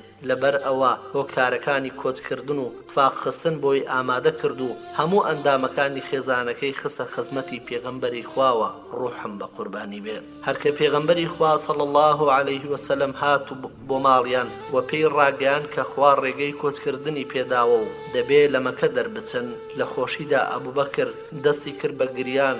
عایشە ڕەزا و ڕەحمەتی خوای لێبێ لەو بارەیەوە دەڵێ سوێن بەخوا تاو کاتە نەمزانی بوو کەسێک لە خۆشیدا بگری تا ئەبوبەکرم بینی ئەو ڕۆژە لە خۆشیاندا دەگریا. ئەوەش لووتکەی خۆشی و شادی مرۆڤایەتیە کە خۆشی و سرور بە گریان دەرببڕێت.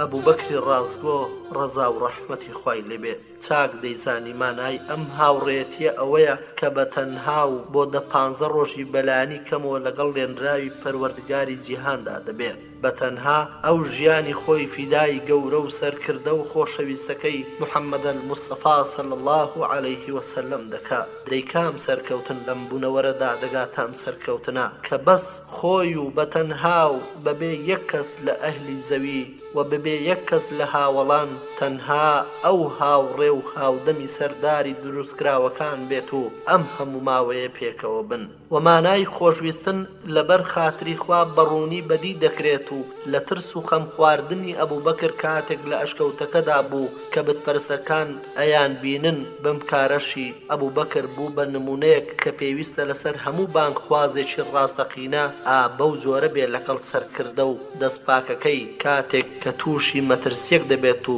خەمی سەلامەتی ئەوی بێت. ئەبوبەکری ڕازگۆ لەو کاتە ناهەموارەدا لە خۆی نەدەترسا کە بمرێ. ئەگەر وا بواە هەر لە سەرەتاوە قبوڵی هاوڕێیەتی پێغەمبەری خوای نەدەکرد کە کۆچێکی لێوان لێو بوو لە مەترسی و دەیزانی بچووکترین سزای لەلایەن بتپەرستانەوە ئەگەر بیانگرتنایە کوشتن بوو. بەڵام ئەو بەس خەمی ژیانی پێغەمبەری خوای بوو، خەمی پاشە ڕۆژی ئیسلام ئەگەر خوا نەکردە پێغەمبەر بکەوتایەتە بەردەستی بتپەرستان و ئاستی داپۆشینی نهێنی و شارنەوەی ڕاستیەکان لە کاتی کۆچکردنیان لە زۆر هەڵوێزدا. لەوانە کاتێک کەسێک پرسیاری لێکرد ئەم پیاوە چێ لەگەڵدا، گوتی ئەمە ڕێ پیشاندەرە و ڕێم پێشان دەدا. مەبەستیشی لە ڕێگەی خێر و هیدایەت بوو، بەڵام پرسیارکەرەکە وای زانی مەبەستی دەلیلی ڕێگەیە. ئەمەش جوان بەکارهێنانی وەڵامی ناڕاستە و خۆی ئەبوبەکر دەگەێنێت کە نەشە پرزە بوو نەدرۆشی کرد. لە وەڵامەکەیدا مانای دووری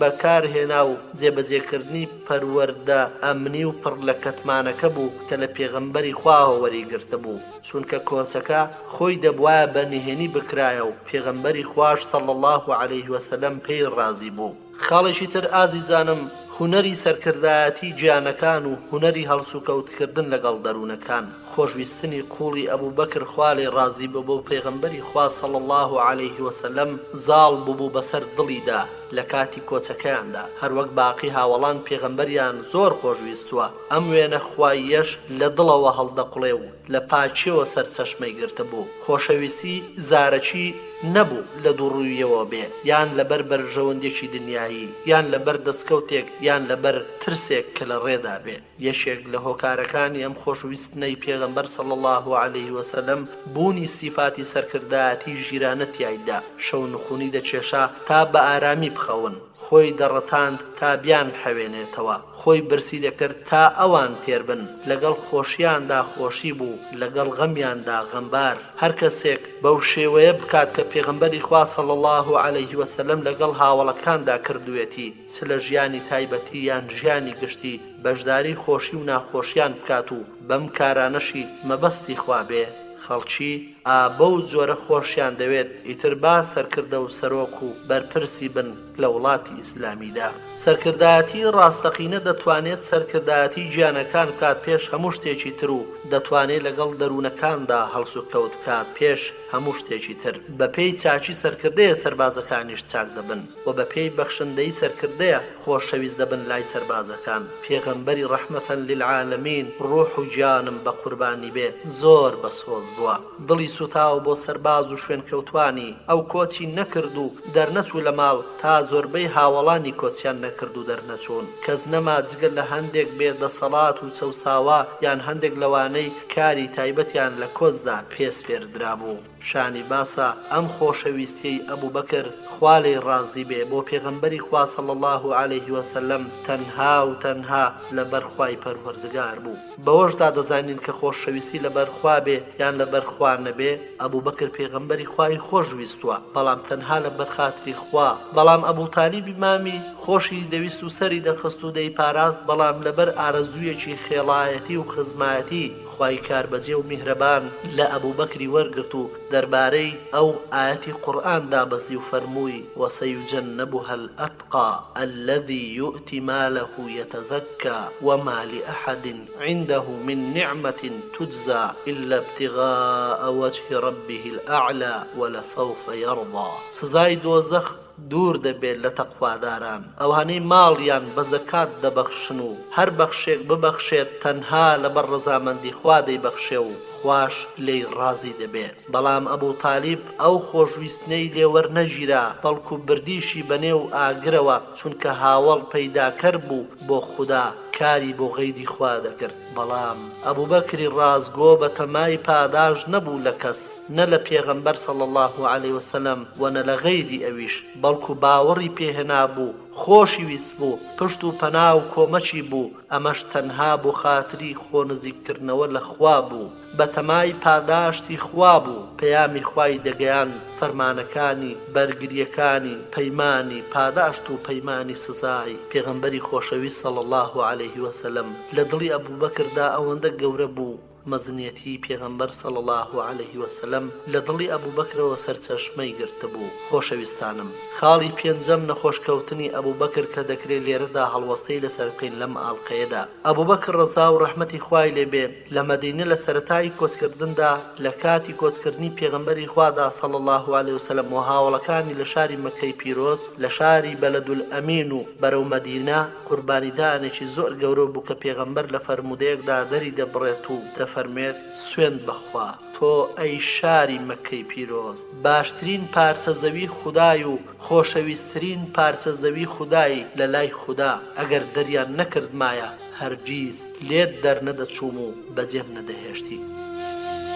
عایشە خوا لێ ڕازی بێ دەڵێ کاتێک پێغەمبەری خوا صلی الله عليه وسلم پێی پیرۆزی نایە شاری مەدینە، لەو کاتەدا مەدینە لە هەموو جێیەک زیاتر پەتای لەرز و تای تێدا بڵاو بوو، ئاوی دۆڵەکانی بۆنیان گۆڕابوو. هاوڵانی پێغەمبەر صلی الله عليه وسلم تووشی نەخۆشی و هەندێک پەتا بوون، تەنها خوای گەورە پێغەمبەرەکەی لەو پەتایە پاراست. دایکی ئیمانداران عایشەی کچی ئەبوبەکری ڕازگۆ و عامیری کوڕی فەهیرە و بیلال تووشی ئەو پەتایە بوون. عایشە دەڵێ ڕوخسەتم لە پێغەمبەری خوا صلی الله عليه وسلم خواست کە سەریان لێ بدەم، ڕێگەی پێدام. ڕۆشتم سەردانم کردن و ئەوەش پێش ئەوە بوو حیجاب فەرز ببێت، مەگەر خوا بزانێت چەندی لەرزوتایان هەبوو. لە ئەبوبەکر نزیک بوومە وتم باوکە گیان ئێستا چۆنی؟ ئەویش ئەم دێڕە شعرەی وت: كل امرئ مصباح في أهله والموت أدنى من شراك نعله. دەڵێ وتم سوێن بەخوا باوکم نازانێ دەڵێ چی. پاشان لە عیمەر نزیک بوومەوە و پێم وت: عامیر ئەی تۆ چۆنی؟ ئەویش بە هۆنراوە وتی خەریکە دەمرم و وتی: لقد وجدت الموت قبل ذوقه إن الجبان حتفه من فوقه كل امرئ مجاهد بطوقه كالثور يحمي جلده بروقه. دیسان وتم سوێن بەخوا ئەمیش نازانێت چی دەڵێ. بیلالیش هەر کاتێک تایەکە بەری بدابایە دەچوە حەوشەکە و ڕادەشا و بەدەنجی بەرز هاواری دەکرد: ئەلا لەیتە شعری هل ابتني ليلى بواد وحولي أزحزح وجليل وهل أردنا يوما حياة مجنة وهل يبدون لي شامة وطفيل. عائشة خوالي الرازي بضليه پێغەمبەری خوا صلی الله عليه وسلم فەرمووی: خوایا شاری مەدینە خۆشەویست بکە لە لامان وەک خۆشەویستیمان بۆ شاری مەککە و بەڵک و زیاتریش. خاوێنی بکە لە دەرد و بەڵا و بەرەکەت بخەرە ناو ڕزق و ڕۆزیانەوە، ئەم لەرزوتایی تێدا هەڵگرە و بیگۆڕەوە بۆ دۆڵی جەحفا. عایشە دەڵێ مەسەلەی سەردانەکەم جێڕایەوە بۆ پێغەمبەری خوا. پێغەمبەریش صلی الله عليه وسلم فەرمووی: خوای گیان شاری مەدینەمان لا خۆشەویست بکە وەکو شاری مەککە و بەڵک و زیاتریش، و بەرەکەت بڕژێنە بەسەر ئەهلەکەیدا و بەڵا و موسیبەتی لێ دوورخەوە. خوای گەورەش هات بەدەم نزاکەی پێغەمبەرەکەیەوە و هەموو مسلمانەکان ئەو نەخۆشییان پەڕان. شاری مەدینەش بوو بە نیشتیمانێکی نایاب بۆ هەموو ئەو کەسانەی ڕوویان تێدەکرد و کۆچیان بۆ دەکرد لە هەر وڵاتێک و لە هەر ئاو هەوایەکەوە بوایە. پاژەوەی پێغەمبەری خوا صلی الله عليه وسلم لە شاری مەدینە دامەزرا، دەستی کرد بە دامەزراندنی پایەکانی دەوڵەتی ئیسلامی، برایەتی خستە نێوان کۆچەریان و پشتیوانان. پاشان مزگەوتی خستە گەڕ، مزگەوتی دروست کرد و پەیمان نامەی لەگەڵ جوولەکەکانی مەدینەدا مۆر کرد و دەستی کرد بە خستنەگەڕی پەل و لەقە جیهادیەکان و گرنگیدا بە دامەزراندنی لایەنی ئابووری و زانستی و پەروەردەیی لە کۆمەڵگەی نوێدا. ئەبوبەکری سەربازیش خوا لێی ڕازی بێ بوو بە وەزیرێکی ڕاستەقینەی دەسەڕاستی پێغەمبەری خوا صلی الله عليه وسلم.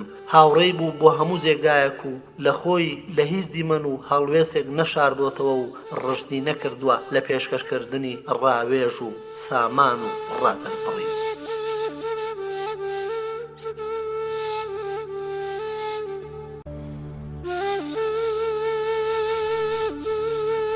ئەبوبەکری سەدیق خوا لێی ڕازی بێ لە گۆڕەپانی جەنگدا هەموو زانایانی مێژوونووس و ژیان نامەدارەکان باز لەوە دەکەن کە ئەبوبەکر خوا لێی ڕازی بێ بەشداری جەنگی بەدر و هەموو جەنگەکانی تریشی کردووە و یەک جەنگی لەدەست دەرنەچووە.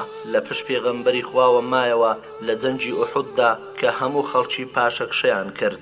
پێغەمبەری خوا صلی الله عليه وسلم لە ڕۆژی تەبوکدا ئاڵای مەزنی ئیسلامی دایە دەستی کە ئاڵایەکی ڕەش بوو. ئیبن کەثیر دەڵێ زانایانی ژیان نامە هەموو لەسەر ئەوەن کە ئەبوبەکری سەدیق خوا لێی ڕازی بێ لە یەک نەبەردیدا لە پێغەمبەری خوا دوانە کەوتووە و هەمیشە بەشداری کردووە.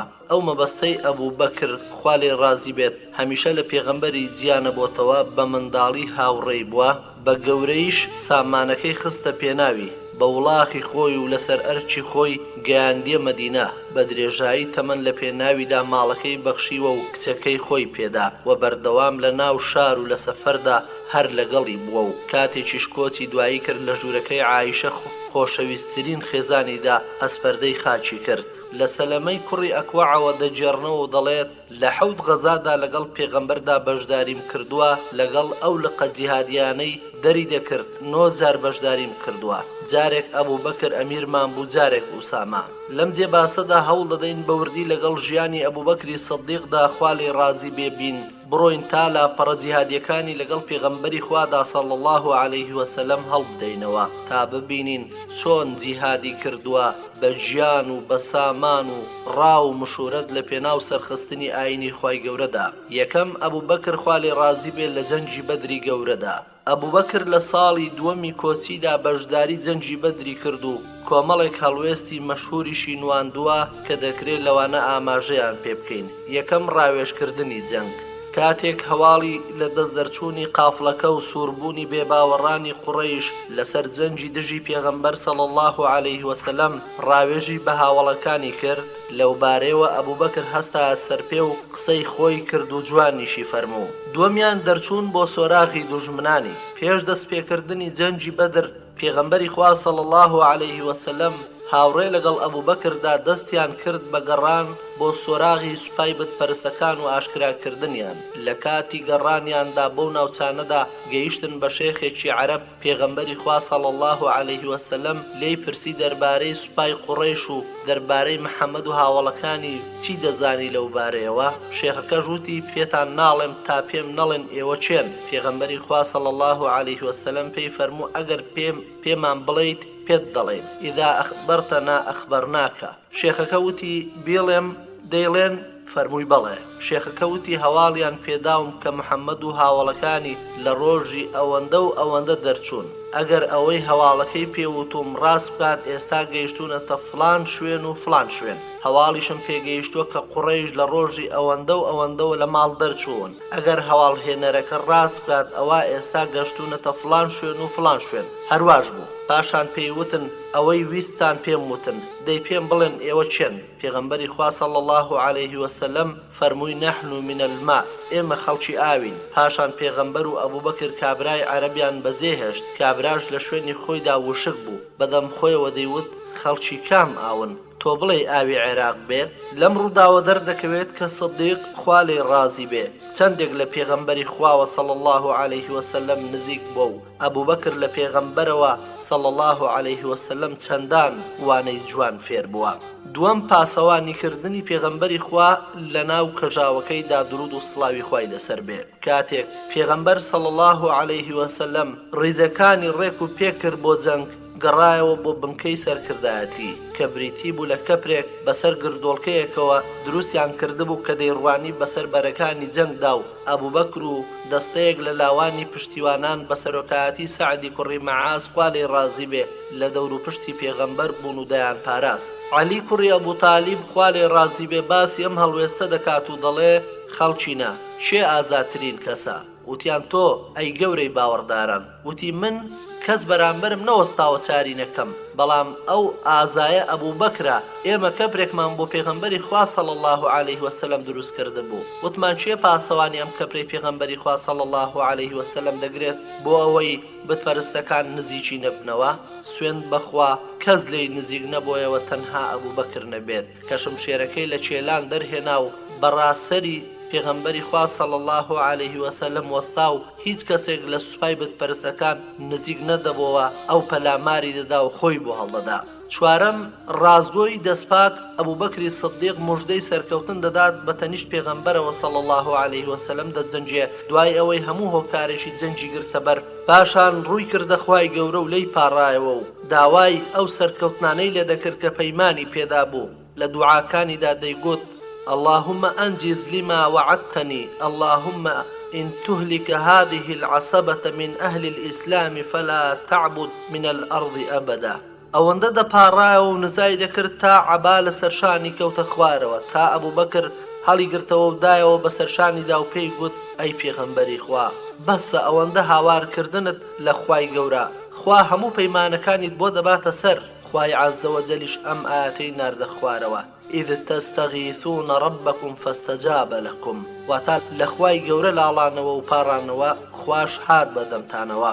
لە جێرانەوەکەی ئیبن عەباس داخوا لێ ڕازی بێ هاتووە دەڵێ پێغەمبەری خوا صلی الله علیه وسلم لە ڕۆژی بەدردا دەیگوت ئەی خوایە داوای جێبەجێکردنی بەڵێنەکانت لێ دەکەم ئەی خوایە ئەگەر بتەوێت هەرگیز ناپەرسترێیت واتە ئەگەر دەتەوێت بپەرسترێیت سەرمان بخە لەو کاتەدا ئەبوبەکر دەستی گرت وتی خوات بەسە پێغەمبەری خوا صلی الله عليه وسلم دەرچوو بۆ ناو مجاهیدان بەدەم خۆیەوە دەیگوت سەیهزەم الجەمع وەیوەلوونە الدوبر پێغەمبەری خوا لە ناو کەژاوەکەیدا خەوەنووسکەیەک بردیەوە و هەرکە خەبەری بۆوە فەرمووی ئەبشیر یا ئەبا بەکر ئەبشیر یا ئەبا بەکر أتاك نصر الله هذا جبريل أخذ بعنان فرسه يقوده على ثناياه النقع واتامش دبي أي أبو بكر سركوتنت بوهات أما جبرائيل الرشوي ولاخة كي قرتوو قرش جياني توزاوية پاشان پیغمبری خوا صلى الله عليه وسلم چوناو خلقكو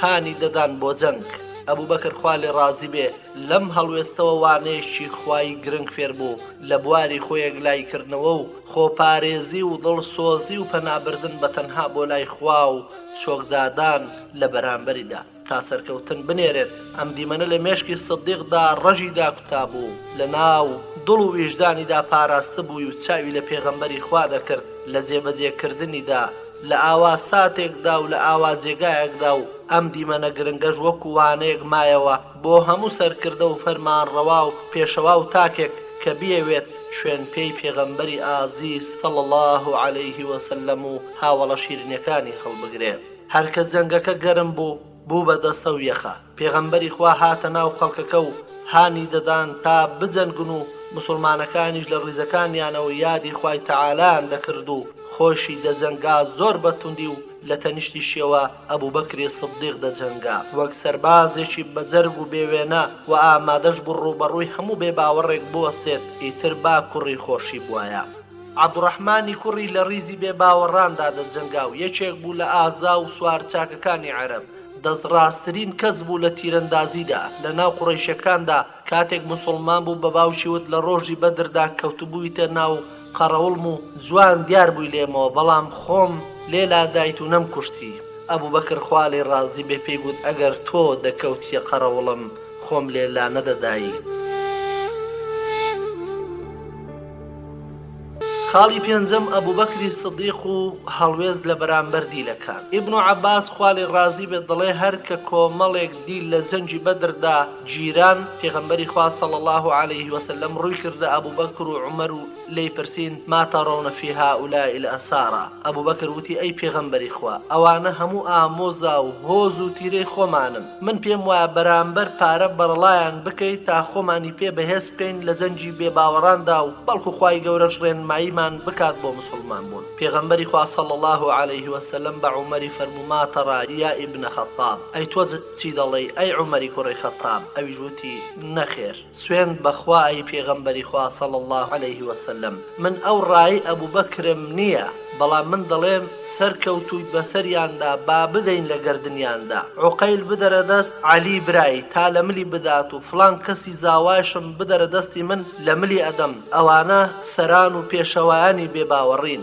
پێغەمبەری خوا صلی الله عليه وسلم ڕاو بۆ چوونەکەی ئەبوو بەکری قبوڵ کرد و ئەوەی منی ڕەت کردەوە لە ڕۆژی داهاتوودا هاتم دەبینم پێغەمبەری خوا و ئەبوو بەکری سدیق دانیشتون و دەگرین وتمەی پێغەمبەری خوا بۆم باس بکە هۆی چییە تۆ و هاوڕێکەت دەگرین ئەگەر گریانم هات دەگریم و ئەگەر گریانیشم نێت بە زۆر خۆم دەگریانم بۆ گریانەکەی ئێوە پێغەمبەری خوا صلی الله عليه وسلم فەرمووی بۆ ئەوە دەگریم کە بە قسەی پێشنیاری هاوڕێکانتم کرد و بەرامبەر پارە دیلەکانم بەرەڵا کرد سزای ئەو بۆچوونەیان ئالەم درەختەی بەردەمم نزیکتر بوویەوە لێم خوای گەورەش ئاەتی ناردە خوارەوە فەرمووی ما كان لنبي أن يكون له أسرى حتى يثخن في الأرض هەتا کۆتایی ئاەتەکە بە فەکولوا مما غەنیمتم حەلاڵا طەیبا واتە بۆ هیچ پێغەمبەرێک نییە ئەسیر بگرێتە خۆ تا جێگیر نەبن بە تەواوی لەسەر زەوی هەتا کۆتایی ئاەتەکە و ئەو دەستکەوتانەی گرتوتانە حەڵاڵتانە و بیخۆن ئالەوێدا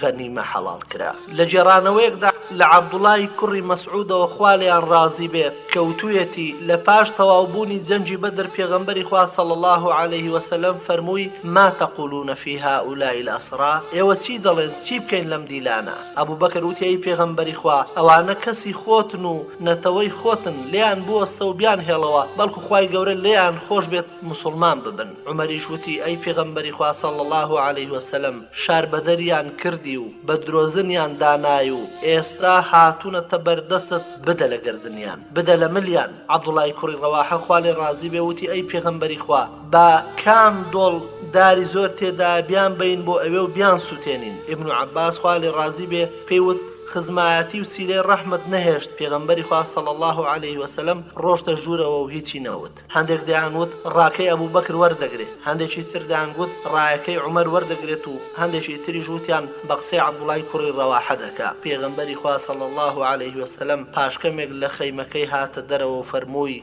إن الله ليلين قلوب رجال فيه حتى تكون ألين من اللبن وإن الله ليشد قلوب الرجال فيه حتى تكون أشد الحجارة وأن مثلك يا أبا بكر كمثل عيسى عليه السلام إذ قال إن تعذبهم فإنهم عبادك وإن تغفر لهم فإنك أنت العزيز الحكيم وإن مثلك يا عمر كمثل نوح إذ قال وقال نوح رب لا تذر على الأرض من الكافرين ديارا وإن مثلك يا عمر كمثل موسى إذ قال وقال موسى ربنا إنك آتيت فرعون وملأه زينة وأموالا في الحياة الدنيا ربنا ليضلوا عن سبيلك ربنا اطمس على أموالهم واشدد على قلوبهم فلا يؤمن حتى يروا العذاب الأليم واتاخواي گەورە دڵی پیاوانێک نەرم دەکات تاوان لێدێ وەکو نەرمتر لە ماست وەخوای گەورە دڵی پیاوانێک ڕق دەکات بە جۆرێک لە بەرد ڕقتر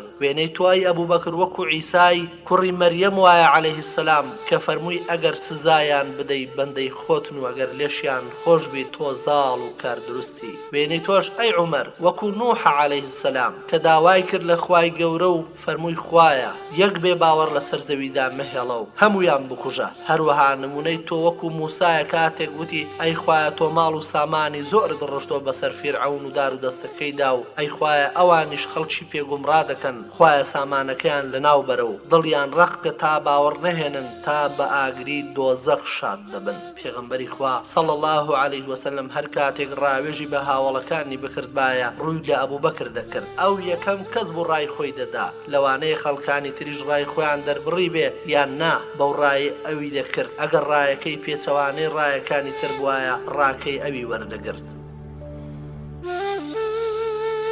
دووەم لە ئوحود و حەمراء الئەسەددا لە جەنگی ئوحوددا موسڵمانەکان دەرسێکی تاڵیان چەشت چونکە واش فرزە بوون لە پێغەمبەری خوا بڵاویان کرد و لە ناو گۆڕەپانی جەنگەکەشدا پرش و بڵاو ببوونەوە و هەواڵیش بڵاو بۆ کە پێغەمبەری خوا صلی الله عليه وسلم کوژراوە لەم کاتەدا هاوڵان کاردانەوەیان هەر یەک بە جۆرێک بوو گۆڕەپانەکە زۆر فراوان بوو هەر یەکە و بە خۆیەوە خەریک بوو ئەبوو بەکر بە پەلە خەڵکەکەی لادا و خۆی گەیاندە پێغەمبەری خوا صلی الله عليه وسلم کۆمەڵێک هاوڵی بەڕێز دەوریان لێگرت کە ئامانە بوون ئەبوو بەکر ئەبوو عوبەیدەی کوڕی جەڕاح عەلی تەڵحە زوبەیر عومەری کوڕی خەتاب حارسی کوڕی سەحمە ئەبوو دوجانە سەعدی کوڕی ئەبی وەقاس کەسانێکی تریش لەگەڵ پێغەمبەری خوادا بە دۆڵەکەی چێوی ئوحوددا جوڵان تا هەواڵی گەڕانەوەی هێزی سەربازی و دەرونی مسلمانەکان بدەن ئەبوو بەکری سەدیق خوا لێ ڕازی بێ هەر کاتێک باسی ئوحودی بکرایە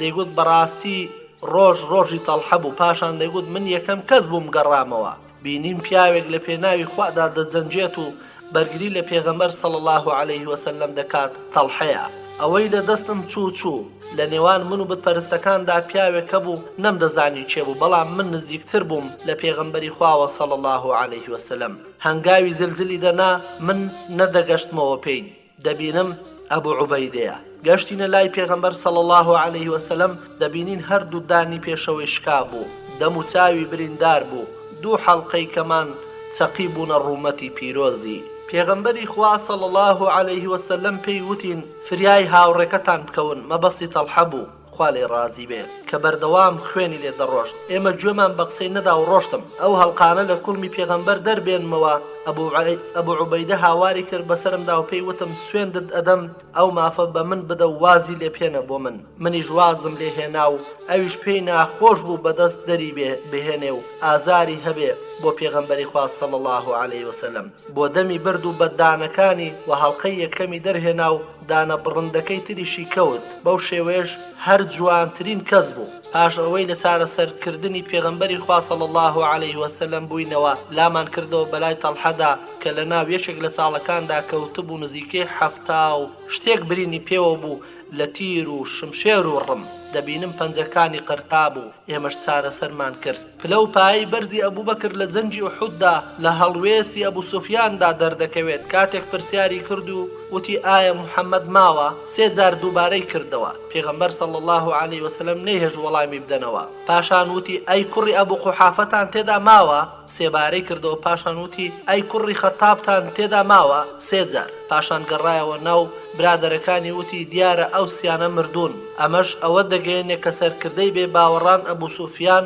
کە کۆڵەکە و بناغەکانی پێغەمبەری خوا صلی الله علیه وسلم و ئەبوو بەکر و عومەر خوا لێیان ڕازی بێت وای زانیوە کوژراون لە کاتێکدا کە بتپەرستان دەیانویست دەست بگرن بەسەر ئیسلامدا و مسلمانان لە بن بێنن پلان و نەخشەی پێغەمبەری ئازیز صلی الله علیه وسلم پێشیان کەوت و فێڵ و فڕی هەڵوەشاندنەوە پێغەمبەری خوا صلی الله علیه وسلم دوای ئەو هەموو کوشتار و برینە سەختانەی لە مسلمانەکان کەوت لە زەنجی ئوحوددا پێی وتن چی ئامادەیە شوێنیان بکەوێت و مسلمانەکانیش لەو ساتە وەختە ناڕەحەت و دژوارەدا گوێڕایەڵی خوا و پێغەمبەری خوایان کردن و کەوتنە دوای بتپەرستەکانی قوڕەیش لە عایشەوە خوا لێ ڕازی بێ دەجێڕنەوە کە بە عوروەی کوڕی زوبەیری گوتووە فرمایشتی خوای تعالی کە دەفەرمێ الذين استجابوا لله والرسول من بعد ما أصابهم القرح للذين أحسنوا منهم واتقوا أجر عظيم واتە ئەوانەی هاتن بەدەم داواکاری خوا و پێغەمبەرەکەیەوە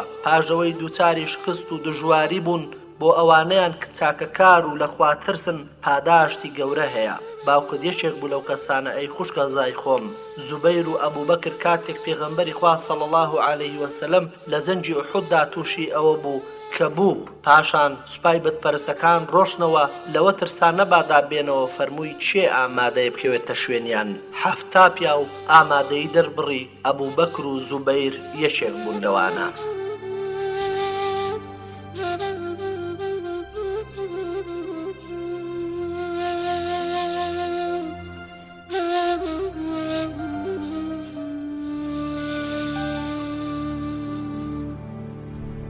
خاڵی سێم لە غەزای بەنو نەزیر و بەنو المستەلق و خەندەق و بەنو قوڕەیزەدا پێغەمبەری خوا صلی الله علیه وسلم ڕۆژ بۆ ناو بەنو نەزیر تا هاوکاری بکەن لە خۆشکردنی لە خوێنی ئەو دوو کەسەی کە عەمری کوڕی ئومەیە لە بەنی عامر کوشتبوونی چونکە عەمر نەیزانی بوو کە لە نێوان پێغەمبەری خوا و بەنی عامردا پەیمان هەیە و لە نێوانی بەنی عامر و بەنی نەزیریشدا عەهد و پەیمان هەبوو کاتێک چووە ناویان پێیان وت بەڵێ ئەی باوشی قاسم هاوکاری دەکەین لەوەی تۆ پێت خۆشە پاشان لە ناو خۆیاندا بەدزیەوە بە یەکتریان وت ئەم پیاوە جارێکی تر ئاوا بەو شێوەیە نایەتەوە بەردەستمان لەو کاتەدا پێغەمبەری خوا صلی الله علیه وسلم لە سێبەری دیوارێکی ماڵەکانی ئەواندا دانیشت بوو وتیان چێ دەچێتە سەربان و بەردێکی گەورە دەخات بەسەریدا و لە کۆڵمانی دەکاتەوە کەسێک بە ناوی عەمری کوڕی جەحاشی کوڕی کەعب ئامادەی خۆی دەربڕی وتی من دەیکەم چووە سەربان تا بەردێکی گەورە بەر بداتەوە بەسەری پێغەمبەری خوادا صلی الله علیه وسلم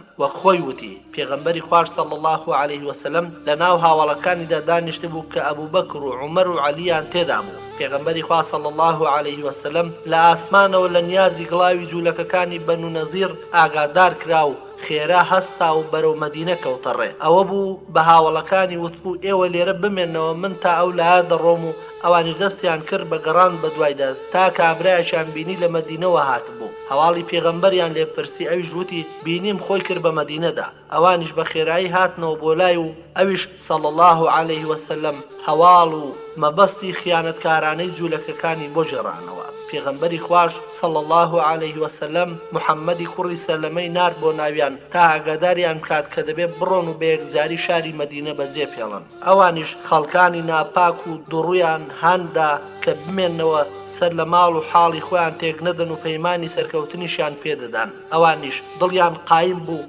حەی کوڕی ئەختەب سوور بۆ و کەسێکیان نار بۆ لای پێغەمبەر و صلی الله عليه وسلم و ئاگاداریان کرد کە دەرناچن. پێیان ڕاگەاندن کە پەیمان و بەڵێنامەکەی نێوانیشمان هەڵدەوەشێنینەوە. ئیتر پاش ئەوە پێغەمبەری خوا صلی الله عليه وسلم فەرمانی دەرکرد بۆ موسڵمانەکان کە هێرشیان بۆ بکەن و گەماروی قەڵاکانیاندا بۆ ماوەی 15 ڕۆژ. پێغەمبەری خوا درود و سڵاوی خوای لەسەر بێ خۆی ئامادە کرد بۆ جەنگ لەگەڵیاندا. ئیبن ئوم کەلثومی لە مەدینە لە جێی خۆی دانا. مانجی ڕەبیعی یەکەم بوو دەستی کرد بە بڕینی دارخورماکانیان و بۆ ماوەی 6 شەو گەمارۆی دان و لەو ماوەیەشدا ئاەتی حرامکردنی مەینۆشین هاتە خوارەوە و ئەوانیش لە ناو قەڵاکانیاندا خۆیان قایم کردبوو. دەستی کرد بە سووتاندنی دارخورماکانیان و پاشان ڕێککەوتن لەگەڵیاندا کێشێ بارێک حوشتر و شتومەک و ئەوەی بە خۆیان هەڵدەگیرێ لەگەڵ خۆیاندا بیبەن و بە یەکجاری ئەو ناوچەیە بەجێ بێڵن. لەو بارەیەوە سوورەتی ئەلحەشر بۆ پێغەمبەری خوا صلی الله عليه وسلم هاتە خوارەوە. خۆشەویستان، هەروەک دەزانن جوولەکە هەمیشە لە پیلانی بەردەوامدا بەرامبەر بە موسڵمانان و مێژووی ئەو گرۆها هەمیشە پڕیەتی لە دوژمنکاری و پیلان و جێرە شێوێنی دژ بە موسڵمانان. بەنو مستەڵق یەکێکی ترن لە هۆزەکانی جوولەکە. بەنو مستەڵق ویستیان بدەن بەسەر شاری مەدینەدا و پێغەمبەری خوش صلی الله عليه وسلم لە 2 شەعبانی ساڵی 5 کۆچیدا بە 700 مجاهید لە هاوڵەکانیەوە بۆیان دەرچوو. کاتێک گەشتە ئەوێ ئاڵای کۆچەریانیدایە دەستی ئەبوبەکری سەدیق خوا لێی ڕازی بێ و هەندێکیش دەڵێن عەمماری کوڕی یاسر و ئاڵای پشتیوانانیشیدایە دەستی سعدی کوڕی عوبادە. پاشان فەرمانیدا بە عومەری کوڕی خەتاب و ئەویش لە ناو خەڵکەوە هاواری کرد و بانگی کردن بۆ شایەتمان هێنان و موسڵمان بوون تا گیان و ماڵیان سەلامت بێ. ئەوانیش ملەت زیڕێیان کرد، دەستیان کرد بە تیربارانکردنی موسڵمانەکان. پاشان پێغەمبەری خوا صلی الله عليه وسلم فەرمانی دەرکرد بۆیان و هەموو بە یەکجار هێرشیان کردە سەریان و 10 کەسیان لێکوشتن و ئەوانی تریشیان بەدیل گرت و موسڵمانەکانیش تووشی هیچ نەهاتن، تەنها 1 کەسیان لێکوشدا. خەندەق و بەنی قوڕەیزە. ئەبوبەکری سەدیق خوا لێی ڕازی بێ لە 2 غەزاکەی پێشوودا لەگەڵ پێغەمبەری خوادا بوو و بەشداری کردووە و لە جەنگی خەندەقیشدا بەزلەکانی خۆی خۆڵی هەڵدەگرت و دەیکردە دەرەوەی خەندەق و لەگەڵ باقی هاوڵاندا توانیان لە کەمترین کاتدا کاری هەڵکەندنی خەندەق بە دەوری مەدینەدا تەواو بکەن و بە شێوەیەک بیرۆکەی خەندەق ئامانجی خۆی پێکا لە پوچەڵکردنەوەی هێرشی سەرتاسەری بتپەرستان. خاڵی چوارەم لە حودەیبەدا. لە حودەیبێدا لە مانجی ذیلقەعدەی ساڵی 6ەمی کۆچیدا پێغەمبەری خوا صلی الله عليه وسلم لەگەڵ 1400 کەس لە هاوڵەکانیدا بە مەبەستی سەردانی کەعبەی پیرۆز بەرەو شاری مەکە بەڕێکەوتن. قوربانی لەگەڵ خۆی بردەبوو لە ڕێگەش بەرجی تەوافی پۆشی واتە ئیحرام تا خەڵکی زیاتر دڵنیا بکاتەوە کە بە مەبەستی جەنگ نێ و خەڵکی بۆی دەربکەوێت کە دەیەوێت ماڵەکەی خوا بەرز ڕابگرێت و سەردانی بکە. کەسێکی بە پەنهانی نارد کە خەڵکی خوزاعە بوو تا بزانێ قوڕەیش چی دەڵێن. هاتەوە و هەواڵی پێدا کە قوڕەیش خۆی کۆ دەکاتەوە بۆ شەڕ تا نەهێڵن سەردانی کەعبە بکات. پێغەمبەریش صلی الله عليه وسلم فەرمووی ئادەی ڕێگە چارەدا بنێن و ڕاوێشتان پێ دەکەم. ئەبوبەکر خوا لێی ڕازی بێ وتی ئەی پێغەمبەری خوا، تۆ لە ماڵ دەرچوویت بە مەبەستی سەردانی ماڵی خوا و مەبەستت شەڕ و کوشتنی کەس نییە. بەردەوام بە لەسەر ئەو مەبەستەت و هەر کەسێک بێتە ڕێگەمان جەنجی لەگەڵ دەکەین. پێغەمبەری خوش صلی الله عليه وسلم فەرمووی ئیمضوا علی اسم الله، بڕۆن بە ناوی خوای گەورەوە. پاشان قوڕەیش ڕقی هەڵسا و هەر تێک چوون و سوێندیان پار کە نەهێڵن بە زۆر بێتە ناو مەکەوە. پاشان ڕێککەوتن کرا لە نێوان خەڵکی مەکە و پێغەمبەری خوادا صلی الله عليه وسلم. پێغەمبەری خوا دای نابوو خەڵکی مەکە هەر مەرج و داواکاریەک بکەن بۆیان جێبەجێ بکات لەبەر کەسایەتی و سیلەی ڕەحم. لە ڕێکەوتن نامەکەدا ئەمە هاتبوو. نوێنەرانی قوڕەیش هاتن بۆ لای پێغەمبەری خوا صلی الله عليه وسلم وەلەوەیە یەکەم کەس بەدیلی کوڕی وەرقا بوو لە خوزاعە. پاش ئەوەی لە مەبەستی پێغەمبەری خوا و هاوڵانی دڵنیا بوو گەڕایەوە بۆ مەکە. پاشان مۆکریزی کوڕی حەفز و پاشان حەلیسی کوڕی عەلقەمە، پاشان عوروەی کوڕی مەسعودی سەقەفی لەو توێژ لەگەڵ ئەم کەسەی دواییدا ئەبوبەکر و هەندێک لە هاوڵان ئامادە بوون. عوروە وتی ئەی محەممەد، هەرچی خەڵکی هەرچی و پەرچیە لە دەوری خۆت کۆت کردوتەوە و هێناوتە تا بیان دەیت بە گژی کە سوکارەکەی خۆتدا و لە ناویان بەریت. ئەوەش قوڕەیشە گەورە و بچووک، ژن و پیا و خۆیان بۆ بەستویت و پێستی پڵنجیان پۆشیوە و پەیمانیان داوە بەخوا کە نەهێڵن بە زۆر بێتە ناو مەککە. دەتوانم سوێن بخۆم لە بەرچاومە دەشکەیت و هاوڵەکانیشت پشتت لێ هەڵدەکەن و ڕادەکەن. ئەبوبەکر وتی عەورەتی لات بەدەمت ئێمە ڕادەکەین و بەجێ دێهێڵین. عوروە وتی ئەمە چێیە؟ وتیان ئەبوبەکرە. ئەویش وتی ئەی بە ئەو خوای گیانی منی بەدەستە لەبەر چاکە و پیاوەتیەکانت نەبوایە کە بەسەرمەوەیە و هێشتا عاوەزام نەداویتەوە، دەمزانی چۆن وەڵامت دەدەمەوە. بەڵام ئەبوبەکری سەدیق خوا لێ ڕازی بێ پێشتر چاکەی بەسەریەوە هەبوو بۆیە ڕێزی لێگرت و وەڵامی قسە ناخۆشەکەی نەدایەوە. هەندێک لە زانایان دەڵێن ئەم ڕووداوە بە بەڵگە دەخوات بۆ ئەوەی لە کاتی زۆر پێویستدا ڕاشکاوانە ئەتوانرێت عەورەت لە جنێودا بەکار بهێنرێت و ناچێتە بەشی دەمپیسیەوە کە لە مسلمان قەدەغە کراوە. عوروە دەیویست جەنگی دەرونی لەگەڵ مسلمانەکاندا بکات و لە دەروونەوە تێکیان بشکێنێ. هەر لەبەر ئەوەش بوو باسی گەورەی هێزی سەربازی قوڕەیشی کرد و زیادەڕەوی بەڕادەیە کرد کەوایدا ناسەرکەوتن بەس بۆ قوڕەیش دەبێت و هەواڵی ناکۆچی و شپرزەکردنی ڕیزەکانی مسلمانان.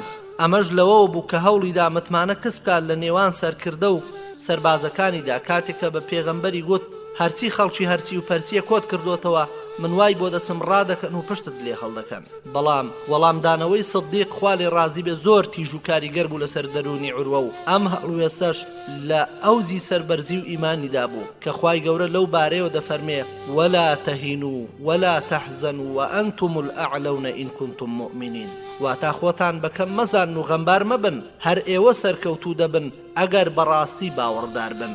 خاڵیشی تر هەڵوێست دەربارەی ئاشتەوایی کاتێک کە بتپەرستەکان گەیشتنە ڕێکەوتن لەگەڵ پێغەمبەری خوادا صلی الله عليه وسلم بە سەرۆکاتی سوهەیلی کوڕی عەمر، ئەبوبەکر خوا لێ ڕازی بێت چاک گوێی شل کرده بوو بۆ بەندەکانی ئەو ڕێکەوتن نامەیە کە لەگەڵ ئەو ناعەدالەتی و ناڕزایانەی بەڕواڵەت لە ناو خاڵەکانیدا هەبوو بەرامبەر بە مسلمانەکان. بەڵام ئەو چاک لەوە دڵنیا بوو کە پێغەمبەر صلی الله عليه وسلم لەسەر حەقە و لە وەحی و نیگاوە نەبێت لە خۆیەوە هیچ ناکات و شتێکی کردووە کە خوا ڕێی پێ پیشانداوە. مێژوونووسەکان باسی ئەوە دەکەن کە عومەری کوڕی خەتاب خوا لێ ڕازی بێت هات بۆ لای پێغەمبەری خوا صلی الله عليه وسلم ناڕزایی خۆی بەرامبەر بە بەندەکانی ڕێکەوتن نامەکە دەربڕی و بە پێغەمبەری خوای گوت ئایا تۆ پێغەمبەری خوا نیت؟ فەرمووی بەڵێ. وتی ئەی ئێمە مسلمان نین؟ فەرمووی بەڵێ. وتی ئەی ئەوان بێ باوەڕ نین؟ فەرمووی بەڵێ. ئەویش وتی دەی ئیتر بۆچی ئەم سەر شۆڕیە لە ئاینەکەماندا قبوڵ بکەین؟ پێغەمبەری خوش صلی الله عليه وسلم فەرمووی ئەنا رەسوول الله وەلەست ئوعصیه، واتا من پێغەمبەری خوام و سەرپێچی خوا ناکەم. لە جێڕانەوەیەکی تردا فەرمووی من بەندە و پێغەمبەری خوام و سەرپێچی فەرمانەکانی خوا ناکەم و خوش من نافەوتێنێ و پشتگوێم ناخا. عومەریش وتی ئەی تۆ باسی ئەوەت بۆ نەکردین کە دەچین بە دەوری کەعبەشدا دەگەڕێین و تەواف دەکەین؟ پێغەمبەری خوا صلی الله عليه وسلم فەرمووی بەڵێ، بەڵام ئایا وتم ئەمساڵ؟ وتی نا. فەرمووی دە تۆ دێیت و تەوافیش دەکەی. عومەر خوا لێ ڕازی بێ دەڵێت پاشان چوون بۆ لای ئەبوبەکر و پێم وت ئەی ئەبوبەکر ئایا محەممەد پێغەمبەری خوا نییە؟ وتی بەڵێ. وتی ئەی ئێمە مسلمان نین؟ وتی بەڵێ. وتی ئەی ئەوان بێ باوەڕ نین؟ وتی بەڵێ. وتی دەی ئیتر بۆچی سەر شۆڕی قبوڵ بکەین لە ئاینەکەماندا؟ ئەبوبەکری ئازیز و خۆشەویست، ئەبوبەکری ڕازگۆ خوا لێ ڕازی بێ وەک ئەوەی ئامۆژگاری عومەر بکات کە واز لەو نەیاری و قسانە بهێنێ وتی دان بگرە بە خۆتدا ئەگەر شاهێدی بدەی ئەو پێغەمبەری خوایە و ڕاستیش ئەوەیە کە ئەو خوایە پێی دەڵێ ئەویش سەرپێچی فەرمانی خوا ناکات و خوش ئەو نافەوتێنێ و پشتگوێی ناخا. سبحان الله. وەڵامەکەی ئەبوبەکر بۆ عومەر کتومت وەکو وەڵامەکەی پێغەمبەری خوا صلی الله عليه وسلم وابوو بۆ ئەبوبەکر بەبێ ئەوەی وەڵامی پێغەمبەری بیستبێ و ئەبوبەکر لە عومەر زیاتر وتەکانی لەگەڵ وتەی خوا و پێغەمبەردا ڕێک دەکەوتن. بەڵێ عومەر لە گفتارەکانیدا لەگەڵ خوا و پێغەمبەردا ڕێک بوو. پلەی باوەڕکردنی دڵ و لە پلەی گفتار زۆر زیاترە، چونکە سەدیق خوا لێ ڕازی بێت لە بیر و باوەڕ و باوەڕکردنیشیدا لە پێغەمبەری خواوە وەری گرتە بوو لە هەموو قسە و گفتار و کردەوەیەکیدا. پاش ئەو ڕووداوە گرنگە ئەبوبەکر هەر جارێک باسی ڕێکەوتنامەی حودەیبەی بکردبایە بە سەرکەوتنی مەزنی ناو دەبرد و دەیگوت لە ئیسلامدا هیچ سەرکەوتنێک هیچ فەتحێک ئەوەندەی سەرکەوتنی حودەیبیە گەورە نەبووە. بەڵام چی دەڵێ؟ خەڵکەکە کوردبین بوون و نەیان دەزانی چی لە نێوان محەممەد و پەروەردگاریدایە. بەندەکان پەلەپەل دەکەن، بەڵام خوا وەک بەندەکان پەلەپەل ناکات تا ویستەکانی دێنەدی. لە ساڵی کۆچی ماڵ ئاواییدا حجەت الوداعدا دەڵێ بینیم سوهەیلی کوڕی عەمر لە لای شوێنی قوربانی سەربڕینەکەدا ملی وڵاخێکی گرتووە و لە پێغەمبەری خوای نزیک دەکاتەوە و پێغەمبەری خوش بە دەستەکانی خۆی بۆی سەردەبڕێن و بانجی سەرتاشی کرد و سەریان تاشی. سەیری سوهەیلم دەکرد کە چۆن هەر تەڵەموویەک لەسەری پێغەمبەری خوا صلی الله علیه وسلم دەکەوتە خوارەوە، ئەو دەیگرتەوە و دەیخستە سەرچاوی و بیری ئەو کاتەشم دەکردەوە کە لە حودەیبیەدا دەیگوت نانووسم بسم الله الرحمن الرحیم یان محەممەد رەسوول الله، سوپاسی ئەو خوایم کرد کە ڕێنومێنی کردم بۆ سەرڕێبازی ئیسلام. بەڕاستی ئەبوو بەکری سدیق خوا لێی ڕازی بێ شێری ناو هاوەڵان بوو لە ڕادەربڕیندا و عاقڵترینیان بوو. خاڵی پێنجەم لە جەنگی خەیبەر و پەلی نەزد و بەنی فەزارەدا. یەکەمیان لە خەیبەردا پێغەمبەری خوا صلی الله علیه وسلم ئابڵۆقەی خەیبەری دا و خۆی ئامادە کرد بۆ جەنگ لەگەڵیان. یەکەم سەرکردە ناردی ئەبوو بەکر بوو خوا لێی ڕازی بێ کە ناردی بۆ لێدانی هەندێک لە پێگە و قەڵای خەیبەر و مەردانە جەنگا بەڵام سەرکەوتن بەدەست نەهات. پاشان عومەری نارد و ئەویش مەردانە جەنگا بەڵام هەر سەرکەوتن بەدەست نەهات. پاشان فەرمووی سبەینێ ئاڵاکە دەدەمە دەستی پیاوێک کە خوا و پێغەمبەرەکەی خۆش دەوێت. ئەویش عەلی کوڕی ئەبوو تالیب بوو خوا لێی ڕازی بێ و هەندێک لە هاوڵان ڕاوێژیان کرد بە بڕینی دارخورماکانیان تا زیاتر لە جوولەکەکان نزیک ببنەوە و پێغەمبەریش صلی الله علیه وسلم قبوڵی کرد. دەستیان کرد بە بڕینی دارخورماکان، بەڵام ئەبوو بەکر بەوە ڕازی نەبوو بۆیە چوو بۆ لای پێغەمبەری خوا و ڕاوێژی ئەوەی بۆ کرد کە با دارخورماکان نەبڕن، چونکە ئەوە زیانێکی گەورەیە و لە سامانی مسلمانان دەکەوێت، چونکە بە زۆر بێیان بەخۆشی هەر دەگیرێن. پێغەمبەری خوش صلی الله علیه وسلم ڕایەکەی لێ قبول کرد و فەرمانی دا هاوار بکەن ئیتر دار نەبڕنەوە و مسلمانەکانیش وازیان لە دار بڕین هێنا. خاڵێکی تر لە نەزدا ئیبن سعد لە ئەیاسی کوڕی سەلەمەوە ئەویش لە باوکیەوە دەجێڕێتەوە دەڵێ پێغەمبەری خوا صلی الله علیه وسلم پەلێک یان سریەیەکی نار بەسەرکردایەتی ئەبوو بەکر بۆ نەجد. شەو دامان بەسەر هەندێک لە هەوازندا و بەدەستی خۆم حەوت کەسم لێ کوشتن و وتافی نهێنیمان ئەمە بوو بمرە. خاڵێکی تر لە بەنی فەزارەدا ئیمامی ئەحمەد دەجێڕێتەوە لە ڕێی ئەیاسی کوڕی سەلەمەوە ئەویش لە باوکیەوە دەڵێ باوکم بۆی جێڕامەوتی لەگەڵ ئەبوو بەکری کوڕی ئەبی قوحافەدا دەرچوین کە کردبووی بە ئەمیر بەسەرمانەوە و دامان بەسەر بەنی فەزارەدا هەرکە لە ئاو نزیک بووینەوە دابەزین و سەرخەوێکمان شکاند. پاش ئەوە نوێژی بەیانیمان کرد، دامان بەسەریاندا لەسەر ئاوەکە شەڕ لەگەڵ هەموو ئەوانەی پێیان دەگەیشتن دەکرد. سەلەمە دەڵێ پاشان دەبینم کۆمەڵێکی زۆر کە ژن و منداڵیشیان تێدا بوو بەرەو چێوەکە هەڵدێن. منیش چوون بۆیان و تیرێکم بەسەریاندا تەقاند و کەوتە ئەو دیویان و هەمویان وەستان و منیش گشتیانم دایە پێش خۆمی هێنامنەوە بۆ لای ئەبوو بەکر. لە ناویاندا ژنێکم بینی جلێکی ئەستوری لەبەردا بوو، کچێکی خۆشی پێبوو کە بە جوانترین کچی عەرەبدا دەنرا. ئەبوو بەکر ئەو کچەی بەخشی بە من و دەستم بۆ نەبەر تا هێنامەوە بۆ مەدینە و ئەو شەوەش کە لە مەدینە بووم لێی نزیک نەبوومەوە. بەیانەکەی لە بازاردا پێغەمبەری خوان پێگەیشت پێی وتم ئەی سەلەمە ئەو ئافرەتەم پێ ببەخشە. منیش وتم سوێن بەخوای پێغەمبەری خوا خۆم زۆرم حەز لێیەتی و لێشی نزیک نەبوومەتەوە. دەڵێ پێغەمبەری خوا صلی الله علیه وسلم بێدەنگ بوو، وازی لێ هێنام و لە ڕۆژی داهاتوودا پێم گەیشتەوە لە بازار و پێی وتم ئەی سەلەمە ئەو ئافرەتەم پێ ببەخشە. منیش وتم ئەی پێغەمبەری خوا صلی الله علیه وسلم سوێن بەخوا دەستم بۆ نەبردووە و با بۆ تۆ بێت. پێغەمبەری خوش صلی الله علیه وسلم دایە مەکەیەکان کە کۆمەڵێک دیلی مسلمانەکانیان لە بەردەستدا بوو، ئەوانیش بەرامبەر ئەو کچە بەرەڵایان کردن. شەشەم لە عەمرە جێڕانەوە و لە ذات السلاسیلدا. لە عەمرە جێڕانەوەدا ئەبوو بەکری سدیق خوا لێی ڕازی بێ یەکێک بوو لەو مسلمانانەی کە لەگەڵ پێغەمبەری خوادا چوون بۆ جێڕانەوەی ئەو عەمرەی کە پێشتر بێباوەڕان نەیان هێشت بوو بیکەن.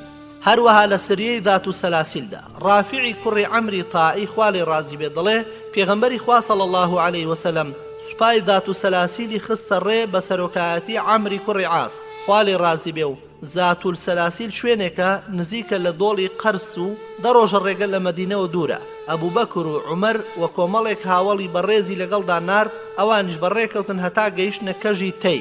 عەمری کوڕی عاس خوا لێ ڕازی بێ وتی ئادەی پیاوێک دیاریکەن با لەم ناوچانەدا ڕێپیشاندەرمان بێت وتیان کەس ناناسین وەک ڕافیعی کوڕی عەمر بێت چونکە لە سەردەمی نەفامیدا لەم ناوچانەدا بەتەنیا ڕێگری و چەتەیی کردووە. ڕافیع دەڵێ پاشەوەی لە غەزاکە گەڕاینەوە و گەیشتینەوە ئەو جێگەی خۆمان ئەبوبەکرم بەرچاو کەوت کە عەبایەکی فەدەچی لەبەردا بوو هەر کاتێک سواری وڵاخەکەی ببوایە بە شتێک وەکو قۆپچەی کۆی دەکردنەوە و هەر کاتێک داببەزیبایە بەڕەڵای دەکردەوە. هاتم بۆ لای و پێم وت ئەی خاوەنی عەبای جوان و کۆکراوە من بە چاوێکی تایبەتیەوە لە ناو هاواڵەکانتدا سەیری تۆ دەکەم شتێکم پێ بڵێ لە ئێوە فێر بم ئەگەر لەبەری بکەم وەکو ئێوەم لێبێ و با زۆر درێژە دادڕ نەبێ بیرم بچێتەوە. ئەبوبەکر وتی 5 پەنجەکەی خۆتت لەبەرە؟ وتی بەڵێ. وتی شایەتی بدە کە هیچ خوایەک نییە تەنها ئەڵڵا نەبێ و محەممەدیش بەندە و پێغەمبەری خوایە و 5 فەرزی نوێژیش ئەنجام بدە ئەگەر پارەت هەبوو زەکاتی لێ دەربکە و حەجی ماڵی خوا بکە ڕۆژووی مانجی ڕەمەزانیش بگرە ئایا لەبەرت کردن؟ دەڵێ وتی بەڵێ. شتێکی تریشت پێ دەڵێم هەتا بۆت دەکرێ ئەمیری 2 کەسیش مەکە. وتی بۆ ئەمیری و گەورەی بێجگە ئێوە ئەی خەڵکی خانوبەرە دامەزراوەکان بۆ کەسی تر هەیە؟ ئەبوبەکریش پێی وت لەوانەیە ڕۆژێک بێتە پێشەوە کە خەڵکانێکی زۆر لە تۆ خوارتریش هەڵپەی بۆ بکەن کە کاتێک خوای گەورە پێغەمبەری خوای صلی الله علیه وسلم نارد خەڵکی هاتنە ناو ئیسلامەوە هەندێک لە بەرخوا هاتنە ناو ئیسلام و خوش هیدایەتیدان هەندێکی تر لە ترسی شمشێر مسلمان بوون بەڵام هەر هەمووشیان سەر بە کۆمەڵی خوایین و هەمووشیان لەژێر سایەی خوادان و پارێزراون. مرۆڤیش کە دەبێتە ئەمیر خەڵکی زوڵم و زۆر لە یەکتری دەکەن و ئەویش تۆڵە لە هەندێک ناکاتەوە بۆ هەندێکی تریش خوش تۆڵە لەو دەکاتەوە. کەسێک لە ئێوە دەبینێ سەرێک مەڕی دراوسێکەی داگیر دەکرێت پێی ناخۆشە و ڕەجی لاملی سوور هەڵدەگەڕێ خوش لە پشتی دراوسێکەیەوەیەتی. ئالەم ئامۆژگاری ئەبوبەکری سدیقدا خوا لێ ڕازی بێ پند و ئامۆژگاری زۆری تێدایە بۆ نەوەکانی مسلمانان کە هاوڵێکی بەڕێزی وەکو ئەبوبەکر کە پەروەردەکراوی دەستی ئیسلام و دەستی پێغەمبەری خوایە کە دەکرێت ئاماژە بە گرنگترینیان بکەین لەم خاڵانەدا. یەکەم گرنگی پەرستشەکان نوێژ کە کۆڵەکەی ئاینە و زەکات و ڕۆژ و حەجکردن داوای بەرپرسیارەتی نەکردن واتا مەبە بە ئەمیر هەروەک چۆن پێغەمبەری خوش صلی الله عليه وسلم ئامۆژگاری ئەبوزەڕی غەفاری کردو پێی فەرموو وئینەها ئەمانەة وئینەها یوم القیامەة خزی وندامەة إلا من أخذها بحقها واتا ئەی ئەبوزەڕ داوای ئەمیری مەکە چونکە سپاردەیە و لە ڕۆژی دوایشدا سەرشۆڕی و پەشیمانیە مەگەر بۆ کەسێک بە حەقی خۆی پێی هەستێت. لەبەر ئەوە ئەبوبەکر تێگەیشتووە لە وتەکانی پێغەمبەری خۆشەویستی خۆی صلی الله عليه وسلم لە ڕۆژی دوایشدا سەرشۆڕی و پەشیمانیە مەگەر بۆ کەسێک کە لە براگەورایەتیدا حەقی خۆی جێبەجێ بکە. واتە بۆیە ئەبوبەکر خوا لێ ڕازی بێ لەوە تێگەیشتووە کە پێغەمبەری خوا صلی الله عليه وسلم هەر کەسێکی خۆشویست بێت قەد ڕێگای براگەورایەتی پێشان نەداوە مەگەر زانی بێتی لە شان و شەوکەتی دەوەشێتەوە. هەر کەسێک بەرپرس بێت لێپرسینەوەی قیامەتی لە هەمووان دوور و درێژترە و سزاکەشی لە هەمووی سەختترە و هەر کەسێک بەرپرس نەبێت ئەوە لە هەموو کەس ئاسانترە لێپرسینەوەی و سزاشی لە هەمووان سوخترە. ئەمەیە تێگەیشتنی ئەبوبەکری سدیق خوا لێ ڕازی بێ بۆ مەقامی بەرپرسیارەتی و براگەورایەتی. ئای بەداخەوە لە ڕۆژگاری ئەو ڕۆی مسلماناندا کە دەبینین چەندە هەڵپە دەکرێت بۆ بەرپرسیارەتی بۆ پلە وەرگرتن بۆ کورسی و دەسەڵات بۆ وەرگرتنی پلە و پایەیەک کە شان و شەوکەتی ئەو کەسە هەڵیشی ناگرێت کە ناتوانێت بە ئەرچی سەرشانی خۆی و بەو بەرپرسیارەتی هەستێ کە ناتوانێت دادگەری و دادوەری لە مابەینی ژێردەستەکانیدا بە تەواوی جێبەجێ بکە. ئەی کەواتە ئەو هەڵپەی وەرگرتنی بەرپرسیارەتی و براگەورایەتی لە پێناوی چیدا بۆیە با لەخوا بترسین و هەڵپە بۆ مەسئولیەت و براگەورایەتی نەکەین.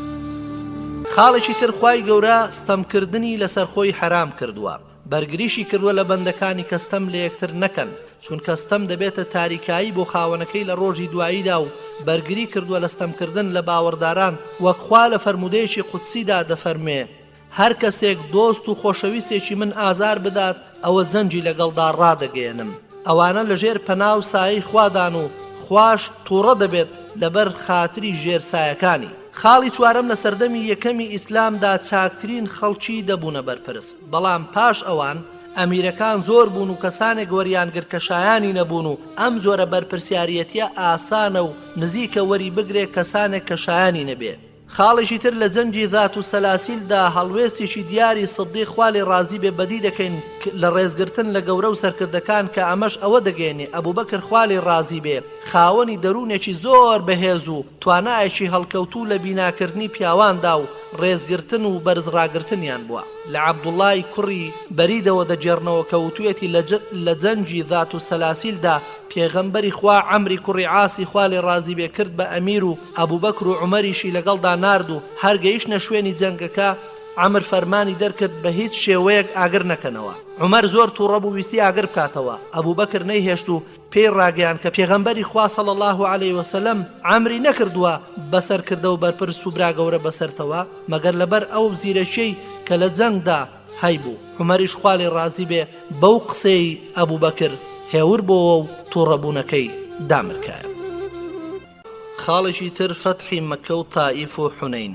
یەکەمیان لە ڕزگارکردنی مەکەدا لە ساڵی هەشتی کۆچی چەند نمونەیەک لە ژیانی پێشەوە ئەبوو بەکری سەدیق خوالی ڕازی بێ باز دەکەین ئازیزانم هۆی ڕزگارکردنی مەکە لە دوای ئاگربەستی حودەیبیەوە ئەمە بوو ئیبن ئیسحاق باسی دەکا و دەڵێ زوهەری بۆی جێڕامەوە لە عوروەی کوڕی زوبەیرەوە ئەویش لە میسوەری کوڕی مەخرەمە و مەروانی کوڕی حەکەم کە هەردووشیان بۆیان جێڕاوەتەوە و گوتویانە یەکێک لە بەندەکانی ئاشتینامەی حودەیبیە ئەوە بوو کە هەر تیرەیەک بۆی هەیە ببێتە هاوپەیمانی موحەممەد بۆ هەموو تیرەیەکیش هەیە ببێتە هاوپەیمانی قوڕەیش خوزاعە پەلاماریدا و خۆی گەیاندە هاوپەیمانەتی و محەممەد و بەنی بەکریش خۆیان هەڵدانێ و هاوپەیمانەتی قوڕەیش نزیکەی 17 تا 18 مانگ بەو شێوەیەمانەوە پاشان بەنو بەکر شەوێکیان هێرشیان بردە سەر خوزاعە و لەسەر ئاوی وەتیر کە نزیکە لە مەکەوە و قوڕەیش وتی محەممەد پێمان نازانێت و بەم شێوەیە کەس نامان بینێت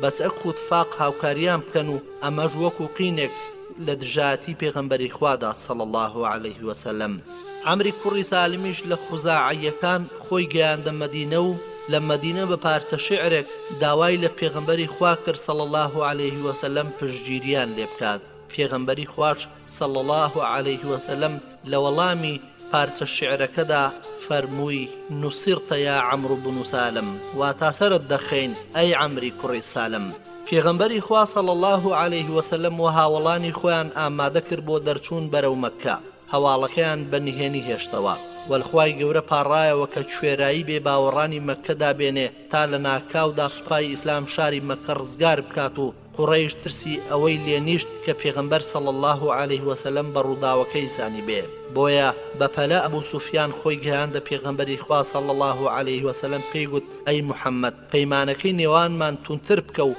ماوەکەشمان زیاتر بکە پێغەمبەری خوش صلی الله عليه وسلم لێی پرسی تەنها لەبەر ئەوە هاتووی بۆ شتێک لەلایەن ئێوە ڕوویداوە وتی پەنا بەخوا ئێمە هێشتا هەر لەسەر بەڵێن و پەیمان و ڕێکەوتنامەی ڕۆژی حودەیبین و هەرگیز ناگۆڕین و هەروە دەبین لە لای پێغەمبەری خوا صلی الله عليه وسلم چۆیە دەر بە مەبەستی بینینی هاوڵان خوا لێیان ڕازی بێ یەکەمین کەسێک کە ئەبوو سوفیان بینی ئەبوو بەکر بوو خوا لێ ڕازی بێ ئەبوو سوفیان داوای کرد لە ئەبوو بەکری سدیق ڕزای خوای لێبێ کە بەڵێن نامەکە نوێ بکاتەوە و ماوەکەشی درێژ بکاتەوە ئەبوو بەکریش پێی گوت ژێرسایم ژێرسایی پێغەمبەری خوایە صلی الله عليه وسلم سوێن بەخوا مێرو لە قاز بەرزەکان شەڕتان لەگەڵدا دەکەن یارمەتیتان دەدەم لێرەدا ژیری و سیاسەتمەداری ئەبوو بەکری سەدیق ڕزای خوای لێبێ دەردەکەوێت و بوونی باوەڕی پتە و بە بەرنامە ڕاستەقینەکەی لەسەرەتی بەدیار دەبێت و لە بەردەم ئەبوو سوفیاندا بێترس و باشکرا دەڵێ ئامادەم بە هەر شێوەیەک بۆ بجەنگم لەگەڵتان ئەگەر مێرولەکانیش ببینم لەگەڵ قوڕەیشدا دەجەنگن چەندی پێم بکرێت یارمەتیان دەدەم خاڵی دووەم لە نێوان ئەبوو بەکری سەدیق و عایشەدا ئەبوو بەکری سەدیق ڕزای خوای لێبێت چوو بۆ لای عایشە و لەو کاتەدا عایشە گەنمی بێژنگ دەکرد پێغەمبەری خوا صلی الله عليه وسلم فەرمانی پێکرده بوو کە ئەم مەسەلەیە بەنهێنی پێڵێتەوە ئەبوو بەکر لێی پرسی کچی خۆم ئەم نان و چێشتە بە چ مەبەستێک ساز دەکەی بێدەنگ بوو پێیوت ئایا پێغەمبەری خوا صلی الله عليه وسلم نیازی جەنگێکی هەیە ئەو هەر بێدەنگ بوو وتی لەوانەیە مەبەستت جەنگ لەگەڵ بنەماڵەی زەردەکان بکات واتە ڕۆمەکان عایشە هەر بێدەنگ بوو وتی لەوانەیە بەسەر قوڕەیشدا بدا ئەو هەر بێدەنگ بوو لەو کاتەدا پێغەمبەری خوا صلی الله عليه وسلم هاتە ژوورە و ئەبوو بەکری سەدیق ڕزای خوای لێبێ پێی گوت ئەی پێغەمبەری خوا صلی الله عليه وسلم دەرچوونێکت بەدەستەوەیە فەرمووی بەڵێ پێیوت لەوانەیە بۆ ڕۆمە زەردەکان بێت فەرمووی نەخێر وتی ئەی مەبەستت قوڕیشە؟ فەرمووی بەڵێ. وتی ئەی پێغەمبەری خوا صلی الله علیه وسلم ئەی لە نێوان تۆ و ئەواندا ئاگر بەز نییە؟ ئەویش فەرمووی ئەی نەتزانیوە چیان بەسەر بەنی کەعبی خوزاعەدا هێناوە؟ لێرەدا ئەبوو بەکر خۆی سپارد بە پێغەمبەر صلی الله علیه وسلم و خۆی ساز کرد تا لەگەڵ سەرکردەدا بێت لەم کارە گەورەدا و سەرجەم کۆچەریان و پشتیوانان لەگەڵیدا ڕۆشتن و کەسیان لێی دووە نەکەوتن. خاڵی سێیەم ئەبوو بەکری سدیق و چوونە ناو مەککەوە. هەر کە پێغەمبەری خوا صلی الله علیه وسلم لە ساڵی فەتحدا خۆی کرد بە ناو شاری مەککەدا و ئەبوو بەکریش لە تەنیشتیەوە بوو، ئافرەتانی دەبینی کە ڕوومەتی وڵاخەکانیان دەڕنی. پێغەمبەری خوا صلی الله علیه وسلم زەردەیەک گرتی وتی ئەی ئەبوو بەکر حەسان لەم بارەیەوە چی دەڵێت؟ ئەبوو بەکریش شعرێکی حەسانی بۆ خوێندەوە. پێغەمبەری خوار صلی الله علیه وسلم فەرمووی ئدخلوها من حيث قال حسان، واتا بەو شێوەی حسان دەڵێت بچنە ناو شارەوە. ئەم بەخششە گەورە لەم کەش و هەوا مەزنەدا بە موسڵمان بوونی ئەبوو قوحافەی باوشی ئەبوو بەکری لێکەوتەوە کە تاجی باوەڕداری لەسەر نرابۆی. خاڵێکی تر ئەبوو بەکر لە حونەیندا مسڵمانەکان لە جەنگی حونەیندا وانەیەشی تاڵیان چێشت، هەر لە سەرەتای جەنگەکەوە تووشی شکست هاتن.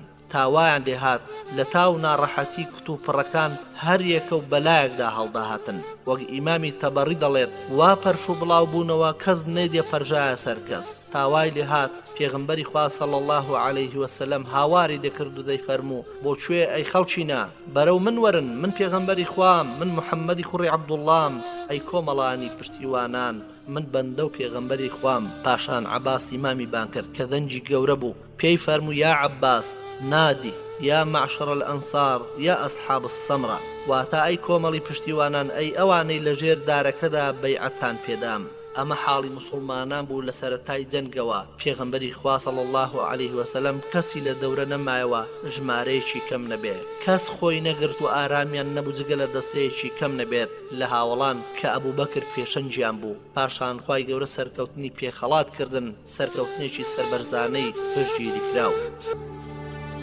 خۆشەویستانم، لێرەشدا هەندێک هەڵوێستی ئەبوو بەکری سدیق ڕەزا و ڕەحمەتی خوای لێبێ هەیە کە دەکرێت ئاماژەیان پێ بکەین. لەوانە یەکەم فتوادانی ئەبوو بەکر لە حوزوری پێغەمبەری خوادا صلی الله علیه وسلم.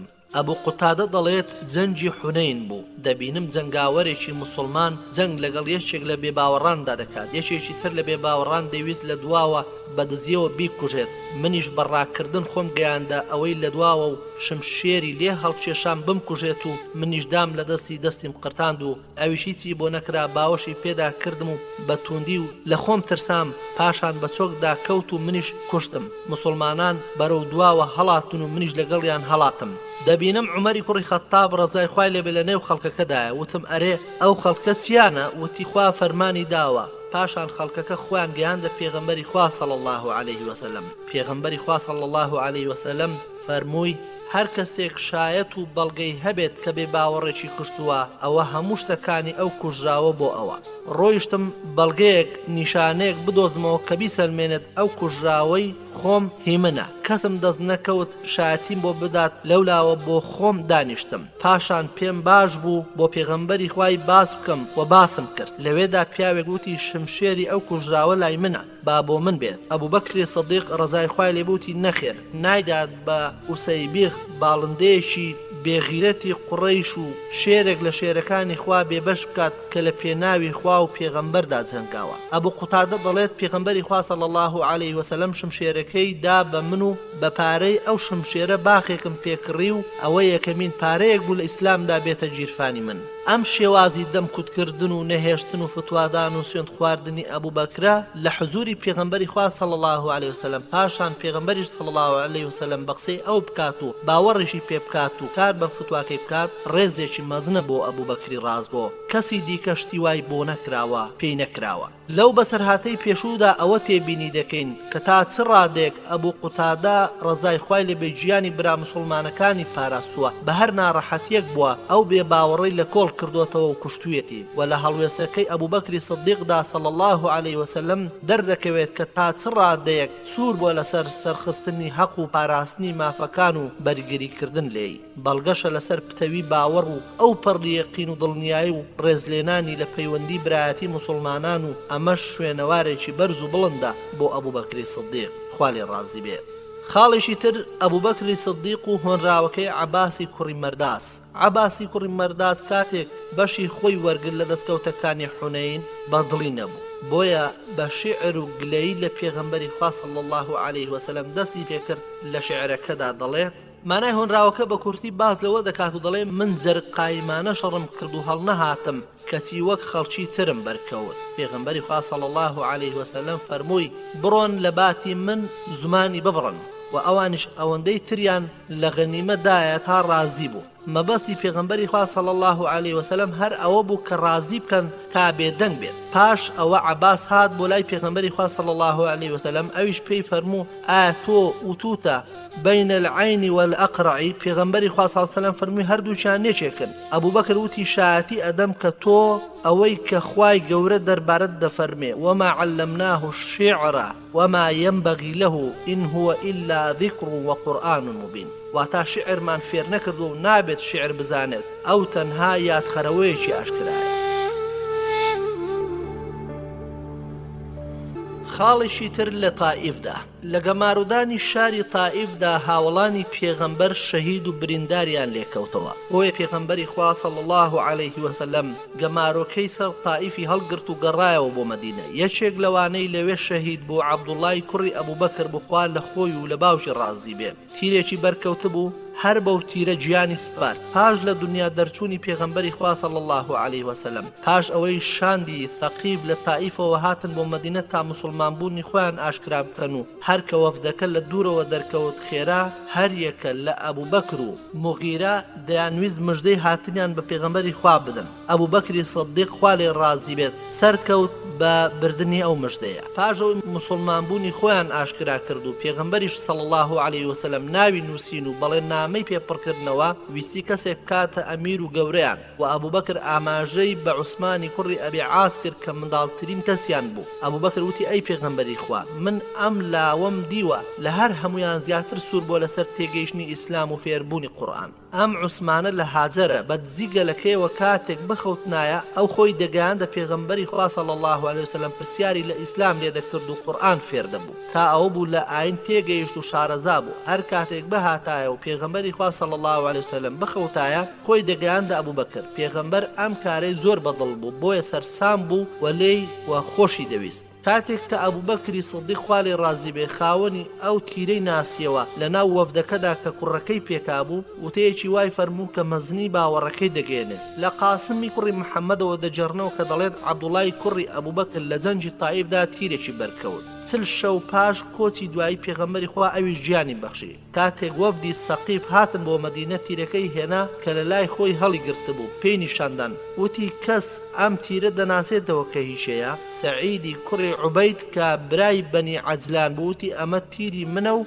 من خۆم سازم کردووە و پەڕم لێداوە و منیش تێم گرتووە. ئەبوو بەکری سدیق ڕەزای خوای لێ بە فەرمووی بەم تیرە بۆ عەبدوڵای کوڕی ئەبوو بەکر شەهید کرا. سوپاس بۆ ئەو خوایە بەدەستی تۆ کوڕەکەم سەربەرز بوو، تۆ سەرشۆڕ نەبووی بەدەستی ئەو. ئەمەش بۆ هەردووکتان باش بوو. الحمد لله الذي أكرمه بيدك ولم يهنك بيده فإنه أوسع لكما.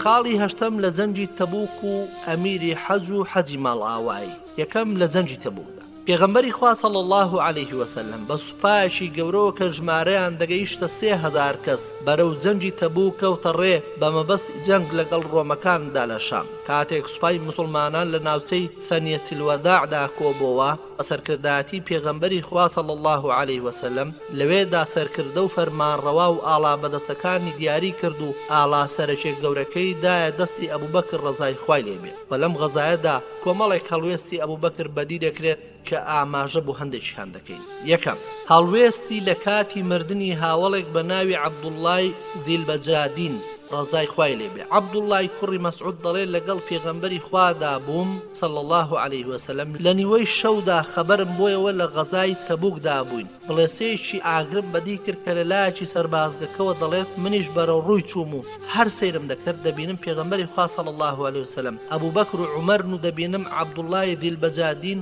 ئەلمەزنی مردووە. سیر دەکەم چاڵیان بۆ هەڵکەندووە پێغەمبەری خوش صلی الله عليه وسلم لە لایدا بوو ئەبوو بەکر و عومەریش نزیکیان دەکردەوە لێی و پێغەمبەر فەرمووی ئەدنیا ئیلەیە ئەخیکوما واتە براکەتانم لێ نزیک بکەنەوە ئەوانیش تەرمەکەیان لێ نزیک کردەوە ئەویش لە ناو گۆڕەکەیدا لێی وەرگرتن و لەسەر لایەک ڕای کشان وتی اللهم إني راضي عنه فارض عنه اللهم إني راض عنه فارض عنه واتە خوایە من لێی رازیم و تۆش لێی رازیم ڕاویەکە عەبدوڵای کوڕی مەسعودە دەڵێت لەوێدا ئەبوو بەکر ڕەزای خوای لێ بێتی وتی خۆزگە من خاوەنی ئەو گۆڕە بوومایە ئای کە ئازیزانم ئەوان بە ئامۆژگاریەکانی پێغەمبەری خوا صلی الله عليه وسلم بە وتەکانی پێغەمبەری خۆشەویست و ئازیز چەندە دڵخۆش دەبوون کاتێک کە دەیان بینی پێغەمبەری خوا دوعایەکی خێر بۆ یەکێک لە هاوڵە خۆشەویستەکانی خۆی دەکات ئەبوو بەکر ڕەزا و ڕەحمەتی خوای لێ بێ هەر کاتێک مردوویەکی ئەسپاردە بکرد با دەیگوت بسم الله وعلى ملة رسول الله وباليقين والبعث بعد الموت واتا بناوي خواو لسر ريو شويني آيني پیغمبري خوا صلى الله عليه وسلم وبضلنياي وزندوبونوي دواي مردن خاڵێکی تر ئەبوو بەکر داوا دەکات لە پێغەمبەر دوعا بکات بۆ مسلمانان عومەری کوڕی خەتاب ڕەزا و ڕەحمەتی خوای لێ بێ دەڵێ لە قرچەی گەرمادا بوو دەچوین بۆ جەنجی تەبوک لە شوێنێک دابەزین و زۆر تینومان بوو گومانمان دەبر کە لە تینواندا خەریک بوو گەرومان دەقرتا تاوامان لێ هات خەڵکی حوشترەکەی ژێر خۆی سەردەبڕی تا ئاوی ناوسکەکەی بخواتەوە پاشان ئەوەی تری دەخستە جگەری ئەبوو بەکری سەدیق خوا لێ ڕازی بوتی ئەی پێغەمبەری خوا خوای گەورە هەمیشە دوعاکانت بەخێر دەجێڕێت دەی هاواری بۆ بکە پێغەمبەریش صلی الله عليه وسلم فەرمووی ئەتوحب ذلك حەز دەکەی دوعا بکەم وتم بەڵێ دەستی بەرز کردەوە بۆ ئاسمان دای نەنایەوە تا ئاسمان خۆی ئامادە کرد و هەور هات و بارانێکی لە سەرخۆ باری و هەموو شتەکانمان پڕ کرد لە ئاو و پاشان ڕۆیشتین سیر بکەین بزانین تا کوێ باریوە دەبینین لەو لای سەربازگەکەمانەوە نەباریوە سبحان الله لە گەورەی خوا لە گەورەی ئەو پێغەمبەرە عەزیز و خۆشەویستە کە خوای پەروەردگار دوعاکانی ڕەت نەکردوتەوە خوایە بەبەر دوعای لێخۆشبوونی ئەو پێغەمبەرە خۆشەویستەمان بخەی خوایە لە ڕیزی ئەوانەمان حیساب بکەی کە پێغەمبەری خوا داوای لێخۆشبوونی بۆ کردوون لە ئومەتەکەی خوایە خاڵێکی تر ماڵبەخشینی ئەبوو بەکرە لە تەبوکدا پێغەمبەری خوا صلی الله عليه وسلم زۆر هانی هاوڵەکانی دەدا لەسەر ماڵبەخشین و خێرکردن لە غەزای تەبوکدا چونکە دەیزانی ڕێگەکە زۆر دوورە و سوپای بێباوەڕان زۆرن پەیمانی پاداشتی خودایی گەورەی دەدا بەو کەسانەی ماڵ و پارە دەبەخشن و هەموو هاوڵان هەریەکە و بەپێی توانە سامانی خۆی بە ئیسلام دەبەخشی عوسمانی کوڕی عەفان گەورەترین پشکی هەبوو لە ماڵبەخشیدا لە پێناوی بەڕێکردنی ئەم غەزایە گەورە و مەزنەدا عومەر نیوەی سامانەکەی بەخشی وای زانی پێش ئەبوو بەکر دەداتەوە لەو کاریدا باواز بهێنین عومەر خوا لێی ڕازی بێ بۆ خۆی ڕوودا و بەسەرهاتەکەمان بۆ بژێڕێت و بزانین دەڵێت چی عومەر دەڵێت پێغەمبەری خوا صلی الله عليه وسلم ڕۆژێک فەرمانیدا بەسەر هەموماندا تا ماڵ ببەخشین لەو کاتەدا من پارەیەکم لە دەستدا بوو وتم ئەمڕۆ پێش ئەبوو بەکر دەکەومەوە سامانەکەم کرد بە دوو بەشەوە و بەشێکی تەواویم هێنا و پێغەمبەری خوار صلی الله عليه وسلم پێی وتم ئەی چیت بۆ ماڵ و منداڵەکەت بەجێهێشتووە وتم ئەوەندەی تر واتە نیوەی ئەو ماڵە دەڵێ ئەبوو بەکر هات و هەموو سامانەکەی خستە بەردەستی پێغەمبەری خوا صلی الله عليه وسلم پێغەمبەریش صلی الله عليه وسلم پێی وت ئەی چیت بۆ ماڵ و منداڵەکەت جێهێشتووە وتی خوا و پێغەمبەری خوام بۆ بەجێهێشتوونە ئەی پێغەمبەری خوا وتم هەرگیز لە هیچ شتێکدا پێش بڕچێت لەگەڵدا ناکەم ئەی ئەبوو بەکر چونکە بەڕاستی تۆ لە پێشەوەی و من لە دواتم ئەم خێرەی عومەر لە پێش بڕچێ و چێبڕچەی حەڵاڵەوە دەکرێت بەڵام ئەبوو بەکر لەو باشتر بوو سێری کەسی نەدەکرد و لەبەر چێبڕچێ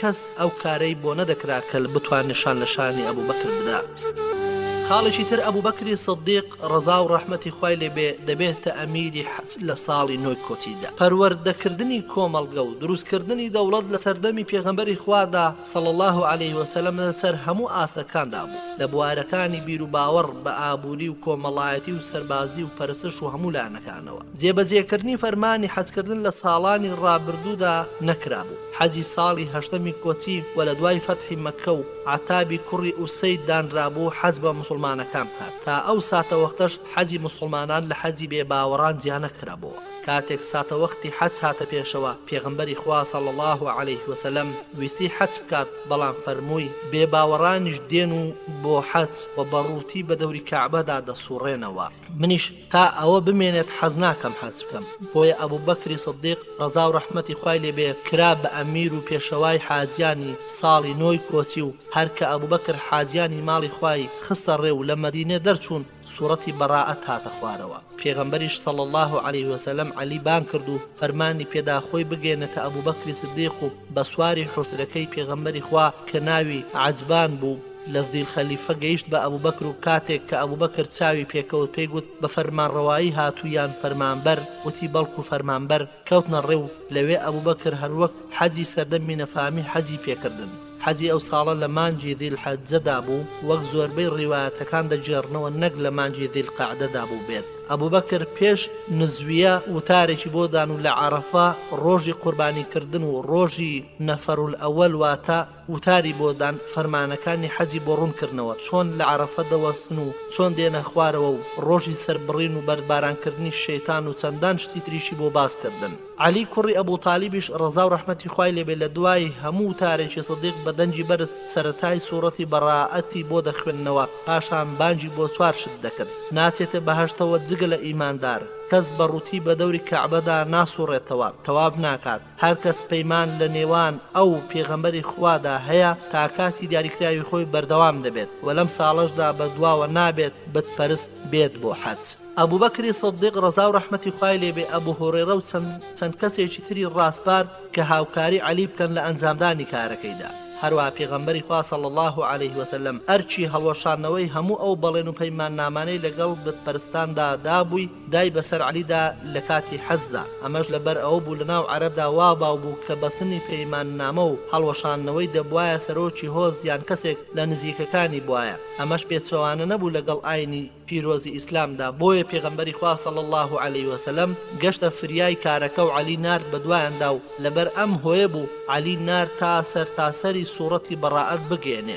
نەک ئەوەی شیعەکانی ڕافیزە دەڵێن گوایە ئەوە بەڵگەی لەسەرەوەی عەلی شاهانی خەلافەتە نەک ئەبوو بەکر و لەسەر ئەم مەسەلەیە دکتۆر محەممەد ئەبوو شوهبە دەڵێت نازانم چۆن بێ ئاگا بوون لە وتەکەی ئەبوو بەکری سدیق ڕەزا و ڕەحمەتی خوای لێبێت کە بە عەلی وت ئەمیر ئەم مەئموور واتا بە ئەمیری هاتوویان هەر لەگەڵماندا بیت و چۆن فەرمانبەر شایانی خەلافەتە تا فەرمانڕەوە ئەم حەجەش ڕێخۆشکردن و پێشەچی بوو بۆ حەجی گەورە واتە حەجی ماڵ ئاوایی و ئەبوو بەکر ڕایگەیان کە سەردەمی بتپەرستی بەسەر چووە و سەردەمی نوێ هاتۆتەکایەوە و خەڵکیش لەسەریانە بێن بەدەم شەرعی خوای گەورەوە دوای ئەم ڕاگەاندنەی کە لە ناو هۆزەکانی عەرەبدا لە کەنداوی عەرەبیدا بڵاو بۆیەوە بۆیان دەرکەوت کە مەسەلەکە ڕاستە و سەردەمی بتپەرستی بەسەر چووە بە تەواوی ئیتر دەستیان کرد بە ناردنی وەفد و ڕاگەاندنی موسڵمانبوونی خۆیان و هاتنە ناو بازنەی یەکخواناسی و تەوحیدەوە